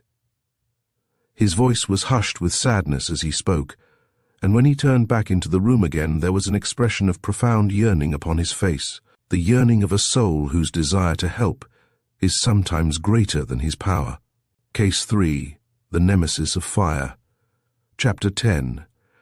By some means which I never could fathom, John Silence always contrived to keep the compartment to himself, and as the train had a clear run of 2 hours before the first stop, there was ample time to go over the preliminary facts of the case. He had telephoned to me that very morning, and even through the disguise of the miles of wire, the thrill of incalculable adventure had sounded in his voice. As if it were an ordinary country visit, he called, in reply to my question, "And don't forget to bring your gun, with blank cartridges, I suppose." For I knew his rigid principles with regard to the taking of life, and guessed that the guns were merely for some obvious purpose of disguise. Then he thanked me for coming, mentioned the train, snapped down the receiver, and left me, vibrating with the excitement of anticipation, to do my packing. For the honor of accompanying Dr. John Silence on one of his big cases was what many would have considered an empty honor, and risky. Certainly the adventure held all manner of possibilities, and I arrived at Waterloo with the feelings of a man who is about to embark on some dangerous and peculiar mission in which the dangers he expects to run will not be the ordinary dangers to life and limb, but of some secret character difficult to name and still more difficult to cope with. The manor house has a high sound, he told me, as we sat with our feet up and talked, but I believe it is little more than an overgrown farmhouse in the desolate heather country beyond D, and its owner, Colonel Ragg, a retired soldier with a taste for books, lives there practically alone, I understand, with an elderly invalid sister. So you need not look forward to a lively visit, unless the case provides some excitement of its own, which is likely. By way of reply, he handed me a letter marked Private. It was dated a week ago and signed, "Yours faithfully, Horace Ragg." He heard of me, you see, through Captain Anderson, the doctor explained modestly, as though his fame were not almost worldwide. You remember that Indian obsession case, I read the letter. Why it should have been marked Private was difficult to understand. It was very brief, direct, and to the point. It referred by way of introduction to Captain Anderson, and then stated quite simply that the writer needed help of a peculiar kind, and asked for a personal interview, a morning interview, since it was impossible for him to be absent from the house at night. The letter was dignified even to the point of abruptness, and it is difficult to explain how it managed to convey to me the impression of a strong man, shaken and perplexed. Perhaps the restraint of the wording and the mystery of the affair had something to do with it, and the reference to the Anderson case. the horror of which lay still vivid in my memory, may have touched the sense of something rather ominous and alarming. But, whatever the cause, there was no doubt that an impression of serious peril rose somehow out of that white paper with the few lines of firm writing, and the spirit of a deep uneasiness ran between the words and reached the mind without any visible form of expression. "And when you saw him?" I asked, returning the letter as the train rushed clattering noisily through Clapham Junction. "I have not seen him," was the reply. The man's mind was charged to the brim when he wrote that, full of vivid mental pictures. Notice the restraint of it.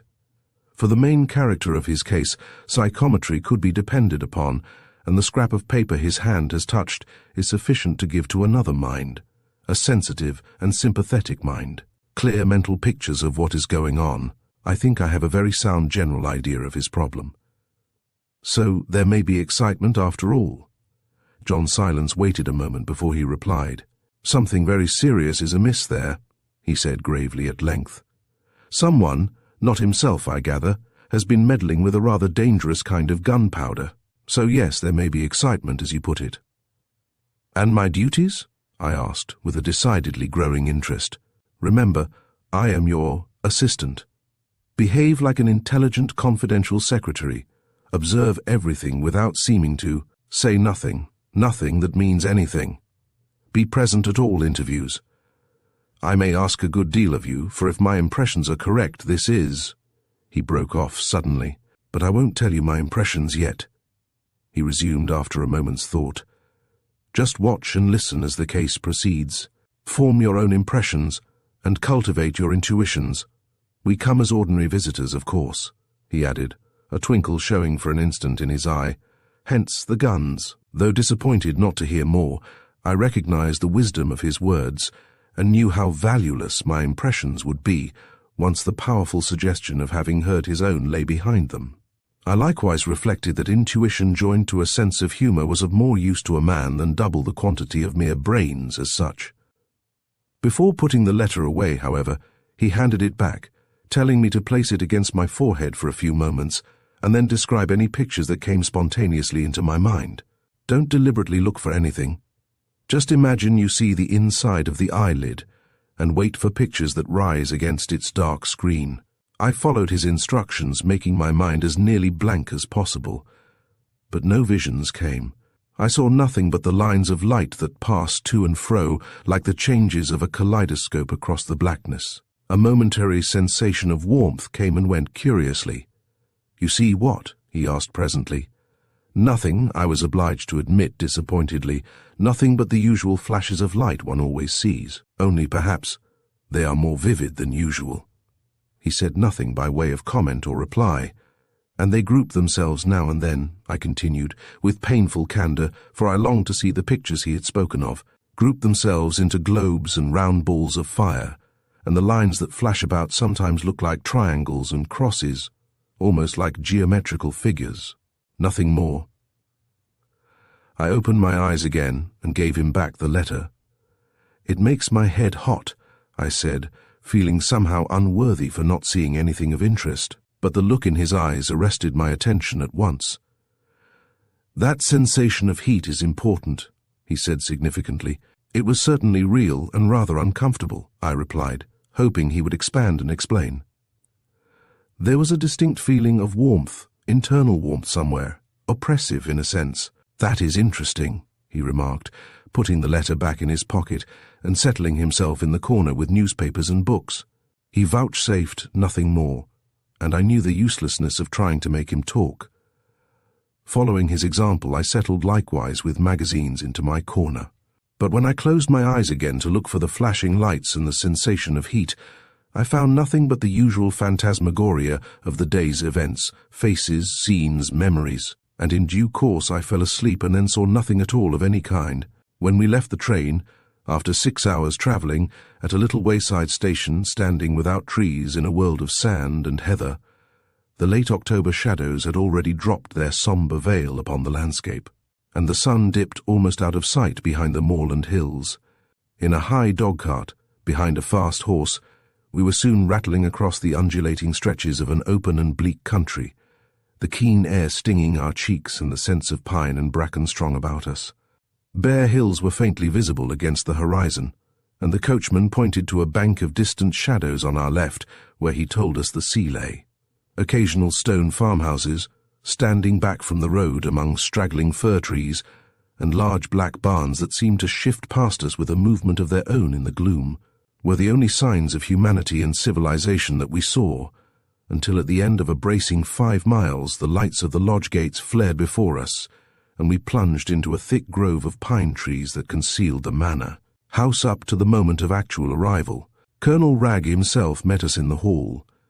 He was the typical army officer who had seen service, real service, and found himself in the process. He was tall and well-built, broad in the shoulders, but lean as a greyhound, with grave eyes, rather stern, and a moustache turning grey. I judged him to be about 60 years of age, but his movements showed a suppleness of strength and agility that contradicted the years. The face was full of character and resolution, the face of a man to be depended upon, and the straight grey eyes, it seemed to me, wore a veil of perplexed anxiety that he made no attempt to disguise. The whole appearance of the man at once clothed the adventure with gravity and importance. A matter that gave such a man cause for serious alarm, I felt, must be something real and of genuine moment. His speech and manner, as he welcomed us, were like his letter, simple and sincere. He had a nature as direct and undeviating as a bullet. Thus he showed plainly his surprise that Dr. Silence had not come alone. "My confidential secretary, Mr. Hubbard," the doctor said, introducing me, and the steady gaze and powerful shake of the hand I then received were well calculated, I remember thinking, to drive home the impression that here was a man who was not to be trifled with, and whose perplexity must spring from some very real and tangible cause. And, quite obviously, he was relieved that we had come. His welcome was unmistakably genuine. He led us at once into a room, half library, half smoking room, that opened out of the low-ceilinged hall. The manor house gave the impression of a rambling and glorified farmhouse, solid, ancient, comfortable, and wholly unpretentious. And so it was. Only the heat of the place struck me as unnatural. This room with the blazing fire may have seemed uncomfortably warm after the long drive through the night air, yet it seemed to me that the hall itself, and the whole atmosphere of the house, breathed a warmth that hardly belonged to well-filled grates, or the pipes of hot air and water. It was not the heat of the greenhouse. It was an oppressive heat that somehow got into the head and mind. It stirred a curious sense of uneasiness in me, and I caught myself thinking of the sensation of warmth that had emanated from the letter in the train. I heard him thanking Dr. Silence for having come. There was no preamble, and the exchange of civilities was of the briefest description. Evidently here was a man who, like my companion, loved action rather than talk. His manner was straightforward and direct. I saw him in a flash, puzzled, worried, harassed into a state of alarm by something he could not comprehend, forced to deal with things he would have preferred to despise, yet facing it all with dogged seriousness and making no attempt to conceal that he felt secretly ashamed of his incompetence. "So I cannot offer you much entertainment beyond that of my own company and the queer business that has been going on here, and is still going on," he said, with a slight inclination of the head towards me by way of including me in his confidence. "I think, Colonel Wragg," replied John Silence impressively, "that we shall none of us find the time hangs heavy. I gather we shall have our hands full." The two men looked at one another for the space of some seconds, and there was an indefinable quality in their silence, which for the first time made me admit a swift question into my mind. And I wondered a little at my rashness in coming with so little reflection into a big case of this incalculable doctor. But no answer suggested itself, and to withdraw was, of course, inconceivable. The gates had closed behind me now, and the spirit of the adventure was already besieging my mind with its advance guard of 1,000 little hopes and fears. Explaining that he would wait till after dinner to discuss anything serious, as no reference was ever made before his sister, he led the way upstairs and showed us personally to our rooms, and it was just as I was finishing dressing that a knock came at my door and Dr. Silence entered. He was always what is called a serious man, so that even in moments of comedy you felt he never lost sight of the profound gravity of life. But as he came across the room to me, I caught the expression of his face and understood in a flash that he was now in his most grave and earnest mood. He looked almost troubled. I stopped fumbling with my black tie and stared. "It is serious," he said, speaking in a low voice, more so even than I imagined. Colonel Ragg's control over his thoughts concealed a great deal in my psychometrizing of the letter. "I looked in to warn you to keep yourself well in hand, generally speaking." "Haunted house?" I asked, conscious of a distinct shiver down my back. But he smiled gravely at the question.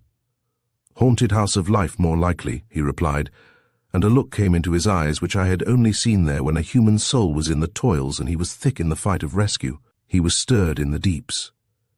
"Colonel Ragg, or the sister?" I asked hurriedly, for the gong was sounding. "Neither directly," he said from the door. "Something far older. Something very, very remote indeed.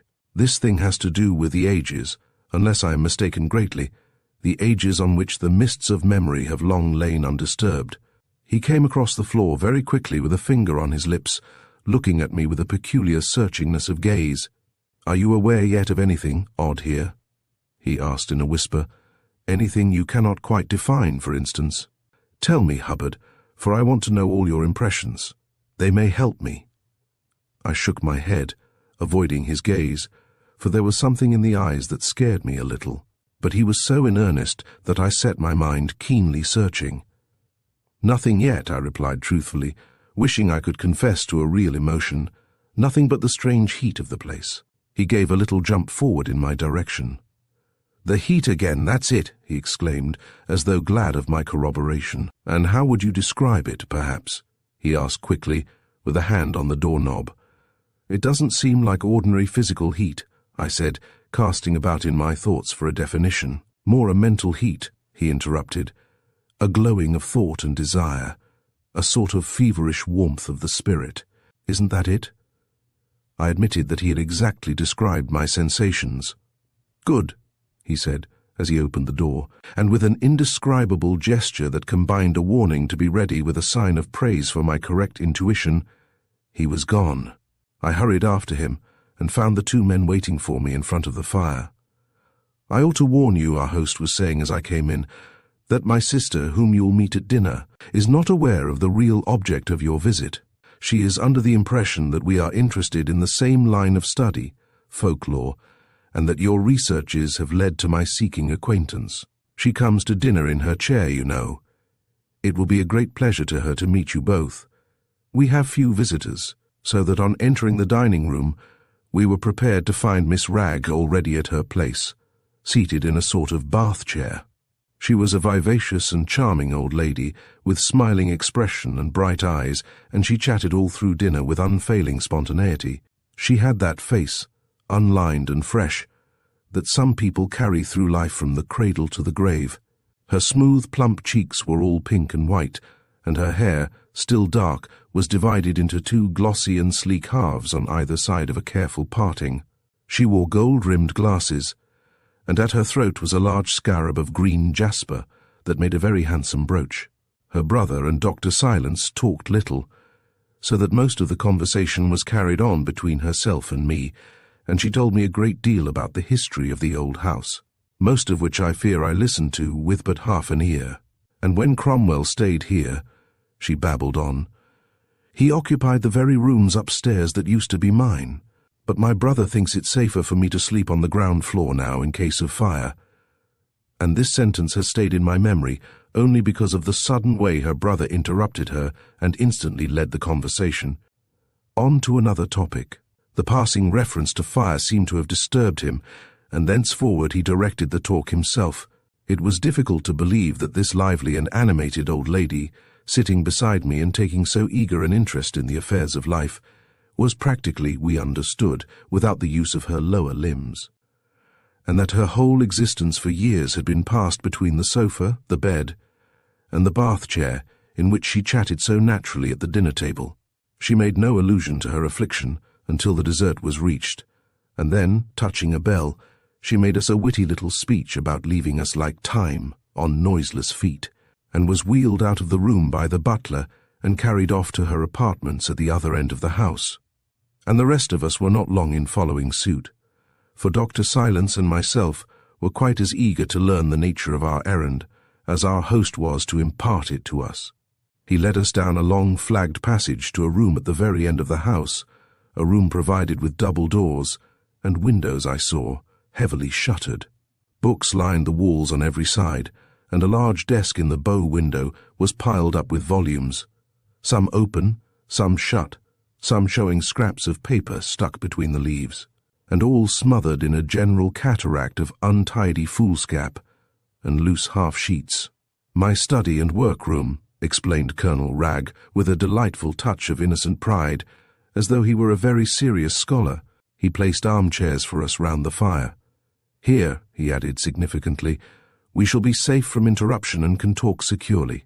During dinner, the manner of the doctor had been all that was natural and spontaneous, though it was impossible for me, knowing him as I did, not to be aware that he was subconsciously very keenly alert and already receiving upon the ultra-sensitive surface of his mind various and vivid impressions.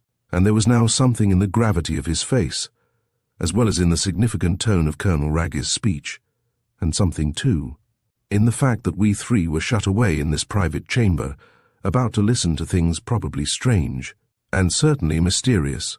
Something in all this that touched my imagination sharply and sent an undeniable thrill along my nerves.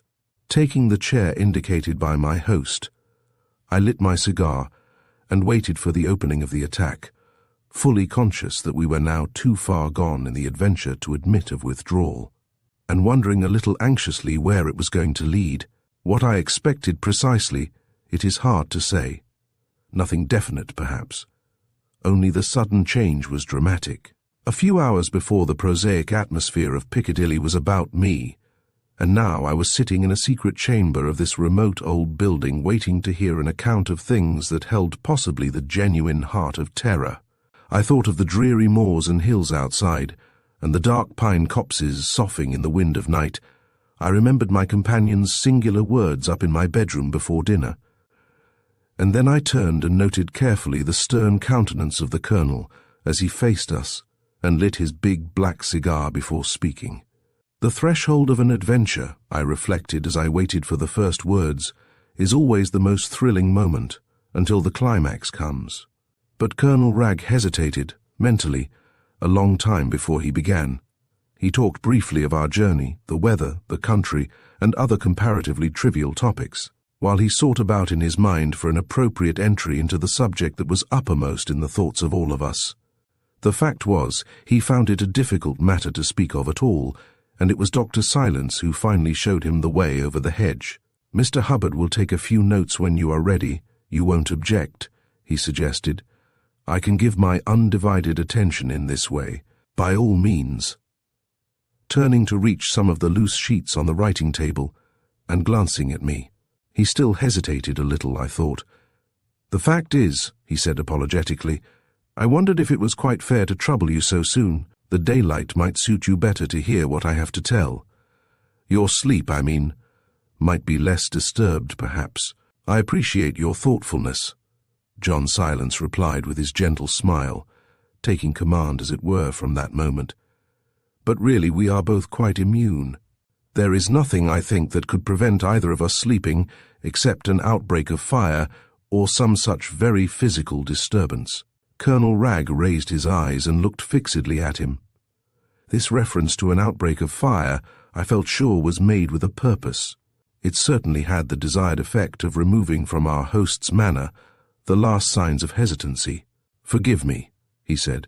"Of course, I know nothing of your methods in matters of this kind, so perhaps you would like me to begin at once and give you an outline of the situation?" Dr. Silence bowed his agreement. "I can then take my precautions accordingly," he added calmly.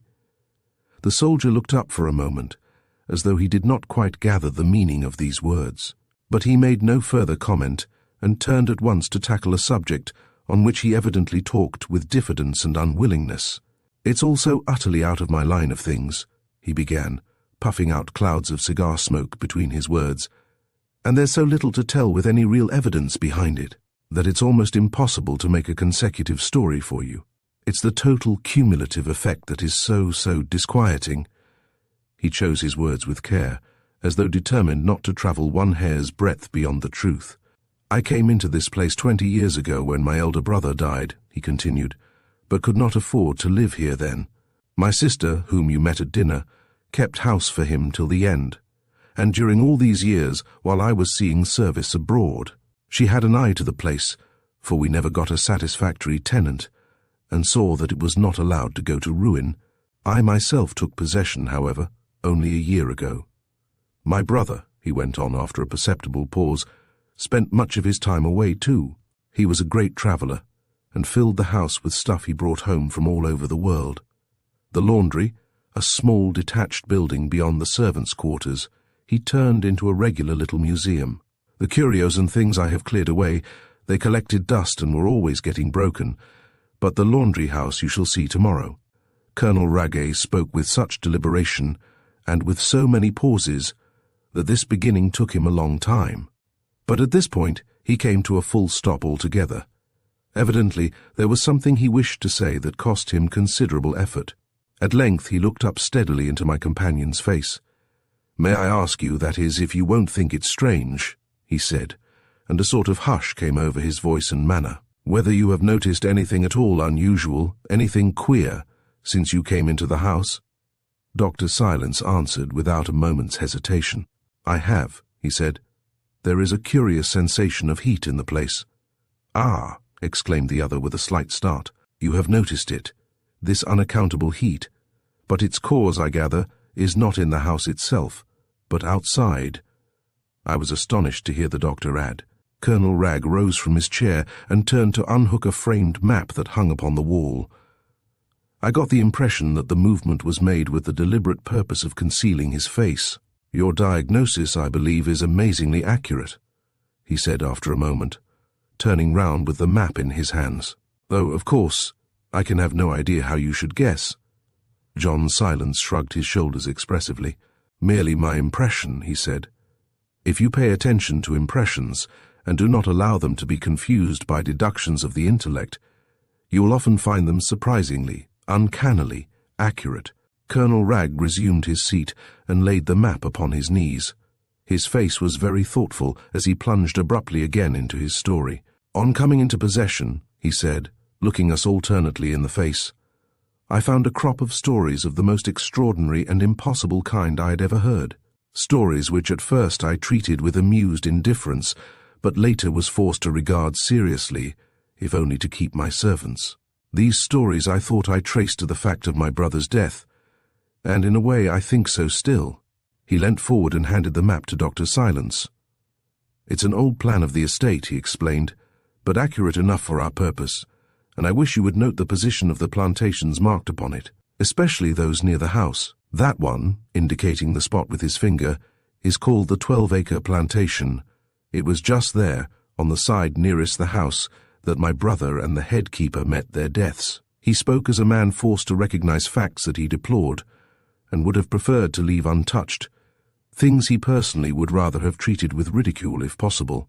It made his words peculiarly dignified and impressive, and I listened with an increasing uneasiness as to the sort of help the doctor would look to me for later. It seemed as though I were a spectator of some drama of mystery in which any moment I might be summoned to play a part. "It was 20 years ago," continued the colonel, "but there was much talk about it at the time, unfortunately, and you may perhaps have heard of the affair.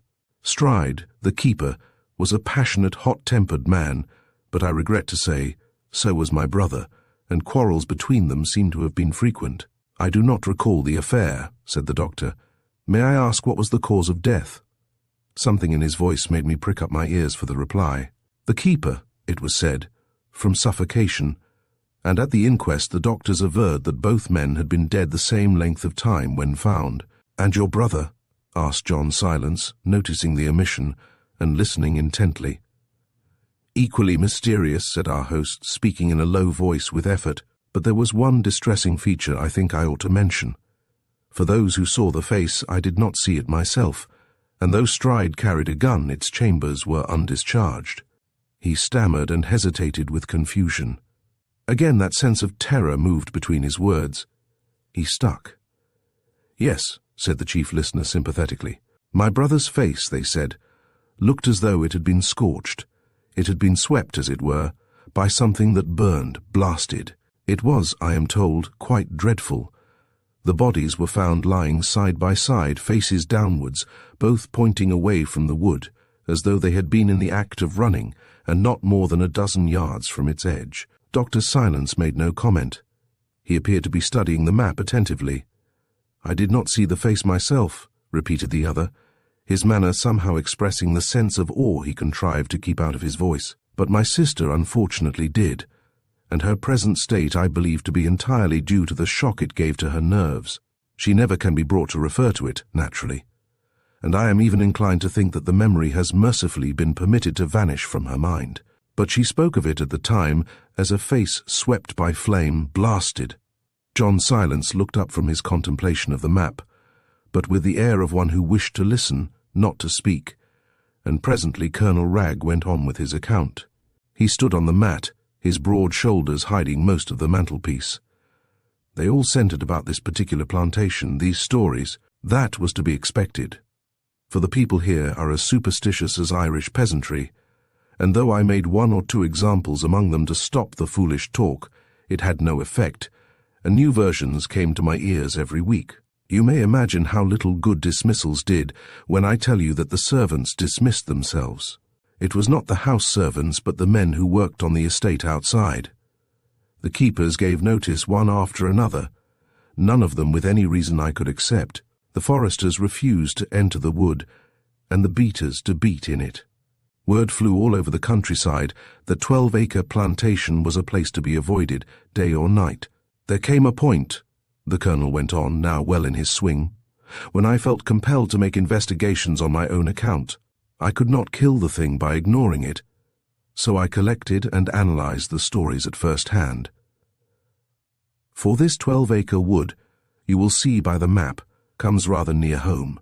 Its lower end, if you will look, almost touches the end of the back lawn, as I will show you tomorrow, and its dense growth of pines forms the chief protection the house enjoys from the east winds that blow up from the sea.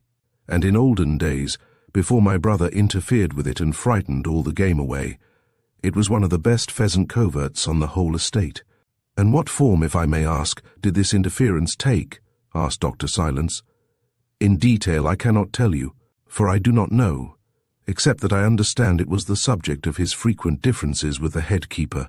But during the last 2 years of his life, when he gave up travelling and settled down here, he took a special interest in this wood, and for some unaccountable reason began to build a low stone wall around it.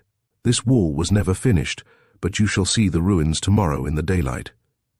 "And the result of your investigations, these stories, I mean?" The doctor broke in, anxious to keep him to the main issues. "Yes, I'm coming to that," he said slowly. "But the wood first, for this wood, out of which they grew like mushrooms, has nothing in any way peculiar about it.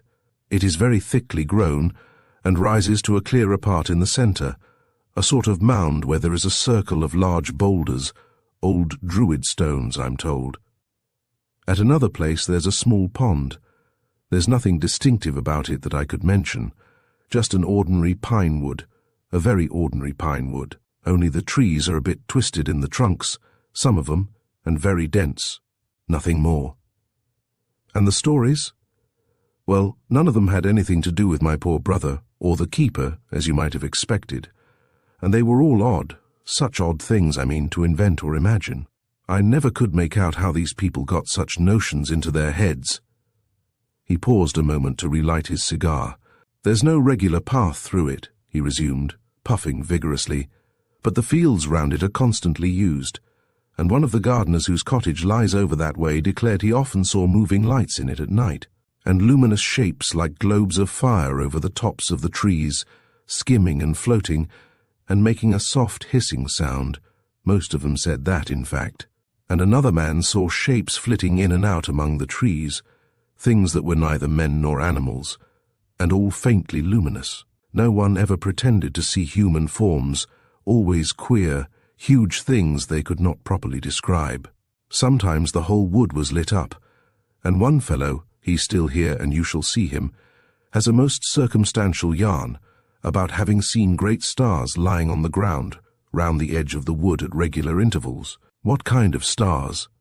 Put in John Silence sharply, in a sudden way that made me start. Oh, I don't know quite. Ordinary stars, I think he said, only very large, and apparently blazing as though the ground was alight. He was too terrified to go close and examine, and he has never seen them since. He stooped and stirred the fire into a welcome blaze, welcome for its blaze of light rather than for its heat. In the room there was already a strange pervading sensation of warmth that was oppressive in its effect and far from comforting. Of course, he went on, straightening up again on the mat, this was all commonplace enough, this seeing lights and figures at night. Most of these fellows drink, and imagination and terror between them may account for almost anything. But others saw things in broad daylight. One of the woodmen, a sober, respectable man, took the shortcut home to his midday meal and swore he was followed the whole length of the wood by something that never showed itself, but dodged from tree to tree, always keeping out of sight, yet solid enough to make the branches sway and the twigs snap on the ground. And it made a noise, he declared, but really the speaker stopped and gave a short laugh. It's too absurd, insisted the doctor, for it is these small details that give me the best clues always. It made a crackling noise, he said, like a bonfire. Those were his very words, like the crackling of a bonfire, finished the soldier, with a repetition of his short laugh. Most interesting, Dr. Silence observed gravely. Please omit nothing. Yes, he went on, and it was soon after that the fires began, the fires in the wood. They started mysteriously burning in the patches of coarse white grass that cover the more open parts of the plantation. No one ever actually saw them start, but many, myself among the number, have seen them burning and smouldering. They are always small and circular in shape, and for all the world like a picnic fire. The headkeeper has a dozen explanations, from sparks flying out of the house chimneys to the sunlight focusing through a dewdrop, but none of them, I must admit, convince me as being in the least likely or probable. They are most singular, I consider. Most singular, these mysterious fires, and I am glad to say that they come only at rather long intervals and never seem to spread. But the keeper had other queer stories as well, and about things that are verifiable. He declared that no life ever willingly entered the plantation, more, that no life existed in it at all. No birds nested in the trees or flew into their shade. He set countless traps, but never caught so much as a rabbit or a weasel. Animals avoided it, and more than once he had picked up dead creatures round the edges that bore no obvious signs of how they had met their death. Moreover, he told me one extraordinary tale about his retriever chasing some invisible creature across the field one day when he was out with his gun. The dog suddenly pointed at something in the field at his feet, and then gave chase, yelping like a mad thing. It followed its imaginary quarry to the borders of the wood, and then went in, a thing he had never known it to do before. The moment it crossed the edge, it is darkish in there even in daylight, it began fighting in the most frenzied and terrific fashion. It made him afraid to interfere, he said, and at last, when the dog came out, hanging its tail down and panting, he found something like white hair stuck to its jaws, and brought it to show me. I tell you these details because they are important, believe me. The doctor stopped him. And you have it still, this hair? He asked. It disappeared in the oddest way, the colonel explained. It was curious-looking stuff, something like asbestos, and I sent it to be analyzed by the local chemist. But either the man got wind of its origin, or else he didn't like the look of it for some reason, because he returned it to me and said it was neither animal, vegetable, nor mineral, so far as he could make out, and he didn't wish to have anything to do with it. I put it away in paper, but a week later, on opening the package, it was gone. Oh, the stories are simply endless. I could tell you hundreds all on the same lines. And personal experiences of your own, Colonel Ragge? Asked John Silence earnestly, his manner showing the greatest possible interest and sympathy. The soldier gave an almost imperceptible start. He looked distinctly uncomfortable. Nothing, I think, he said slowly, nothing I should like to rely on. I mean nothing I have the right to speak of, perhaps, yet. His mouth closed with a snap. Dr. Silence, after waiting a little to see if he would add to his reply, did not seek to press him on the point.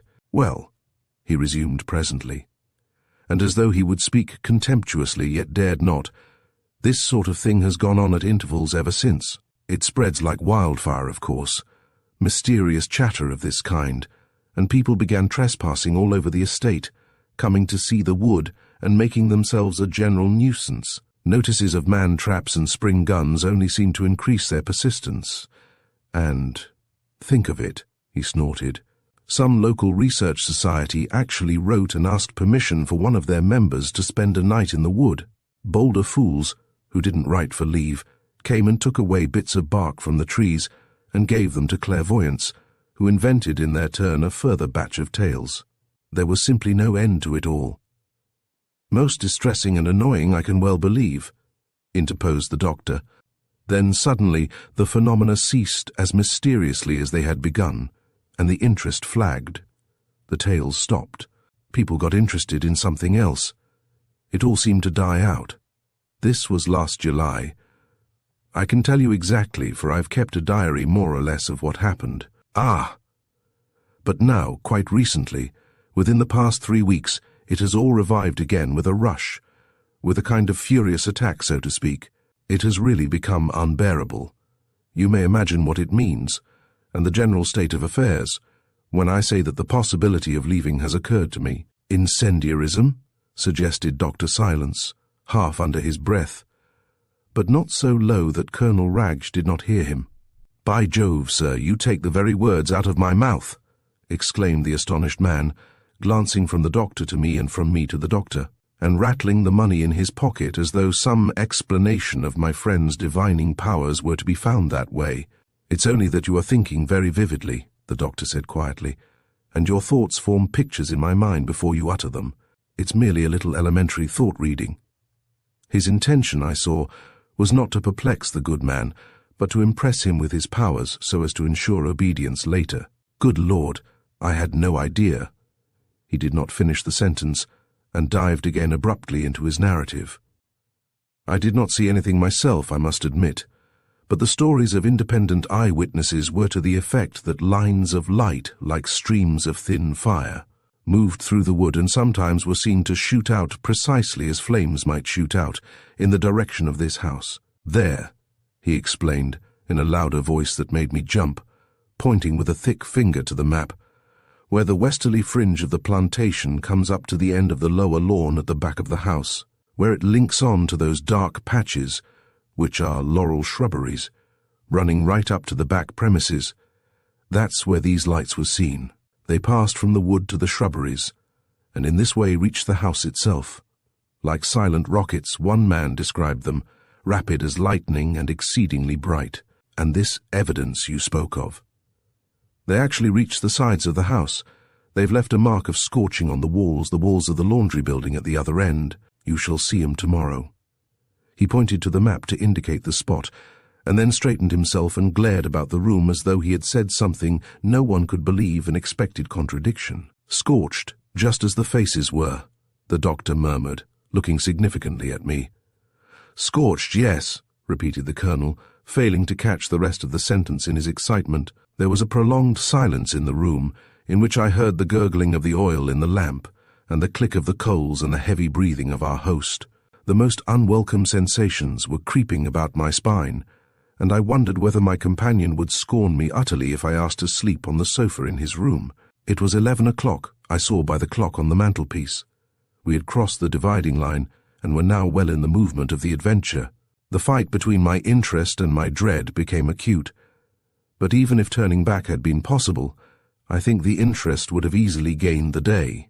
"I have enemies, of course," I heard the colonel's rough voice break into the pause presently, "and have discharged a number of servants." "It's not that," put in John Silence briefly. "You think not? In a sense I am glad, and yet there are some things that can be met and dealt with."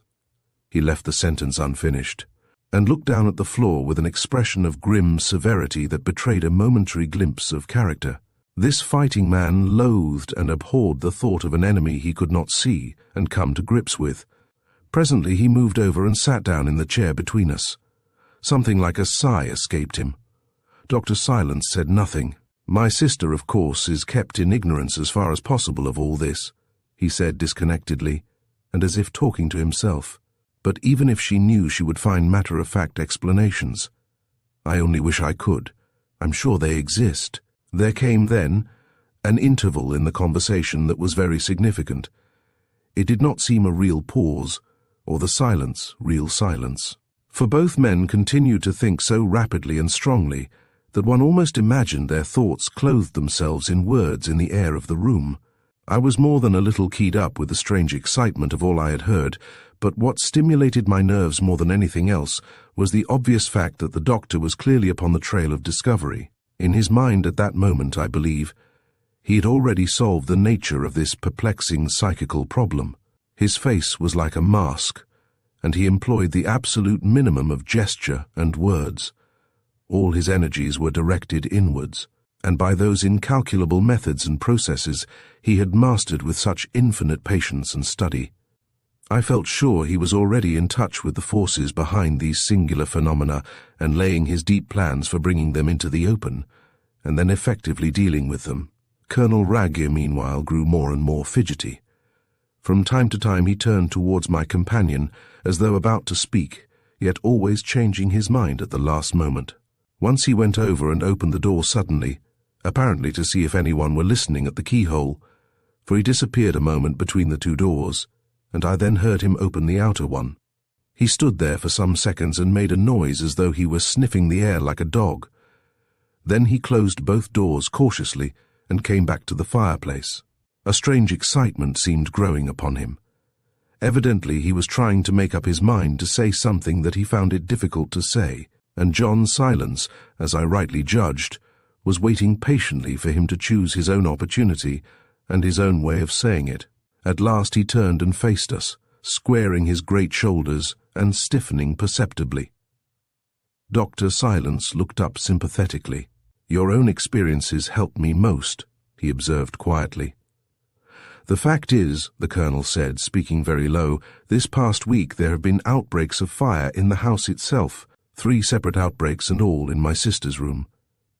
"Yes," the doctor said, as if this was just what he had expected to hear.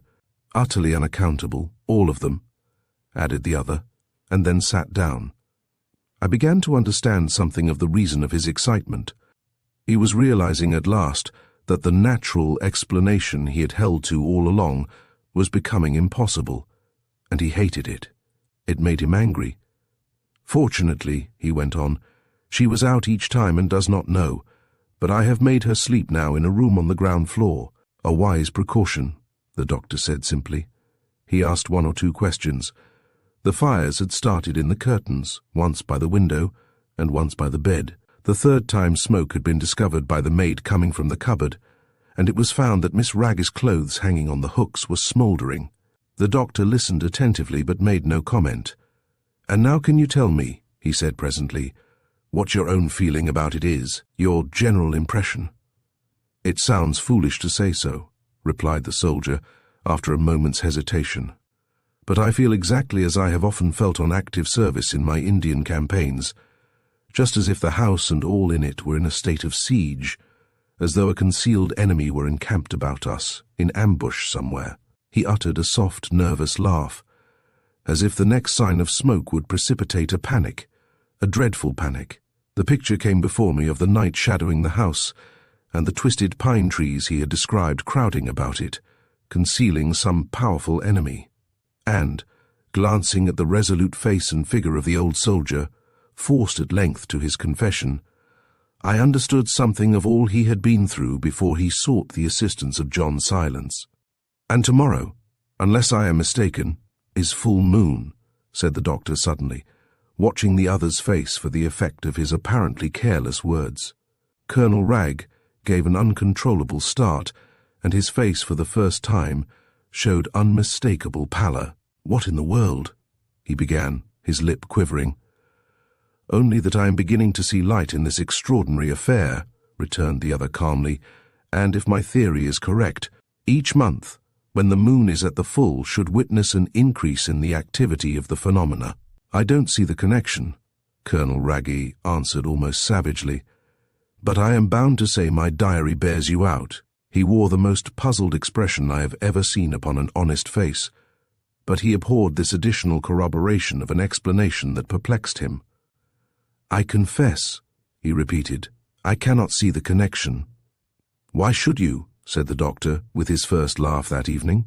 He got up and hung the map upon the wall again. "But I do, because these things are my special study, and let me add that I have yet to come across a problem that is not natural, and has not a natural explanation. It's merely a question of how much one knows and admits." Colonel Ragg eyed him with a new and curious respect in his face, but his feelings were soothed. Moreover, the doctor's laugh and change of manner came as a relief to all, and broke the spell of grave suspense that had held us so long. We all rose and stretched our limbs and took little walks about the room. "I'm glad, Dr. Silence, if you will allow me to say so, that you are here," he said simply. "Very glad indeed, and now I fear I have kept you both up very late," with a glance to include me. "For you must be tired and ready for your beds. I have told you all there is to tell," he added, "and tomorrow you must feel perfectly free to take any steps you think necessary." The end was abrupt, yet natural, for there was nothing more to say, and neither of these men talked for mere talking's sake. Out in the cold and chilly hall he lit our candles and took us upstairs. The house was at rest and still, everyone asleep. We moved softly. Through the windows on the stairs we saw the moonlight falling across the lawn, throwing deep shadows. The nearer pine trees were just visible in the distance, a wall of impenetrable blackness. Our host came for a moment to our rooms to see that we had everything. He pointed to a coil of strong rope lying beside the window, fastened to the wall by means of an iron ring. Evidently it had been recently put in. "I don't think we shall need it," Dr. Silence said with a smile. "I trust not," replied our host gravely. "I sleep quite close to you across the landing," he whispered, pointing to his door. "And if you want anything in the night, you will know where to find me." He wished us pleasant dreams and disappeared down the passage into his room, shading the candle with his big muscular hand from the draughts. John Silence stopped me a moment before I went. "You know what it is?" I asked, with an excitement that even overcame my weariness. "Yes," he said, "I'm almost sure." "And you?" "Not the smallest notion." He looked disappointed, but not half as disappointed as I felt. "Egypt," he whispered. "Egypt." Chapter 11. Nothing happened to disturb me in the night, nothing, that is, except a nightmare in which Colonel Ragg chased me amid thin streaks of fire, and his sister always prevented my escape by suddenly rising up out of the ground in her chair, dead. The deep baying of dogs woke me once, just before the dawn. It must have been, for I saw the window frame against the sky. There was a flash of lightning, too, I thought, as I turned over in bed. And it was warm, for October oppressively warm. It was after 11 o'clock when our host suggested going out with the guns. These, we understood, being a somewhat thin disguise for our true purpose. Personally, I was glad to be in the open air, for the atmosphere of the house was heavy with presentiment. The sense of impending disaster hung over all. Fear stalked the passages and lurked in the corners of every room. It was a house haunted, but really haunted, not by some vague shadow of the dead, but by a definite though incalculable influence that was actively alive and dangerous. At the least smell of smoke, the entire household quivered. An odor of burning, I was convinced, would paralyze all the inmates. For the servants, though professedly ignorant by the master's unspoken orders, yet shared the common dread. And the hideous uncertainty, joined with this display of so spiteful and calculated a spirit of malignity, provided a kind of black doom that draped not only the walls, but also the minds of the people living within them. Only the bright and cheerful vision of old Miss Ragg being pushed about the house in her noiseless chair, chatting and nodding briskly to everyone she met, prevented us from giving way entirely to the depression which governed the majority. The sight of her was like a gleam of sunshine through the depths of some ill-omened wood, and just as we went out, I saw her being wheeled along by her attendant into the sunshine of the back lawn, and caught her cheery smile as she turned her head and wished us good sport. The morning was October at its best. Sunshine glistened on the dew-drenched grass and on leaves turned golden red. The dainty messengers of coming hoarfrost were already in the air, a search for permanent winter quarters. From the wide moors that everywhere swept up against the sky, like a purple sea splashed by the occasional grey of rocky clefts, there stole down the cool and perfumed wind of the west, and the keen taste of the sea ran through all like a master flavour, borne over the spaces perhaps by the seagulls that cried and circled high in the air. But our host took little interest in this sparkling beauty, and had no thought of showing off the scenery of his property. His mind was otherwise intent, and for that matter, so were our own. "Those bleak moors and hills stretch unbroken for hours," he said with a sweep of the hand, "and over there, some 4 miles, pointing in another direction, lies Bay, a long swampy inlet of the sea haunted by myriads of seabirds. On the other side of the house are the plantations and pine woods. I thought we would get the dogs and go first to the 12-acre wood I told you about last night. It's quite near." We found the dogs in the stable, and I recall the deep baying of the night when a fine bloodhound and 2 Great Danes leaped out to greet us. Singular companions for guns, I thought to myself, as we struck out across the fields and the great creatures bounded and ran beside us, nose to ground. The conversation was scanty. John Silence's grave face did not encourage talk. He wore the expression I knew well, that look of earnest solicitude, which meant that his whole being was deeply absorbed and preoccupied. Frightened, I had never seen him, but anxious often. It always moved me to witness it, and he was anxious now. "On the way back, you shall see the laundry building," Colonel Wragge observed shortly, for he too found little to say. "We shall attract less attention then." Yet not all the crisp beauty of the morning seemed able to dispel the feelings of uneasy dread that gathered increasingly about our minds as we went. In a very few minutes a clump of pine trees concealed the house from view, and we found ourselves on the outskirts of a densely grown plantation of conifers. Colonel Wragge stopped abruptly, and producing a map from his pocket, explained once more very briefly its position with regard to the house. He showed how it ran up almost to the walls of the laundry building, though at the moment beyond our actual view, and pointed to the windows of his sister's bedroom where the fires had been. The room, now empty, looked straight on to the wood. Then, glancing nervously about him and calling the dogs to heel, he proposed that we should enter the plantation and make as thorough examination of it as we thought worthwhile. The dogs, he added, might perhaps be persuaded to accompany us a little way, and he pointed to where they cowered at his feet, but he doubted it. "Neither voice nor whip will get them very far, I'm afraid," he said. "I know by experience." "If you have no objection," replied Dr. Silence with decision, and speaking almost for the first time, "we will make our examination alone, Mr. Hubbard and myself. It will be best so." His tone was absolutely final, and the colonel acquiesced so politely that even a less intuitive man than myself must have seen that he was genuinely relieved. "You doubtless have good reasons," he said, "merely that I wish to obtain my impressions uncoloured. This delicate clue I am working on might be so easily blurred by the thought currents of another mind, with strongly preconceived ideas. Perfectly." "I understand," rejoined the soldier, though with an expression of countenance that plainly contradicted his words. "Then I will wait here with the dogs, and we'll have a look at the laundry on our way home."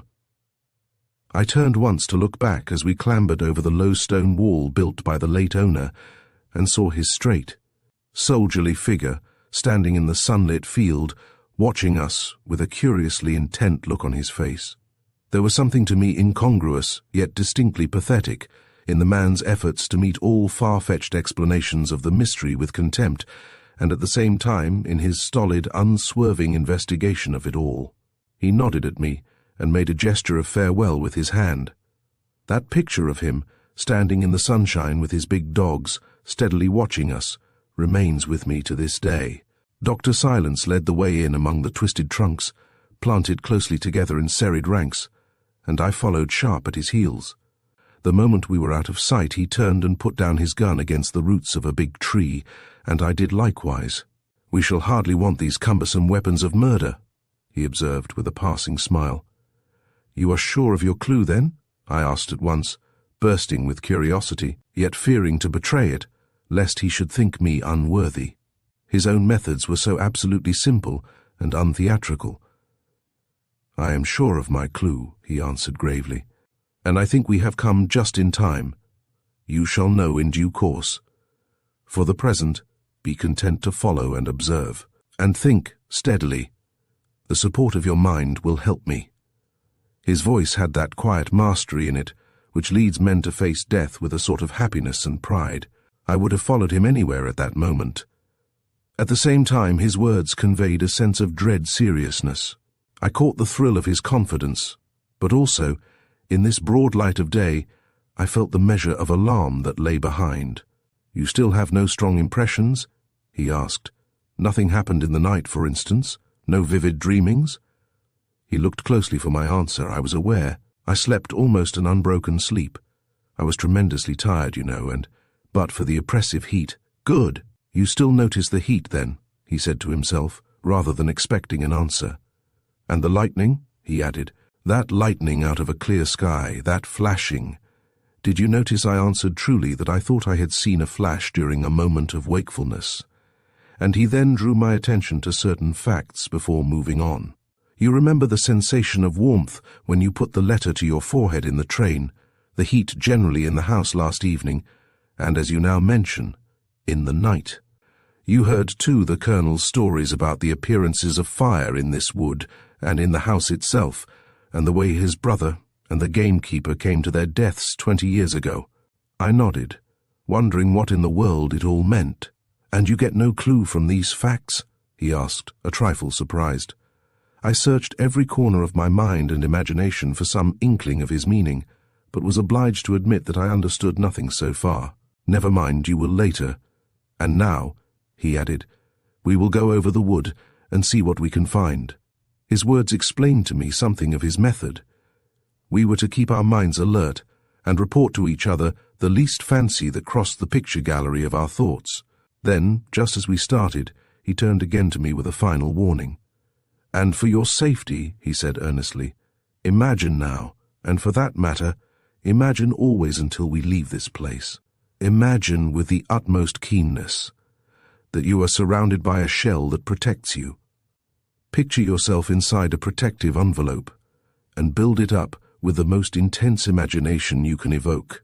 Pour the whole force of your thought and will into it. Believe vividly all through this adventure that such a shell, constructed of your thought, will, and imagination, surrounds you completely, and that nothing can pierce it to attack." He spoke with dramatic conviction, gazing hard at me as though to enforce his meaning, and then moved forward and began to pick his way over the rough, tussocky ground into the wood. And meanwhile, knowing the efficacy of his prescription, I adopted it to the best of my ability. The trees at once closed about us like the night. Their branches met overhead in a continuous tangle. Their stems crept closer and closer. The brambly undergrowth thickened and multiplied. We tore our trousers, scratched our hands, and our eyes filled with fine dust that made it most difficult to avoid the clinging, prickly network of branches and creepers. Coarse white grass that caught our feet like string grew here and there in patches. It crowned the lumps of peaty growth that stuck up like human heads, fantastically dressed, thrusting up at us out of the ground with crests of dead hair. We stumbled and floundered among them. It was hard going, and I could well conceive it impossible to find a way at all in the night time. We jumped, when possible, from tussock to tussock, and it seemed as though we were springing among heads on a battlefield, and that this dead white grass concealed eyes that turned to stare as we passed. Here and there the sunlight shot in with vivid spots of white light, dazzling the sight, but only making the surrounding gloom deeper by contrast. And on 2 occasions we passed dark circular places in the grass, where fires had eaten their mark and left a ring of ashes. Dr. Silence pointed to them, but without comment and without pausing, and the sight of them woke in me a singular realization of the dread that lay so far only just out of sight in this adventure. It was exhausting work and heavy going. We kept close together. The warmth, too, was extraordinary, yet it did not seem the warmth of the body due to violent exertion, but rather an inner heat of the mind that laid glowing hands of fire upon the heart and set the brain in a kind of steady blaze. When my companion found himself too far in advance, he waited for me to come up. The place had evidently been untouched by hand of man, keeper, forester, or sportsman for many a year, and my thoughts, as we advanced painfully, were not unlike the state of the wood itself, dark, confused, full of a haunting wonder and the shadow of fear. By this time all signs of the open field behind us were hid. No single gleam penetrated. We might have been groping in the heart of some primeval forest. Then, suddenly, the brambles and tussocks and string-like grass came to an end, the trees opened out, and the ground began to slope upwards towards a large central mound. We had reached the middle of the plantation, and before us stood the broken druid stones our host had mentioned. We walked easily up the little hill, between the sparser stems, and, resting upon one of the ivy-covered boulders, looked round upon a comparatively open space, as large, perhaps, as a small London square. Thinking of the ceremonies and sacrifices this rough circle of prehistoric monoliths might have witnessed, I looked up into my companion's face with an unspoken question, but he read my thought and shook his head. "Our mystery has nothing to do with these dead symbols," he said, "but with something perhaps even more ancient, and of another country altogether." "Egypt?" I said, half under my breath, hopelessly puzzled, but recalling his words in my bedroom. He nodded. Mentally, I still floundered, but he seemed intensely preoccupied, and it was no time for asking questions. So, while his words circled unintelligibly in my mind, I looked round at the scene before me, glad of the opportunity to recover breath and some measure of composure.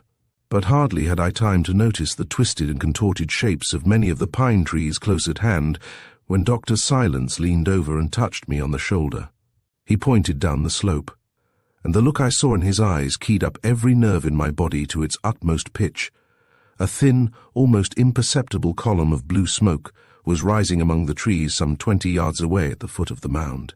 It curled up and disappeared from sight among the tangled branches overhead. It was scarcely thicker than the smoke from a small brand of burning wood. "Protect yourself. Imagine your shell strongly," whispered the doctor sharply, "and follow me closely." He rose at once and moved swiftly down the slope towards the smoke, and I followed, afraid to remain alone. I heard the soft crunching of our steps on the pine needles. Over his shoulder I watched the thin blue spiral, without once taking my eyes off it. I hardly know how to describe the peculiar sense of vague horror inspired in me by the sight of that streak of smoke penciling its way upwards among the dark trees. And the sensation of increasing heat as we approached was phenomenal. It was like walking towards a glowing yet invisible fire. As we drew nearer, his pace slackened. Then he stopped and pointed, and I saw a small circle of burnt grass upon the ground. The tussocks were blackened and smouldering, and from the center rose this line of smoke, pale, blue, steady. Then I noticed a movement of the atmosphere beside us, as if the warm air were rising and the cooler air rushing in to take its place, a little center of wind in the stillness. Overhead the boughs stirred and trembled where the smoke disappeared. Otherwise, not a tree sighed, not a sound made itself heard. The wood was still as a graveyard. A horrible idea came to me that the course of nature was about to change without warning, had changed a little already, that the sky would drop, or the surface of the earth crash inwards like a broken bubble. Something, certainly, reached up to the citadel of my reason, causing its throne to shake. John Silence moved forward again. I could not see his face, but his attitude was plainly one of resolution, of muscles and mind ready for vigorous action. We were within 10 feet of the blackened circle when the smoke of a sudden ceased to rise and vanished. The tail of the column disappeared in the air above, and at the same instant it seemed to me that the sensation of heat passed from my face, and the motion of the wind was gone. The calm spirit of the fresh October day resumed command. Side by side we advanced and examined the place. The grass was smouldering, the ground still hot. The circle of burned earth was 1 foot to 1.5 feet in diameter. It looked like an ordinary picnic fireplace. I bent down cautiously to look, but in a second I sprang back with an involuntary cry of alarm, for, as the doctor stamped on the ashes to prevent them spreading. A sound of hissing rose from the spot as though he had kicked a living creature. This hissing was faintly audible in the air. It moved past us, away towards the thicker portion of the wood in the direction of our field, and in a second Dr. Silence had left the fire and started in pursuit. And then began the most extraordinary hunt of invisibility I can ever conceive. He went fast even at the beginning, and, of course, it was perfectly obvious that he was following something. To judge by the poise of his head, he kept his eyes steadily at a certain level, just above the height of a man, and the consequence was he stumbled a good deal over the roughness of the ground. The hissing sound had stopped. There was no sound of any kind, and what he saw to follow was utterly beyond me. I only know that in mortal dread of being left behind, and with a biting curiosity to see whatever there was to be seen, I followed as quickly as I could, and even then barely succeeded in keeping up with him. And as we went, the whole mad jumble of the Colonel's stories ran through my brain, touching a sense of frightened laughter that was only held in check by the sight of this earnest, hurrying figure before me. For John Silence at work inspired me with a kind of awe. He looked so diminutive among these giant twisted trees, while yet I knew that his purpose and his knowledge were so great, and even in hurry he was dignified. The fancy that we were playing some queer, exaggerated game together met the fact that we were two men dancing upon the brink of some possible tragedy, and the mingling of the two emotions in my mind was both grotesque and terrifying. He never turned in his mad chase, but pushed rapidly on, while I panted after him like a figure in some unreasoning nightmare, and as I ran, it came upon me that he had been aware all the time, in his quiet internal way, of many things that he had kept for his own secret consideration. He had been watching, waiting, planning from the very moment we entered the shade of the wood. By some inner, concentrated process of mind, dynamic if not actually magical, he had been in direct contact with the source of the whole adventure, the very essence of the real mystery. And now the forces were moving to a climax. Something was about to happen, something important, something possibly dreadful. Every nerve, every sense, every significant gesture of the plunging figure before me proclaimed the fact, just as surely as the skies, the winds, and the face of the earth tell the birds the time to migrate, and warn the animals that danger lurks, and they must move. In a few moments, we reached the foot of the mound, and entered the tangled undergrowth that lay between us and the sunlight of the field. Here the difficulties of fast travelling increased 100-fold. There were brambles to dodge, low boughs to dive under, and countless tree trunks closing up to make a direct path impossible. Yet Dr. Silence never seemed to falter or hesitate. He went, diving, jumping, dodging, ducking, but ever in the same main direction, following a clean trail. Twice I tripped and fell, and both times when I picked myself up again, I saw him ahead of me, still forcing away like a dog after its quarry. And sometimes, like a dog, he stopped and pointed. Human pointing it was, psychic pointing. And each time he stopped to point, I heard that faint high hissing in the air beyond us. The instinct of an infallible dowser possessed him, and he made no mistakes. At length, abruptly, I caught up with him, and found that we stood at the edge of the shallow pond Colonel Wragg had mentioned in his account the night before. It was long and narrow, filled with dark brown water, in which the trees were dimly reflected. Not a ripple stirred its surface. "Watch!" he cried out as I came up. "It's going to cross. It's bound to betray itself. The water is its natural enemy, and we shall see the direction." And even as he spoke, a thin line like the track of a water spider shot swiftly across the shiny surface. There was a ghost of steam in the air above, and immediately I became aware of an odor of burning. Dr. Silence turned and shot a glance at me that made me think of lightning. I began to shake all over.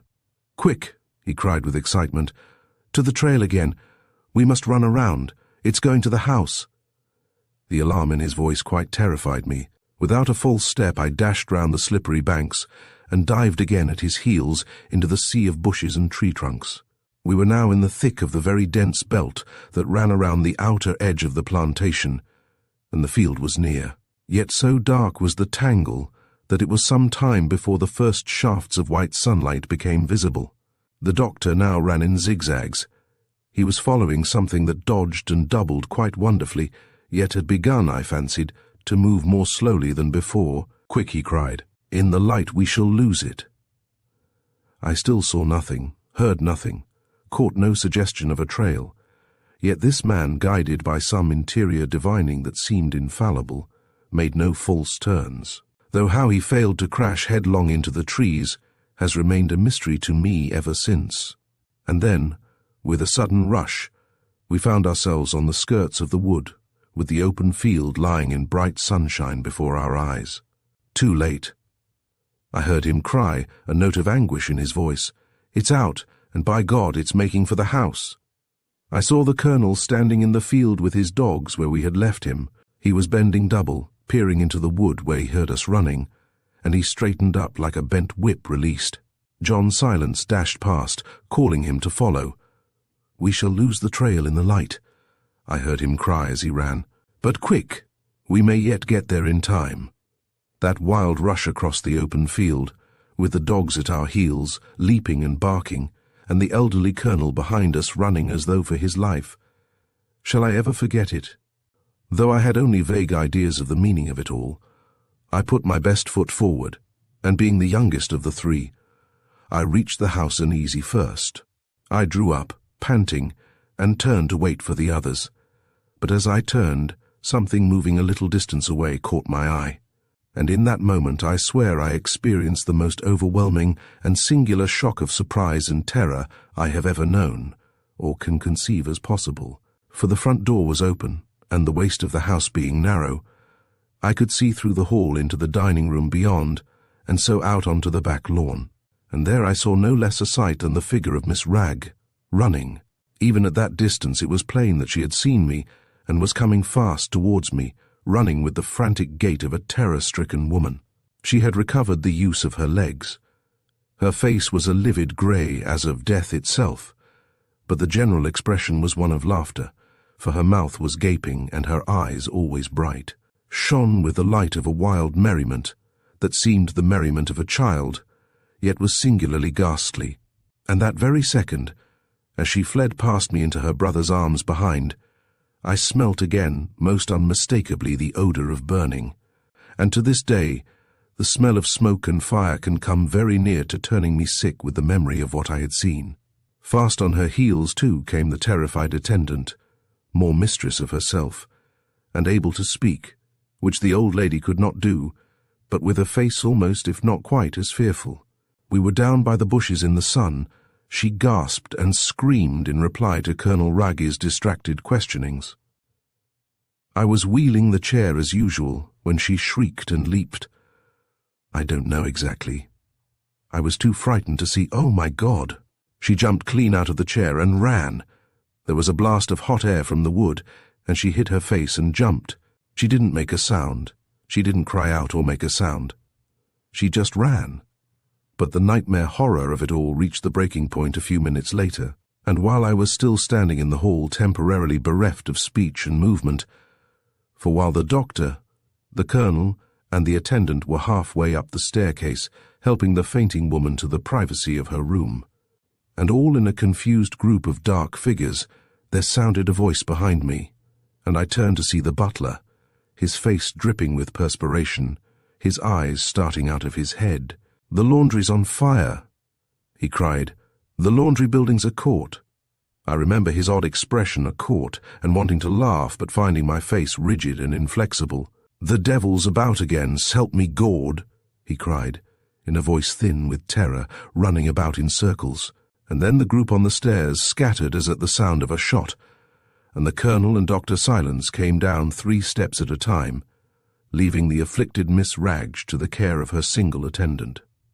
We were out across the front lawn in a moment and round the corner of the house, the colonel leading, Silence and I at his heels, and the portly butler puffing some distance in the rear, getting more and more mixed in his addresses to God and the devil, and the moment we passed the stables and came into view of the laundry building, we saw a wicked-looking volume of smoke pouring out of the narrow windows, and the frightened women servants and grooms running hither and thither, calling aloud as they ran. The arrival of the master restored order instantly, and this retired soldier, poor thinker perhaps, but capable man of action, had the matter in hand from the start. He issued orders like a martinet, and almost before I could realize it, there were streaming buckets on the scene, and a line of men and women formed between the building and the stable pump. Inside, I heard John Silence cry, and the colonel followed him through the door, while I was just quick enough at their heels to hear him add, "The smoke's the worst part of it. There's no fire yet, I think." And true enough, there was no fire. The interior was thick with smoke, but it speedily cleared and not a single bucket was used upon the floor or walls. The air was stifling, the heat fearful. "There's precious little to burn in here, it's all stone," the colonel exclaimed, coughing, but the doctor was pointing to the wooden covers of the great cauldron in which the clothes were washed, and we saw that these were smouldering and charred, and when we sprinkled half a bucket of water on them, the surrounding bricks hissed and fizzed and sent up clouds of steam. Through the open door and windows this passed out with the rest of the smoke, and we three stood there on the brick floor staring at the spot and wondering, each in our own fashion, how in the name of natural law the place could have caught fire or smoked at all. And each was silent, myself from sheer incapacity and befuddlement, the colonel from the quiet pluck that faces all things yet speaks little, and John Silence from the intense mental grappling with this latest manifestation of a profound problem that called for concentration of thought rather than for any words. There was really nothing to say. The facts were indisputable. Colonel Wragge was the first to utter, "My sister," he said briefly, and moved off. In the yard, I heard him sending the frightened servants about their business in an excellently matter-of-fact voice, scolding someone roundly for making such a big fire and letting the flues get overheated, and paying no heed to the stammering reply that no fire had been lit there for several days. Then he dispatched a groom on horseback for the local doctor. Then Dr. Silence turned and looked at me. The absolute control he possessed, not only over the outward expression of emotion by gesture, change of colour, light in the eyes, and so forth, but also, as I well knew, over its very birth in his heart.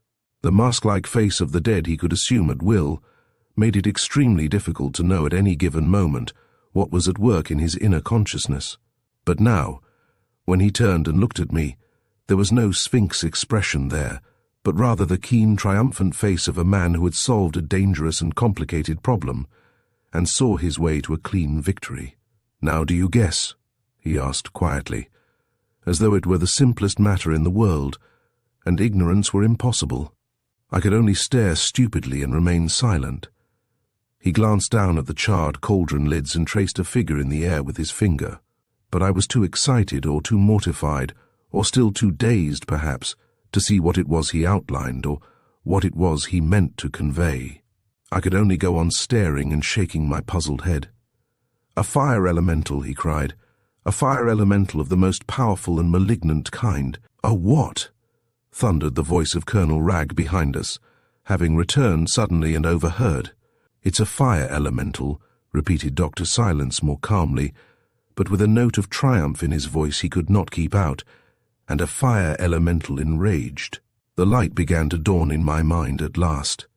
But the colonel, who had never heard the term before, and was besides feeling considerably worked up for a plain man with all this mystery he knew not how to grapple with, the colonel stood, with the most dumbfounded look ever seen on a human countenance, and continued to roar, and stammer, and stare.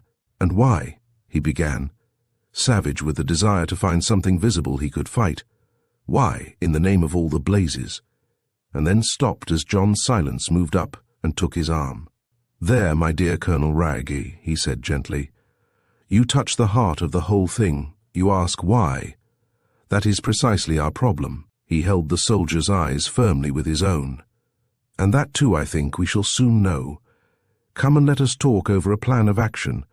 That room with the double doors, perhaps." The word action calmed him a little, and he led the way, without further speech, back into the house and down the long stone passage to the room where we had heard his stories on the night of our arrival. I understood from the doctor's glance that my presence would not make the interview easier for our host, and I went upstairs to my own room, shaking. But in the solitude of my room, the vivid memories of the last hour revived so mercilessly that I began to feel I should never in my whole life lose the dreadful picture of Miss Rag running. That dreadful human climax, after all the non-human mystery in the wood, and I was not sorry when a servant knocked at my door and said that Colonel Rag would be glad if I would join them in the little smoking room. "I think it is better you should be present," was all Colonel Rag said as I entered the room. I took the chair with my back to the window. There was still an hour before lunch, though I imagined that the usual divisions of the day hardly found a place in the thoughts of any one of us. The atmosphere of the room was what I might call electric. The Colonel was positively bristling. He stood with his back to the fire, fingering an unlit black cigar, his face flushed, his being obviously roused and ready for action. He hated this mystery. It was poisonous to his nature, and he longed to meet something face to face, something he could gauge and fight. Dr. Silence, I noticed at once, was sitting before the map of the estate which was spread upon a table. I knew by his expression the state of his mind.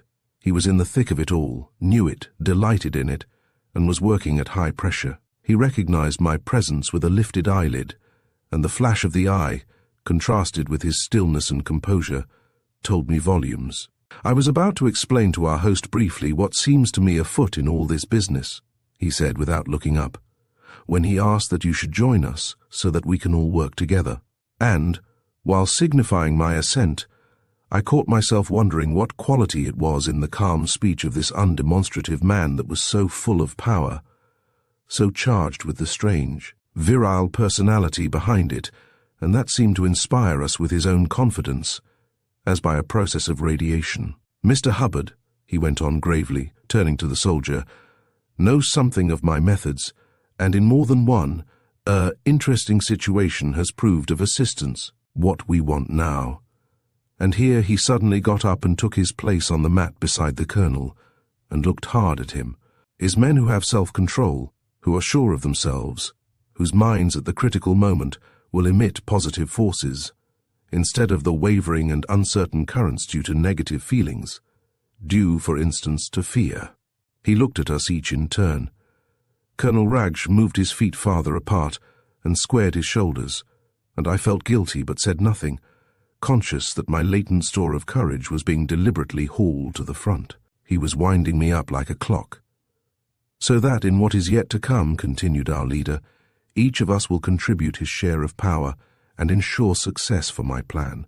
I'm not afraid of anything," I can, said the Colonel bluntly. "I'm ready," I heard myself say, as it were automatically, "for anything," and then added, feeling the declaration was lamely insufficient, "and everything. Doctor." Silence left the mat and began walking to and fro about the room, both hands plunged deep into the pockets of his shooting jacket. Tremendous vitality streamed from him. I never took my eyes off the small, moving figure, small, yes, and yet somehow making me think of a giant plotting the destruction of worlds. And his manner was gentle, as always, soothing almost, and his words uttered quietly without emphasis or emotion. Most of what he said was addressed, though not too obviously, to the Colonel. "The violence of this sudden attack," he said softly, pacing to and fro beneath the bookcase at the end of the room, "is due, of course, partly to the fact that tonight the moon is at the full," here he glanced at me for a moment, "and partly to the fact that we have all been so deliberately concentrating upon the matter. Our thinking, our investigation, has stirred it into unusual activity. I mean that the intelligent force behind these manifestations has realized that someone is busied about its destruction, and it is now on the defensive more. It is aggressive." "But what is it?" began the soldier, fuming. "What, in the name of all that's dreadful, is a fire elemental?" "I cannot give you at this moment," replied Dr. Silence, turning to him, but undisturbed by the interruption, "a lecture on the nature and history of magic, but can only say that an elemental is the active force behind the elements, whether earth, air, water, or fire. It is impersonal in its essential nature, but can be focused, personified, ensouled, so to say, by those who know how, by magicians, if you will, for certain purposes of their own, much in the same way that steam and electricity can be harnessed by the practical man of this century. Alone, these blind elemental energies can accomplish little, but governed and directed by the trained will of a powerful manipulator, they may become potent activities for good or evil. They are the basis of all magic, and it is the motive behind them that constitutes the magic, black or white. They can be the vehicles of curses or of blessings, for a curse is nothing more than the thought of a violent will perpetuated. And in such cases like this, the conscious, directing will of the mind that is using the elemental stands always behind the phenomena. "You think that my brother," broke in the colonel, aghast, "has nothing whatever to do with it, directly. The fire elemental that has here been tormenting you and your household was sent upon its mission long before you, or your family, or your ancestors, or even the nation you belong to, unless I am much mistaken, was even in existence. We will come to that a little later. After the experiment I propose to make we shall be more positive. At present I can only say we have to deal now, not only with the phenomenon of attacking fire merely, but with the vindictive and enraged intelligence that is directing it from behind the scenes, vindictive and enraged." He repeated the words. "That explains," began Colonel Wragge, seeking furiously for words he could not find quickly enough. "Much," said John Silence, with a gesture to restrain him. He stopped a moment in the middle of his walk, and a deep silence came down over the little room. Through the windows the sunlight seemed less bright, the long line of dark hills less friendly, making me think of a vast wave towering to heaven and about to break and overwhelm us. Something formidable had crept into the world about us, for undoubtedly there was a disquieting thought, holding terror as well as awe.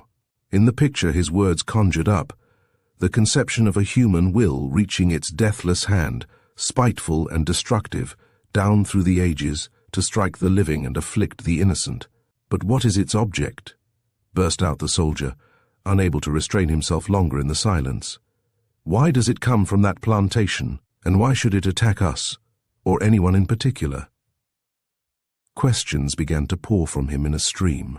"All in good time," the doctor answered quietly, having let him run on for several minutes.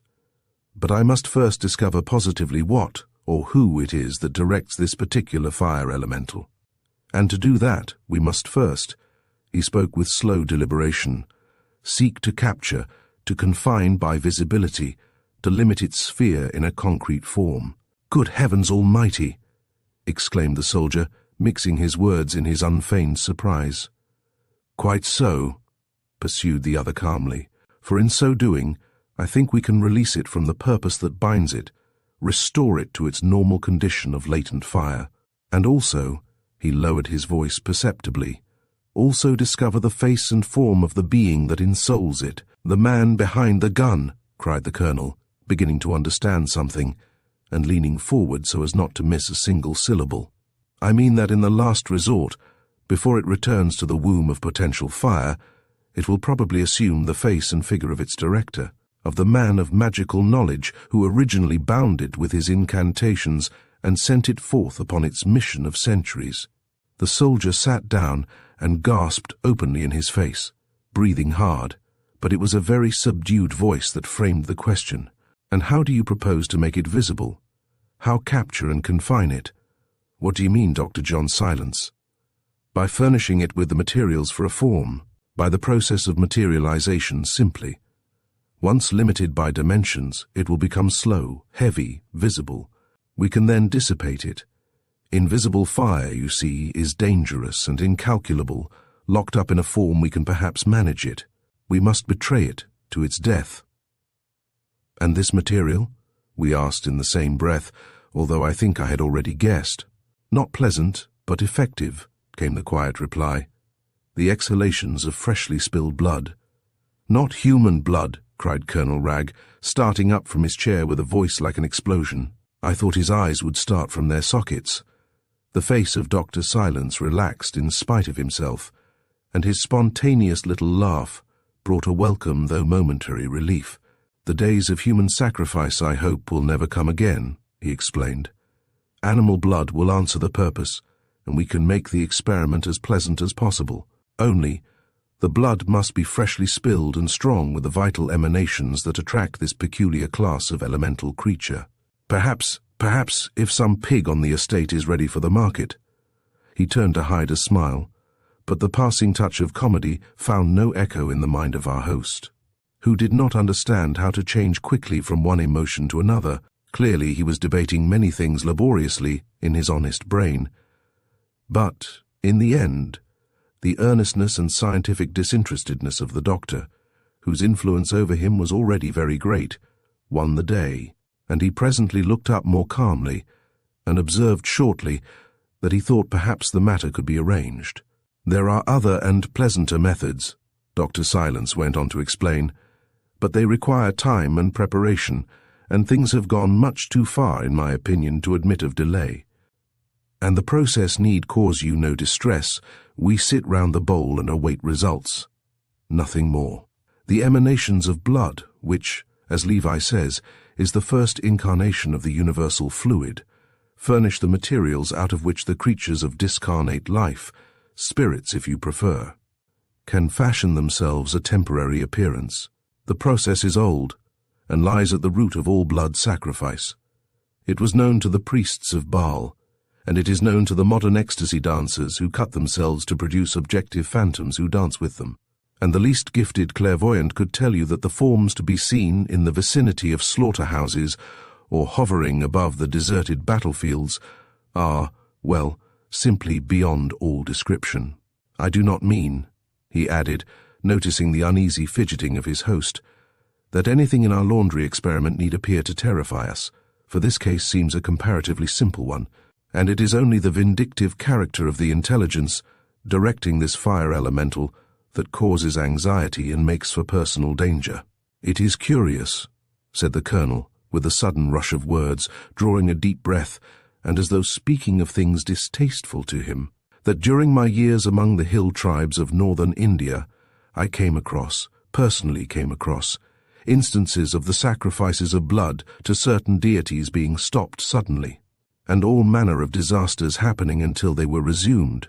Fires broke out in the huts, and even on the clothes, of the natives, and I admit I have read, in the course of my studies," he made a gesture toward his books and heavily laden table, "of the Yazidis of Syria evoking phantoms by means of cutting their bodies with knives during their whirling dances, enormous globes of fire which turned into monstrous and terrible forms. And I remember an account somewhere, too, how the emaciated forms and pallid countenances of the spectres that appeared to the Emperor Julian claimed to be the true immortals, and told him to renew the sacrifices of blood, for the fumes of which, since the establishment of Christianity, they had been pining. That these were in reality the phantoms evoked by the rites of blood." Both Dr. Silence and myself listened in amazement, for this sudden speech was so unexpected, and betrayed so much more knowledge than we had either of us suspected in the old soldier. "Then perhaps you have read too," said the doctor, "how the cosmic deities of savage races, elemental in their nature, have been kept alive through many ages by these blood rites." "No," he answered, "that is new to me." "In any case," Dr. Silence added, "I am glad you are not wholly unfamiliar with the subject, for you will now bring more sympathy and therefore more help to our experiment. For of course, in this case, we only want the blood to tempt the creature from its lair and enclose it in a form." "I quite understand, and I only hesitated just now," he went on, his words coming much more slowly, as though he felt he had already said too much, "because I wished to be quite sure it was no mere curiosity, but an actual sense of necessity that dictated this horrible experiment. It is your safety, and that of your household, and of your sister, that is at stake," replied the doctor. "Once I have seen, I hope to discover whence this elemental comes, and what its real purpose is." Colonel Wragge signified his assent with a bow. "And the moon will help us," the other said, "for it will be full in the early hours of the morning, and this kind of elemental being is always most active at the period of full moon. Hence, you see, the clue furnished by your diary." So it was finally settled. Colonel Wragge would provide the materials for the experiment, and we were to meet at midnight. How he would contrive at that hour, but that was his business. I only know we both realized that he would keep his word, and whether a pig died at midnight or at noon was after all perhaps only a question of the sleep and personal comfort of the executioner. "Tonight, then, in the laundry," said Dr. Silence finally, to clinch the plan. "We three alone, and at midnight, when the household is asleep and we shall be free from disturbance." He exchanged significant glances with our host, who, at that moment, was called away by the announcement that the family doctor had arrived and was ready to see him in his sister's room. For the remainder of the afternoon, John Silence disappeared. I had my suspicions that he made a secret visit to the plantation and also to the laundry building. But in any case, we saw nothing of him, and he kept strictly to himself. He was preparing for the night, I felt sure, but the nature of his preparations I could only guess. There was movement in his room, I heard, and an odor like incense hung about the door, and knowing that he regarded rites as the vehicles of energies, my guesses were probably not far wrong.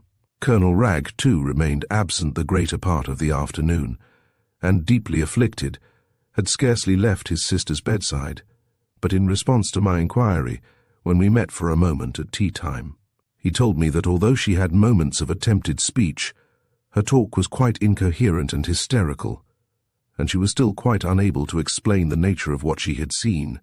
The doctor, he said, feared she had recovered the use of her limbs, only to lose that of her memory, and perhaps even of her mind. "Then the recovery of her legs, I trust, may be permanent at any rate," I ventured, finding it difficult to know what sympathy to offer, and he replied with a curious short laugh, "Oh yes, about that there can be no doubt whatever," and it was due merely to the chance of my overhearing a fragment of conversation, unwillingly. Of course, that a little further light was thrown upon the state in which the old lady actually lay, for, as I came out of my room, it happened that Colonel Wragg and the doctor were going downstairs together, and their words floated up to my ears before I could make my presence known by so much as a cough. "Then you must find a way," the doctor was saying with decision, "for I cannot insist too strongly upon that, and at all costs she must be kept quiet. These attempts to go out must be prevented, if necessary, by force. This desire to visit some wood or other she keeps talking about is, of course, hysterical in nature. It cannot be permitted for a moment." "It shall not be permitted," I heard the soldier reply, as they reached the hall below. "It has impressed her mind for some reason," the doctor went on, by way evidently of soothing explanation, and then the distance made it impossible for me to hear more.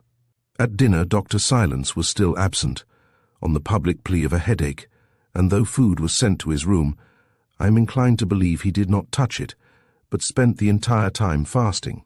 We retired early, desiring that the household should do likewise, and I must confess that at 10 o'clock, when I bid my host a temporary good night, and sought my room to make what mental preparation I could, I realized in no very pleasant fashion that it was a singular and formidable assignation, this midnight meeting in the laundry building, and that there were moments in every adventure of life when a wise man, and one who knew his own limitations, owed it to his dignity to withdraw discreetly.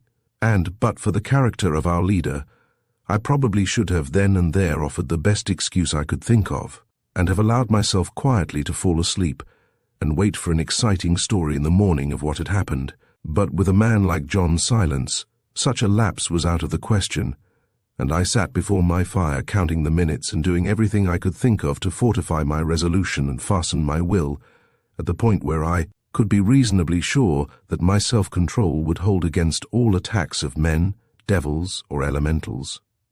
Chapter 12. At 1:15 midnight, clad in a heavy ulster and with slippered feet, I crept cautiously from my room and stole down the passage to the top of the stairs. Outside the doctor's door, I waited a moment to listen. All was still, the house in utter darkness, no gleam of light beneath any door. Only, down the length of the corridor, from the direction of the sick room, came faint sounds of laughter and incoherent talk that were not things to reassure a mind already half a-tremble, and I made haste to reach the hall and let myself out through the front door into the night. The air was keen and frosty, perfumed with night smells, and exquisitely fresh. All the million candles of the sky were alight, and a faint breeze rose and fell with faraway sighings in the tops of the pine trees.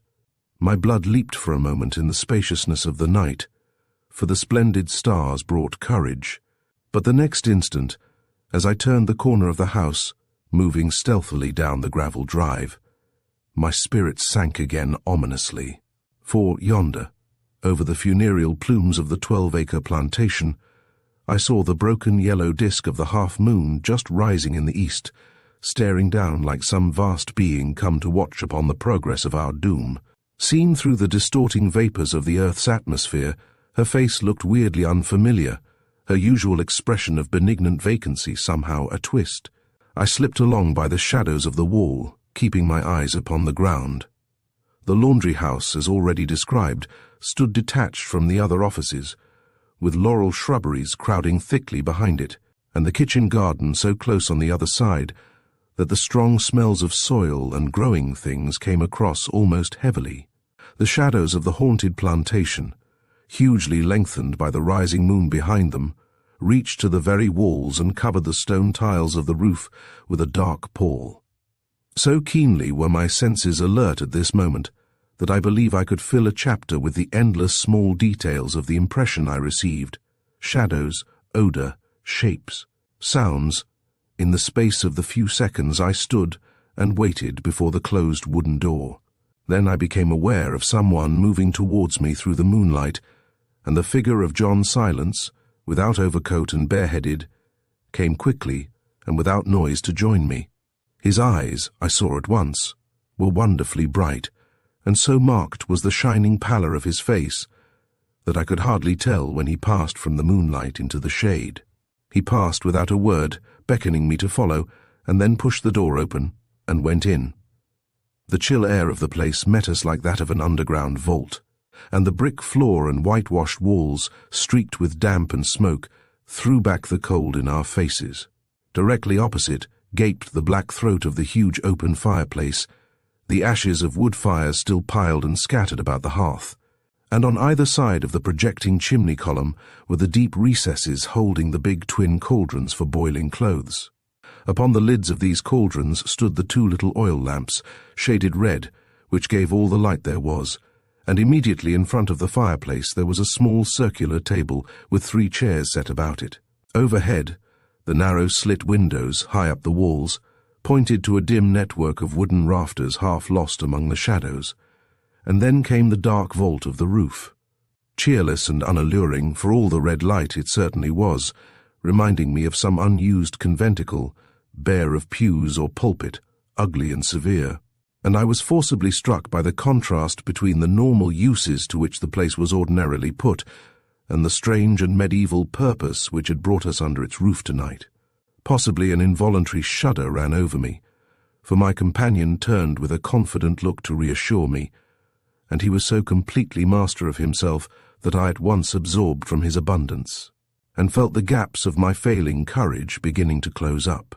To meet his eye in the presence of danger was like finding a mental railing that guided and supported thought along the giddy edges of alarm.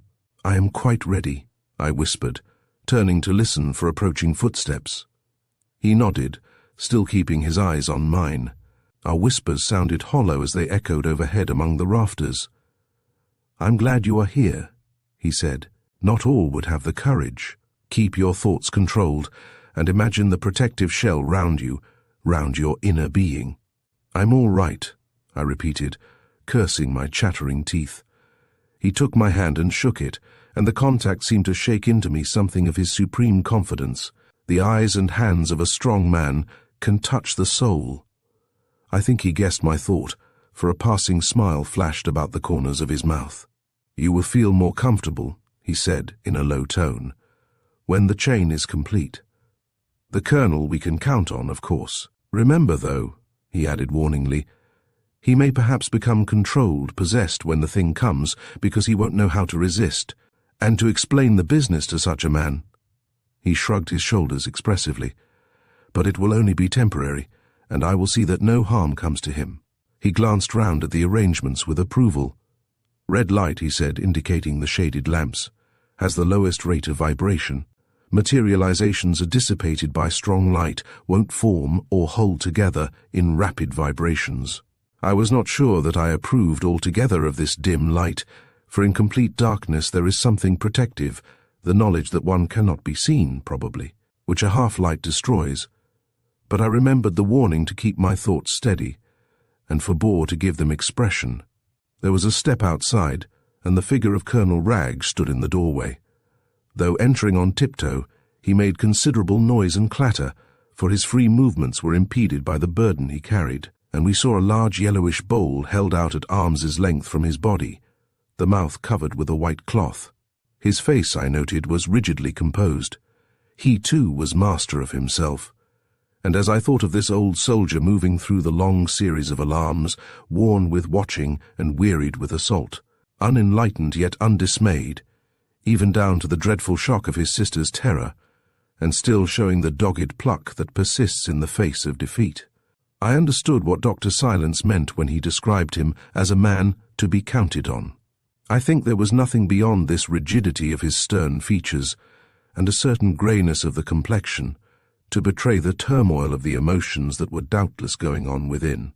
And the quality of these two men, each in his own way, so keyed me up that, by the time the door was shut and we had exchanged silent greetings, all the latent courage I possessed was well to the fore, and I felt as sure of myself as I knew I ever could feel. Colonel Wragge set the bowl carefully in the center of the table. "Midnight," he said shortly, glancing at his watch, and we all three moved to our chairs. There, in the middle of that cold and silent place, we sat, with the vile bowl before us, and a thin, hardly perceptible steam rising through the damp air from the surface of the white cloth, and disappearing upwards the moment it passed beyond the zone of red light and entered the deep shadows thrown forward by the projecting wall of chimney. The doctor had indicated our respective places, and I found myself seated with my back to the door and opposite the black hearth. The colonel was on my left, and Dr. Silence on my right, both half facing me, the latter more in shadow than the former. We thus divided the little table into even sections, and sitting back in our chairs we awaited events in silence. For something like an hour, I do not think there was even the faintest sound within those four walls, and under the canopy of that vaulted roof. Our slippers made no scratching on the gritty floor, and our breathing was suppressed almost to nothing. Even the rustle of our clothes as we shifted from time to time upon our seats was inaudible. Silence smothered us absolutely, the silence of night, of listening, the silence of a haunted expectancy. The very gurgling of the lamps was too soft to be heard, and if light itself had sound, I do not think we should have noticed the silvery tread of the moonlight as it entered the high narrow windows and threw upon the floor. The slender traces of its pallid footsteps, Colonel Wragge and the doctor, and myself too for that matter, sat thus like figures of stone, without speech and without gesture. My eyes passed in ceaseless journeys from the bowl to their faces, and from their faces to the bowl. They might have been masks, however, for all the signs of life they gave, and the light steaming from the horrid contents beneath the white cloth had long ceased to be visible. Then presently, as the moon rose higher, the wind rose with it. It sighed, like the lightest of passing wings, over the roof. It crept most softly round the walls. It made the brick floor like ice beneath our feet. With it I saw mentally the desolate moorland flowing like a sea about the old house, the treeless expanse of lonely hills, the nearer copses, sombre and mysterious in the night. The plantation, too, in particular I saw, and imagined I heard the mournful whisperings that must now be a-stirring among its treetops as the breeze played down between the twisted stems. In the depth of the room behind us, the shafts of moonlight met and crossed in a growing network. It was after an hour of this wearing and unbroken attention, and I should judge about 1 o'clock in the morning, when the baying of the dogs in the stable-yard first began, and I saw John Silence move suddenly in his chair and sit up in an attitude of attention. Every force in my being instantly leaped into the keenest vigilance. Colonel Wragge moved too, though slowly, and without raising his eyes from the table before him. The doctor stretched his arm out and took the white cloth from the bowl. It was perhaps imagination that persuaded me the red glare of the lamps grew fainter, and the air over the table before us thickened. I had been expecting something for so long that the movement of my companions and the lifting of the cloth may easily have caused the momentary delusion that something hovered in the air before my face, touching the skin of my cheeks with a silken run. But it was certainly not a delusion that the colonel looked up at the same moment and glanced over his shoulder, as though his eyes followed the movements of something to and fro about the room, and that he then buttoned his overcoat more tightly about him, and his eyes sought my own face first, and then the doctor's. And it was no delusion that his face seemed somehow to have turned dark, become spread as it were with a shadowy blackness. I saw his lips tighten and his expression grow hard and stern, and it came to me then with a rush that, of course, this man had told us but a part of the experiences he had been through in the house, and that there was much more he had never been able to bring himself to reveal at all. I felt sure of it. The way he turned and stared about him betrayed a familiarity with other things than those he had described to us.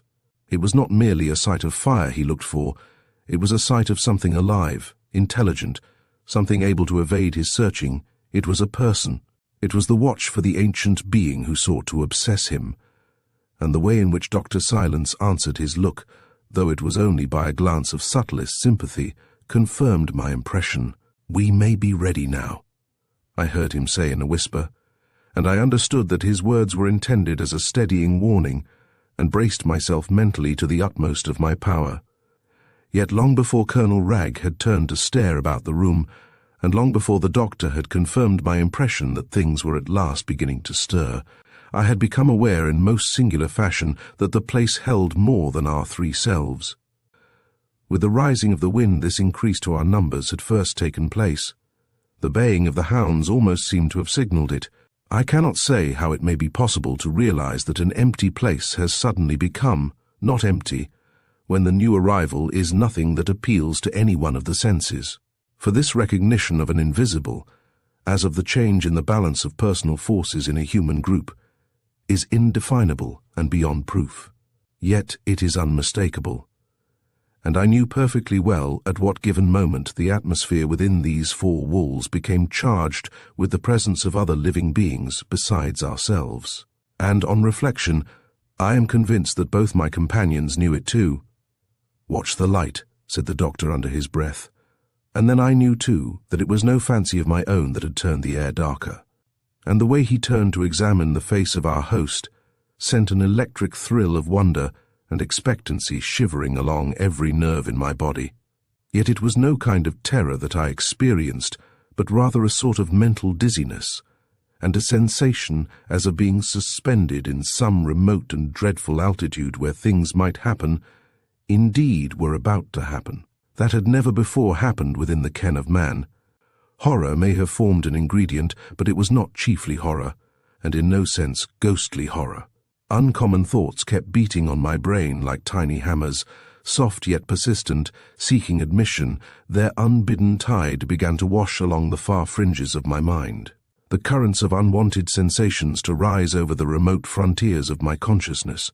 I was aware of thoughts, and the fantasies of thoughts, that I never knew before existed, portions of my being stirred that had never stirred before, and things ancient and inexplicable rose to the surface and beckoned me to follow. I felt as though I were about to fly off, at some immense tangent, into an outer space hitherto unknown even in dreams. And so singular was the result produced upon me that I was uncommonly glad to anchor my mind, as well as my eyes, upon the masterful personality of the doctor at my side. For there, I realized, I could draw always upon the forces of sanity and safety. With a vigorous effort of will, I returned to the scene before me, and tried to focus my attention, with steadier thoughts, upon the table and upon the silent figures seated round it. And then I saw that certain changes had come about in the place where we sat. The patches of moonlight on the floor, I noted, had become curiously shaded. The faces of my companions opposite were not so clearly visible as before, and the forehead and cheeks of Colonel Wragge were glistening with perspiration. I realized further that an extraordinary change had come about in the temperature of the atmosphere. The increased warmth had a painful effect, not alone on Colonel Wragge, but upon all of us, It was oppressive and unnatural. We gasped figuratively as well as actually. "You are the first to feel it," said Dr. Silence in low tones, looking across at him. "You are in more intimate touch, of course." The colonel was trembling and appeared to be in considerable distress. His knees shook, so that the shuffling of his slippered feet became audible.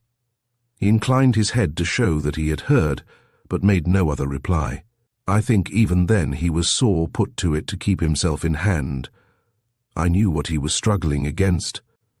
As Dr. Silence had warned me, he was about to be obsessed, and was savagely, though vainly, resisting. But meanwhile, a curious and whirling sense of exhilaration began to come over me.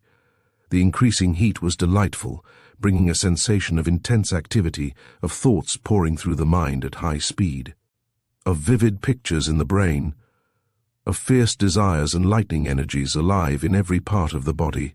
I was conscious of no physical distress, such as the colonel felt, but only of a vague feeling that it might all grow suddenly too intense, that I might be consumed, that my personality as well as my body might become resolved into the flame of pure spirit.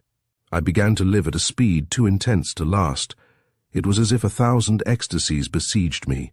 "Steady," whispered the voice of John Silence in my ear, and I looked up with a start to see that the colonel had risen from his chair. The doctor rose too. I followed suit, and for the first time saw down into the bowl. To my amazement and horror, I saw that the contents were troubled. The blood was astir with movement. The rest of the experiment was witnessed by us standing. It came too with a curious suddenness. There was no more dreaming for me at any rate. I shall never forget the figure of Colonel Wragge standing there beside me, upright and unshaken, squarely planted on his feet, looking about him, puzzled beyond belief, yet full of a fighting anger. Framed by the white walls, the red glow of the lamps upon his streaming cheeks, his eyes glowing against the deathly pallor of his skin. Breathing hard and making convulsive efforts of hands and body to keep himself under control, his whole being roused to the point of savage fighting, yet with nothing visible to get at anywhere. He stood there, immovable against odds, and the strange contrast of the pale skin and the burning face I had never seen before, or wished to see again. But what has left an even sharper impression on my memory was the blackness that then began crawling over his face, obliterating the features, concealing their human outline, and hiding him inch by inch from view. This was my first realization that the process of materialization was at work. His visage became shrouded. I moved from one side to the other to keep him in view, and it was only then I understood that, properly speaking, the blackness was not upon the countenance of Colonel Wragge, but that something had inserted itself between me and him, thus screening his face with the effect of a dark veil. Something that apparently rose through the floor was passing slowly into the air above the table and above the bowl. The blood in the bowl, moreover, was considerably less than before, and with this change in the air before us, there came at the same time a further change, I thought, in the face of the soldier. One half was turned towards the red lamps, while the other caught the pale illumination of the moonlight falling aslant from the high windows, so that it was difficult to estimate this change with accuracy of detail. But it seemed to me that while the features, eyes, nose, mouth, remained the same, the life informing them had undergone some profound transformation. The signature of a new power had crept into the face and left its traces there, an expression dark, and in some unexplained way terrible. Then suddenly he opened his mouth and spoke, and the sound of this changed voice, deep and musical though it was, made me cold and set my heart beating with uncomfortable rapidity. The being, as he had dreaded, was already in control of his brain, using his mouth. "I see a blackness like the blackness of Egypt before my face," said the tones of this unknown voice, that seemed half his own and half another's. "And out of this darkness they come, they come." I gave a dreadful start. The doctor turned to look at me for an instant, and then turned to center his attention upon the figure of our host, and I understood in some intuitive fashion that he was there to watch over the strangest contest man ever saw, to watch over, and, if necessary, to protect. "He is being controlled, possessed," he whispered to me through the shadows. His face wore a wonderful expression, half triumph, half admiration. Even as Colonel Ragg spoke, it seemed to me that this visible darkness began to increase, pouring up thickly out of the ground by the hearth, rising up in sheets and veils, shrouding our eyes and faces. It stole up from below, an awful blackness that seemed to drink in all the radiations of light in the building, leaving nothing but the ghost of a radiance in their place. Then, out of this rising sea of shadows, issued a pale and spectral light that gradually spread itself about us, and from the heart of this light I saw the shapes of fire crowd and gather. And these were not human shapes, or the shapes of anything I recognized as alive in the world, but outlines of fire that traced globes, triangles, crosses, and the luminous bodies of various geometrical figures. They grew bright, faded, and then grew bright again, with an effect almost of pulsation. They passed swiftly to and fro through the air, rising and falling, and particularly in the immediate neighborhood of the colonel, often gathering about his head and shoulders, and even appearing to settle upon him like giant insects of flame. They were accompanied, moreover, by a faint sound of hissing, the same sound we had heard that afternoon in the plantation. The fire elementals that precede their master, the doctor said in an undertone, be ready. And while this weird display of the shapes of fire alternately flashed and faded, and the hissing echoed faintly among the dim rafters overhead, we heard the awful voice issue at intervals from the lips of the afflicted soldier. It was a voice of power, splendid in some way I cannot describe, and with a certain sense of majesty in its cadences. And, as I listened to it with quickly beating heart, I could fancy it was some ancient voice of time itself, echoing down immense corridors of stone, from the depths of vast temples, from the very heart of mountain tombs. I have seen my divine father, Osiris, thundered the great tones. I have scattered the gloom of the night. I have burst through the earth, and am one with the starry deities. Something grand came into the soldier's face. He was staring fixedly before him, as though seeing nothing. Watch, whispered Dr. Silence in my ear, and his whisper seemed to come from very far away. Again the mouth opened, and the awesome voice issued forth. Thoth, it boomed, has loosened the bandages of Set which fettered my mouth. I have taken my place in the great winds of heaven. I heard the little wind of night, with its mournful voice of ages, sighing round the walls and over the roof. Listen, came from the doctor at my side, and the thunder of the voice continued. I have hidden myself with you, O ye stars that never diminish. I remember my name in the House of Fire. The voice ceased and the sound died away. Something about the face and figure of Colonel Ragg relaxed, I thought. The terrible look passed from his face. The being that obsessed him was gone. The great ritual, said Dr. Silence aside to me very low, the Book of the Dead. Now it's leaving him. Soon the blood will fashion it a body. Colonel Ragg, who had stood absolutely motionless all this time, suddenly swayed, so that I thought he was going to fall. And, but for the quick support of the doctor's arm, he probably would have fallen, for he staggered as in the beginning of collapse. I am drunk with the wine of Osiris, he cried, and it was half with his own voice this time. But Horus, the eternal watcher, is about my path for safety. The voice dwindled and failed, dying away into something almost like a cry of distress. Now watch closely, said Dr. Silence, speaking loud, for after the cry will come the fire. I began to tremble involuntarily. An awful change had come without warning into the air. My legs grew weak as paper beneath my weight, and I had to support myself by leaning on the table. Colonel Ragg, I saw, was also leaning forward with a kind of droop. The shapes of fire had vanished all, but his face was lit by the red lamps, and the pale, shifting moonlight rose behind him like mist. We were both gazing at the bowl, now almost empty. The colonel stooped so low I feared every minute he would lose his balance and drop into it. And the shadow, that had so long been in process of forming, now at length began to assume material outline in the air before us. Then John Silence moved forward quickly. He took his place between us and the shadow. Erect, formidable, absolute master of the situation, I saw him stand there, his face calm and almost smiling, and fire in his eyes. His protective influence was astounding and incalculable. Even the abhorrent dread I felt at the sight of the creature growing into life and substance before us lessened in some way so that I was able to keep my eyes fixed on the air above the bowl without too vivid a terror. But as it took shape, rising out of nothing as it were, and growing momentarily more defined in outline, a period of utter and wonderful silence settled down upon the building and all it contained.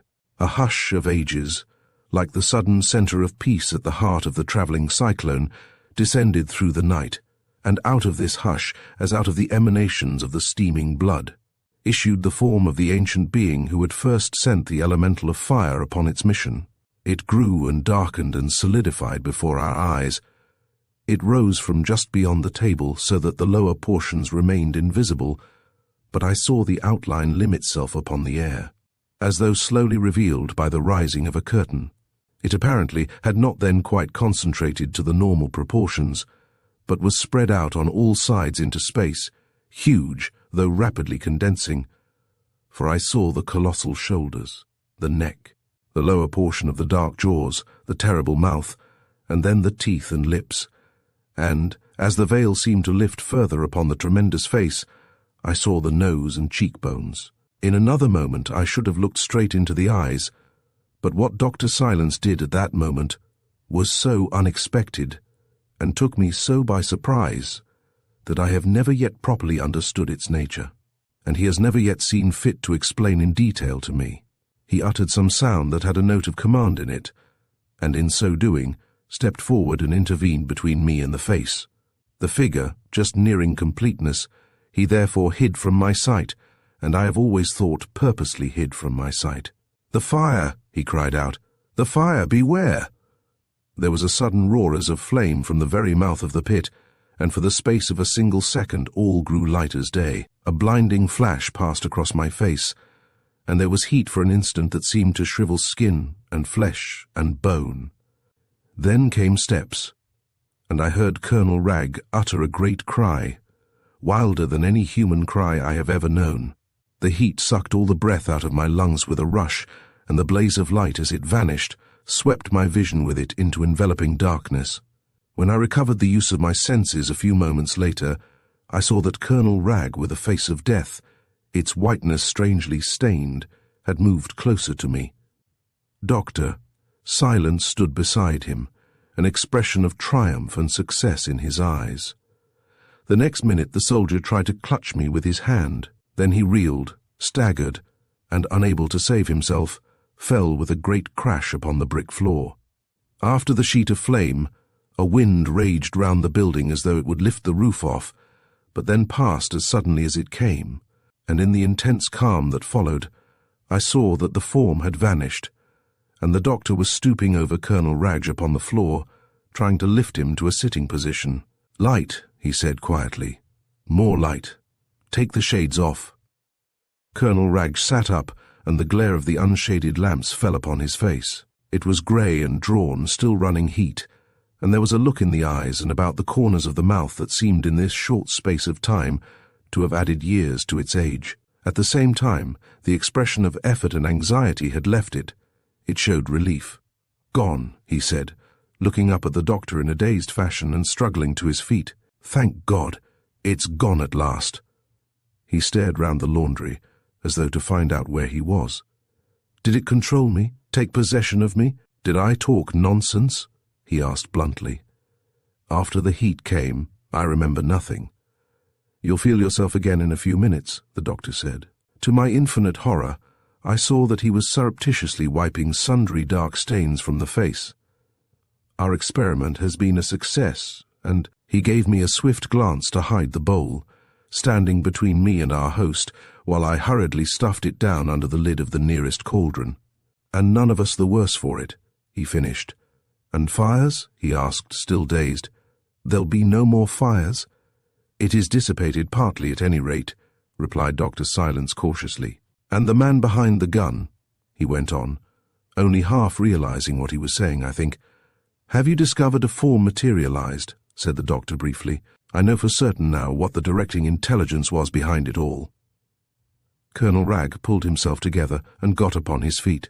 The words conveyed no clear meaning to him yet, but his memory was returning gradually, and he was trying to piece together the fragments into a connected whole. He shivered a little, for the place had grown suddenly chilly. The air was empty again, lifeless.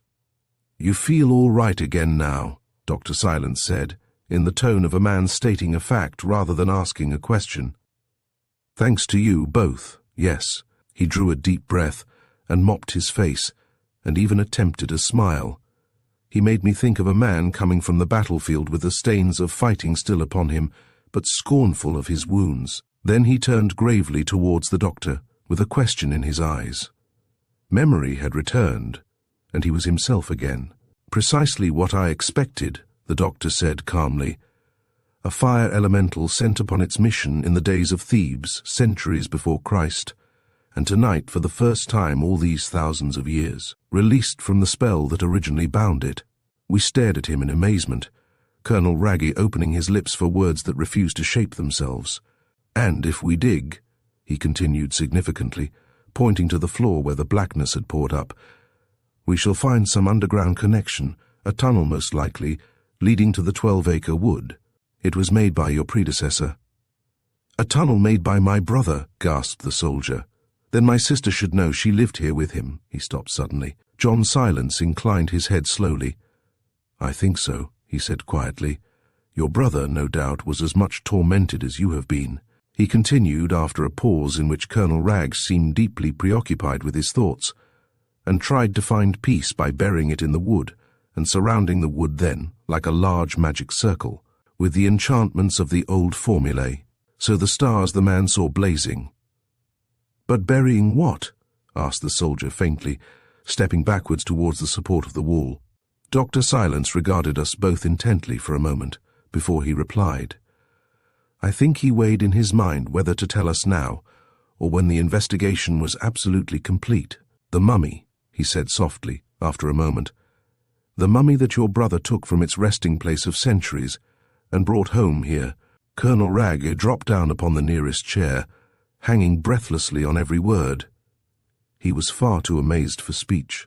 The mummy of some important person, a priest most likely, protected from disturbance and desecration by the ceremonial magic of the time.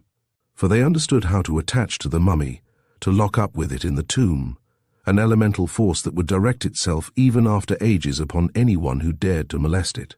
In this case it was an elemental of fire. Dr. Silence crossed the floor and turned out the lamps one by one. He had nothing more to say for the moment. Following his example, I folded the table together and took up the chairs, and our host, still dazed and silent, mechanically obeyed him and moved to the door. We removed all traces of the experiment, taking the empty bowl back to the house, concealed beneath an ulster. The air was cool and fragrant as we walked to the house, the stars beginning to fade overhead, and a fresh wind of early morning blowing up out of the east, where the sky was already hinting of the coming day. It was after 5 o'clock. Stealthily we entered the front hall and locked the door, and as we went on tiptoe upstairs to our rooms, the Colonel, peering at us over his candle as he nodded good night, whispered that if we were ready, the digging should be begun that very day. Then I saw him steal along to his sister's room and disappear. Chapter 13. But not even the mysterious references to the mummy, or the prospect of a revelation by digging, were able to hinder the reaction that followed the intense excitement of the past 12 hours, and I slept the sleep of the dead, dreamless and undisturbed. A touch on the shoulder woke me, and I saw Dr. Silence standing beside the bed, dressed to go out. "Come," he said, "it's tea time. You've slept the best part of a dozen hours." I sprang up and made a hurried toilet, while my companion sat and talked. He looked fresh and rested, and his manner was even quieter than usual. "Colonel Ragg has provided spades and pickaxes. We're going out to unearth this mummy at once," he said, "and there's no reason we should not get away by the morning train. I'm ready to go tonight if you are," I said honestly. But Dr. Silence shook his head. "I must see this through to the end," he said gravely, and in a tone that made me think he still anticipated serious things perhaps. He went on talking while I dressed. This case is really typical of all stories of mummy haunting, and none of them are cases to trifle with, he explained, for the mummies of important people, kings, priests, magicians, were laid away with profoundly significant ceremonial, and were very effectively protected, as you have seen, against desecration, and especially against destruction. The general belief, he went on, anticipating my questions, held, of course, that the perpetuity of the mummy guaranteed that of its car, the owner's spirit. But it is not improbable that the magical embalming was also used to retard reincarnation, the preservation of the body preventing the return of the spirit to the toil and discipline of earth life. And, in any case, they knew how to attach powerful guardian forces to keep off trespassers. And anyone who dared to remove the mummy, or especially to unwind it, well, he added with meaning, you have seen and you will see. I caught his face in the mirror while I struggled with my collar. It was deeply serious. There could be no question that he spoke of what he believed and knew. The traveller brother who brought it here must have been haunted too, he continued, for he tried to banish it by burial in the wood, making a magic circle to enclose it. Something of genuine ceremonial he must have known, for the stars the man saw were of course the remains of the still flaming pentagrams he traced at intervals in the circle. Only he did not know enough, or possibly was ignorant that the mummy's guardian was a fire force. Fire cannot be enclosed by fire, though, as you saw, it can be released by it.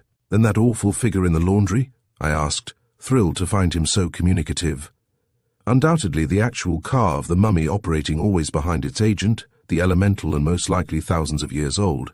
And Miss Rag? I ventured once more. Ah, Miss Rag, he repeated with increased gravity. Miss Ragge. A knock at the door brought a servant with word that tea was ready, and the colonel had sent to ask if we were coming down. The thread was broken. Dr. Silence moved to the door and signed to me to follow. But his manner told me that in any case, no real answer would have been forthcoming to my question. And the place to dig in? I asked, unable to restrain my curiosity. Will you find it by some process of divination, or— He paused at the door and looked back at me, and with that he left me to finish my dressing. It was growing dark when the three of us silently made our way to the 12-acre plantation. The sky was overcast, and a black wind came out of the east. Gloom hung about the old house, and the air seemed full of sighings. We found the tools ready laid at the edge of the wood, and each shouldering his piece, we followed our leader at once in among the trees. He went straight forward for some 20 yards and then stopped. At his feet lay the blackened circle of one of the burned places. It was just discernible against the surrounding white grass. There are 3 of these, he said, and they all lie in a line with one another. Any one of them will tap the tunnel that connects the laundry, the former museum, with the chamber where the mummy now lies buried. He at once cleared away the burnt grass and began to dig. We all began to dig. While I used the pick, the others shoveled vigorously. No one spoke. Colonel Rag worked the hardest of the 3. The soil was light and sandy, and there were only a few snake-like roots and occasional loose stones to delay us. The pick made short work of these. And meanwhile the darkness settled about us, and the biting wind swept roaring through the trees overhead. Then, quite suddenly, without a cry, Colonel Rag disappeared up to his neck. "The tunnel!" cried the doctor, helping to drag him out, red, breathless, and covered with sand and perspiration. "Now, let me lead the way." And he slipped down nimbly into the hole, so that a moment later we heard his voice, muffled by sand and distance, rising up to us. "Hubbard, you come next, and then Colonel Rag if he wishes," we heard. "I'll follow you, of course," he said, looking at me as I scrambled in. The hole was bigger now, and I got down on all fours in a channel not much bigger than a large sewer pipe, and found myself in total darkness. A minute later, a heavy thud, followed by a cataract of loose sand, announced the arrival of the colonel. "Catch hold of my heel," called Dr. Silence, "and Colonel Rag can take yours." In this slow, laborious fashion we wormed our way along a tunnel that had been roughly dug out of the shifting sand, and was shored up clumsily by means of wooden pillars and posts. Any moment, it seemed to me, we might be buried alive. We could not see an inch before our eyes, but had to grope our way feeling the pillars and the walls. It was difficult to breathe, and the colonel behind me made but slow progress, for the cramped position of our bodies was very severe.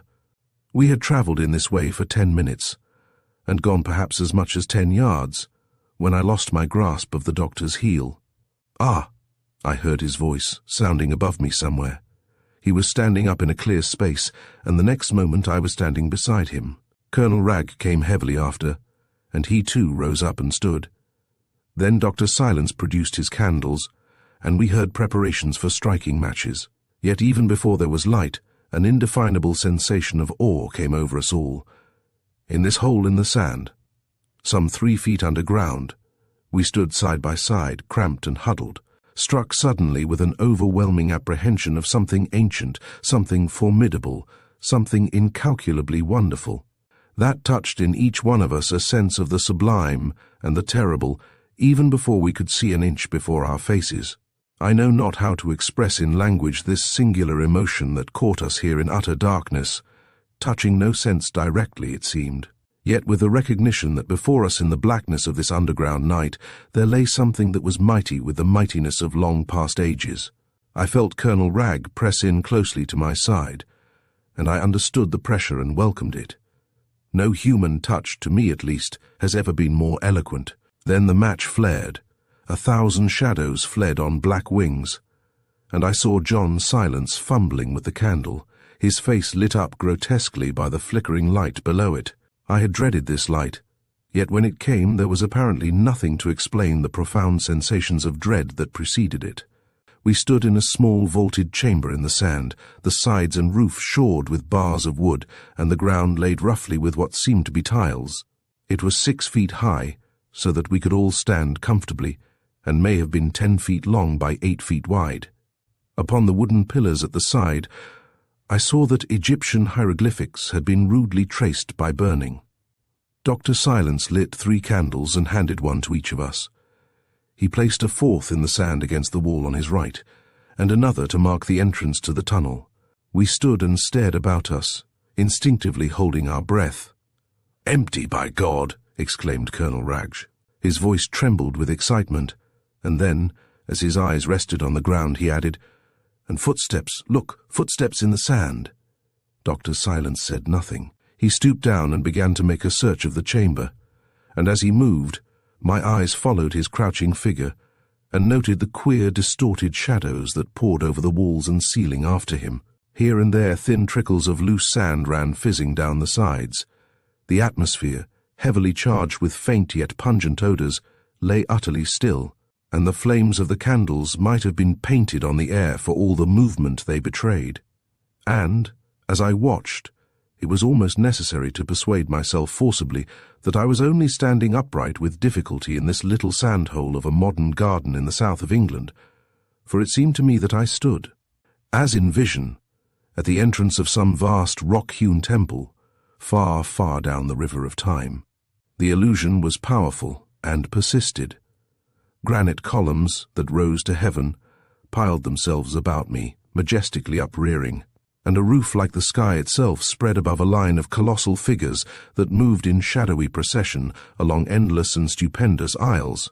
This huge and splendid fantasy, born I knew not whence, possessed me so vividly that I was actually obliged to concentrate my attention upon the small stooping figure of the doctor as he groped about the walls, in order to keep the eye of imagination on the scene before me. But the limited space rendered a long search out of the question, and his footsteps, instead of shuffling through loose sand, presently struck something of a different quality that gave forth a hollow and resounding echo. He stooped to examine more closely. He was standing exactly in the center of the little chamber when this happened, and he at once began scraping away the sand with his feet. In less than a minute a smooth surface became visible, the surface of a wooden covering. The next thing I saw was that he had raised it and was peering down into a space below. Instantly, a strong odor of nitre and bitumen, mingled with the strange perfume of unknown and powdered aromatics, rose up from the uncovered space and filled the vault, stinging the throat and making the eyes water and smart. "The mummy," whispered Dr. Silence, looking up into our faces over his candle, and as he said the word I felt the soldier lurch against me, and heard his breathing in my very ear. "The mummy," he repeated under his breath as we pressed forward to look.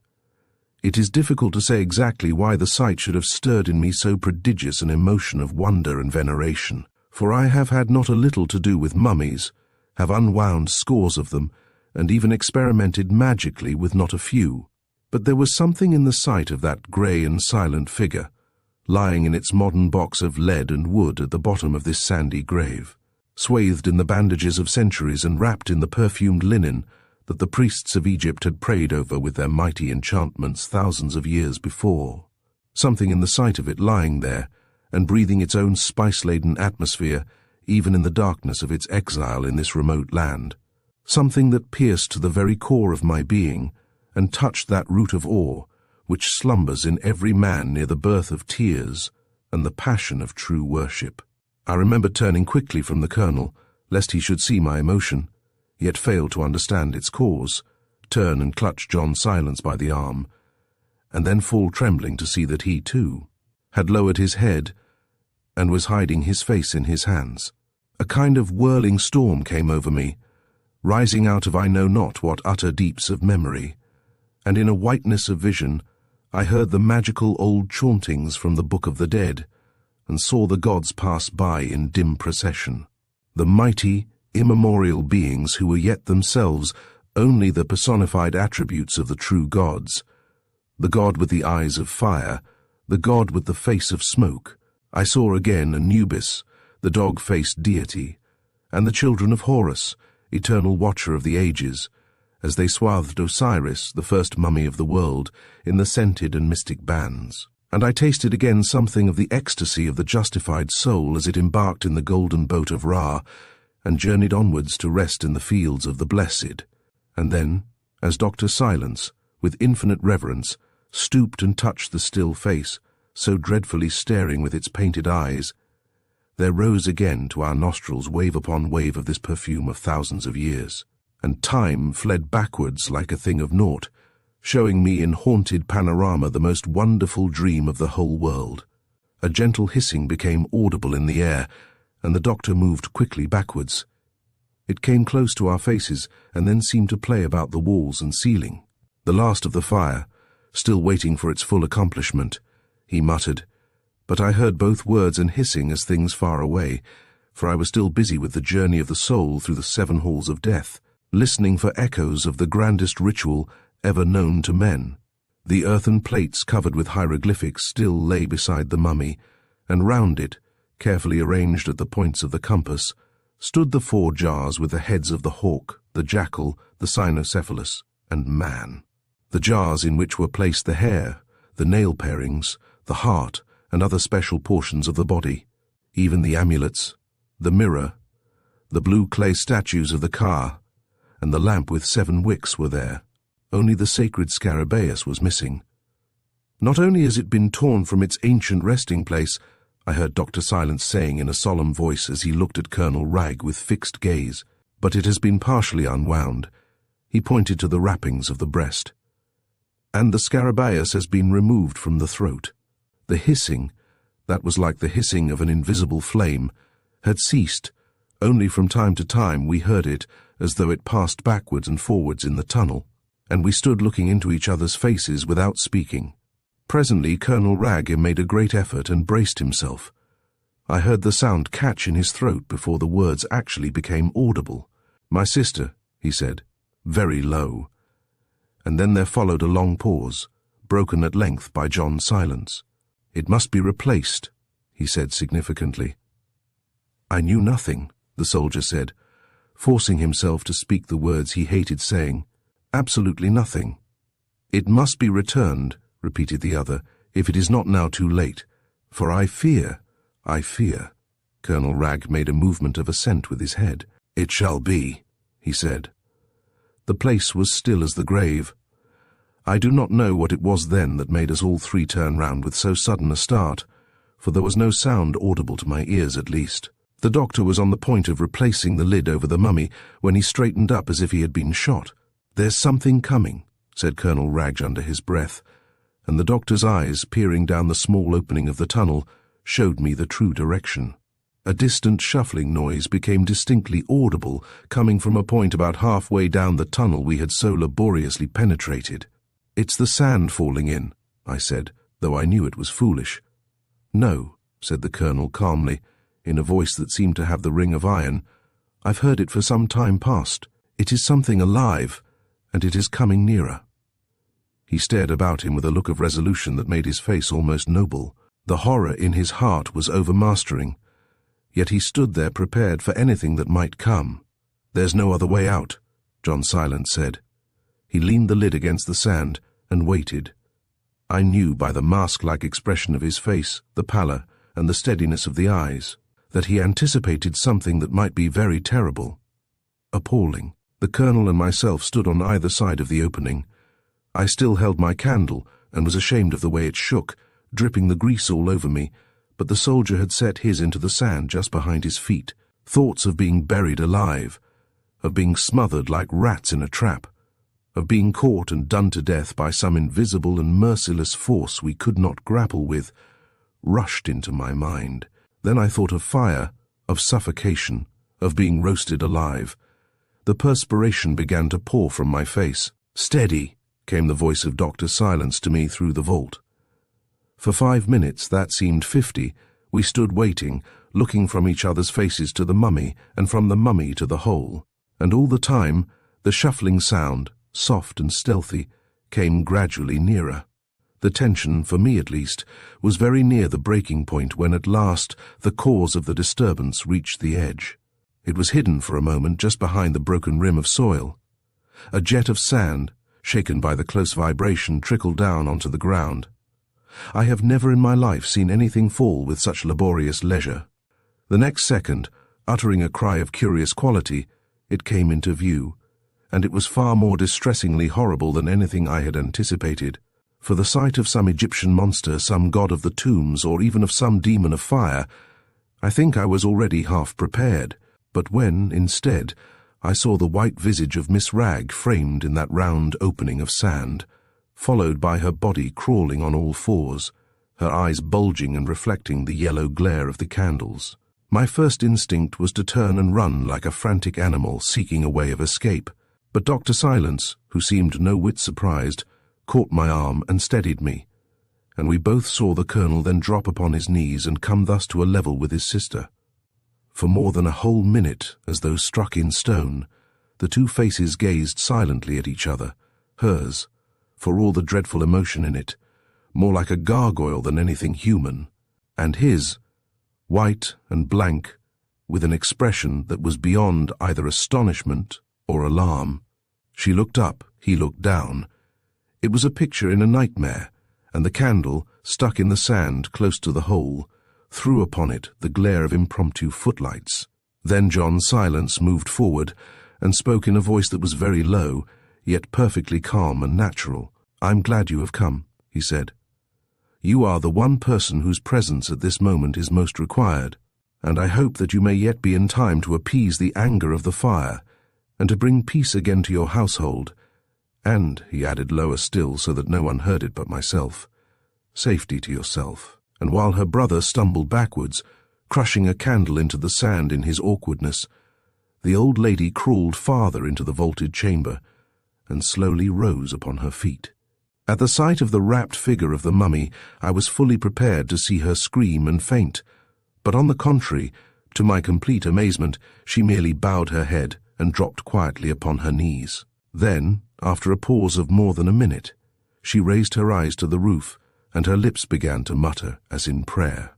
Her right hand, meanwhile, which had been fumbling for some time at her throat, suddenly came away, and before the gaze of all of us she held it out, palm upwards, over the grey and ancient figure outstretched below, and in it we beheld glistening the green jasper of the stolen scarabaeus. Her brother, leaning heavily against the wall behind, uttered a sound that was half cry, half exclamation, but John Silence, standing directly in front of her, merely fixed his eyes on her and pointed downwards to the staring face below. "Replace it," he said sternly, "where it belongs." Miss Ragg was kneeling at the feet of the mummy when this happened. We three men all had our eyes riveted on what followed. Only the reader who by some remote chance may have witnessed a line of mummies, freshly laid from their tombs upon the sand, slowly stir and bend as the heat of the Egyptian sun warms their ancient bodies into the semblance of life, can form any conception of the ultimate horror we experienced when the silent figure before us moved in its grave of lead and sand. Slowly before our eyes it writhed, and with a faint rustling of the immemorial cerements, rose up, and through sightless and bandaged eyes stared across the yellow candlelight at the woman who had violated it. I tried to move, her brother tried to move, but the sand seemed to hold our feet. I tried to cry, her brother tried to cry, but the sand seemed to fill our lungs and throat. We could only stare, and even so, the sand seemed to rise like a desert storm and cloud our vision. And when I managed at length to open my eyes again, the mummy was lying once more upon its back, motionless, the shrunken and painted face upturned towards the ceiling, and the old lady had tumbled forward and was lying in the semblance of death with her head and arms upon its crumbling body. But upon the wrappings of the throat, I saw the green jasper of the sacred scarabaeus, shining again like a living eye. Colonel Wragg and the doctor recovered themselves long before I did, and I found myself helping them clumsily and unintelligently to raise the frail body of the old lady, while John Silence carefully replaced the covering over the grave and scraped back the sand with his foot, while he issued brief directions. I heard his voice as in a dream, but the journey back along that cramped tunnel, weighted by a dead woman, blinded with sand, suffocated with heat, was in no sense a dream. It took us the best part of half an hour to reach the open air, and even then, we had to wait a considerable time for the appearance of Dr. Silence. We carried her undiscovered into the house and up to her own room. "The mummy will cause no further disturbance," I heard Dr. Silence say to our host later that evening as we prepared to drive for the night train, "provided always," he added significantly, "that you and yours cause it no disturbance. It was in a dream, too, that we left." "You did not see her face, I know," he said to me as we wrapped our rugs about us in the empty compartment. And when I shook my head, quite unable to explain the instinct that had come to me not to look, he turned toward me, his face pale and genuinely sad. "Scorched and blasted," he whispered. "Thank you for joining us on this mysterious journey through 3 John Silence stories by Algernon Blackwood. Dr. John Silence's adventures remind us of the profound mysteries that lie just beyond our perception. As we close this chapter, we invite you to reflect on the thin veil between the ordinary and the extraordinary. Be sure to subscribe for more tales that explore the depths of human experience and the supernatural. Until next time, keep your mind open to the wonders that surround us.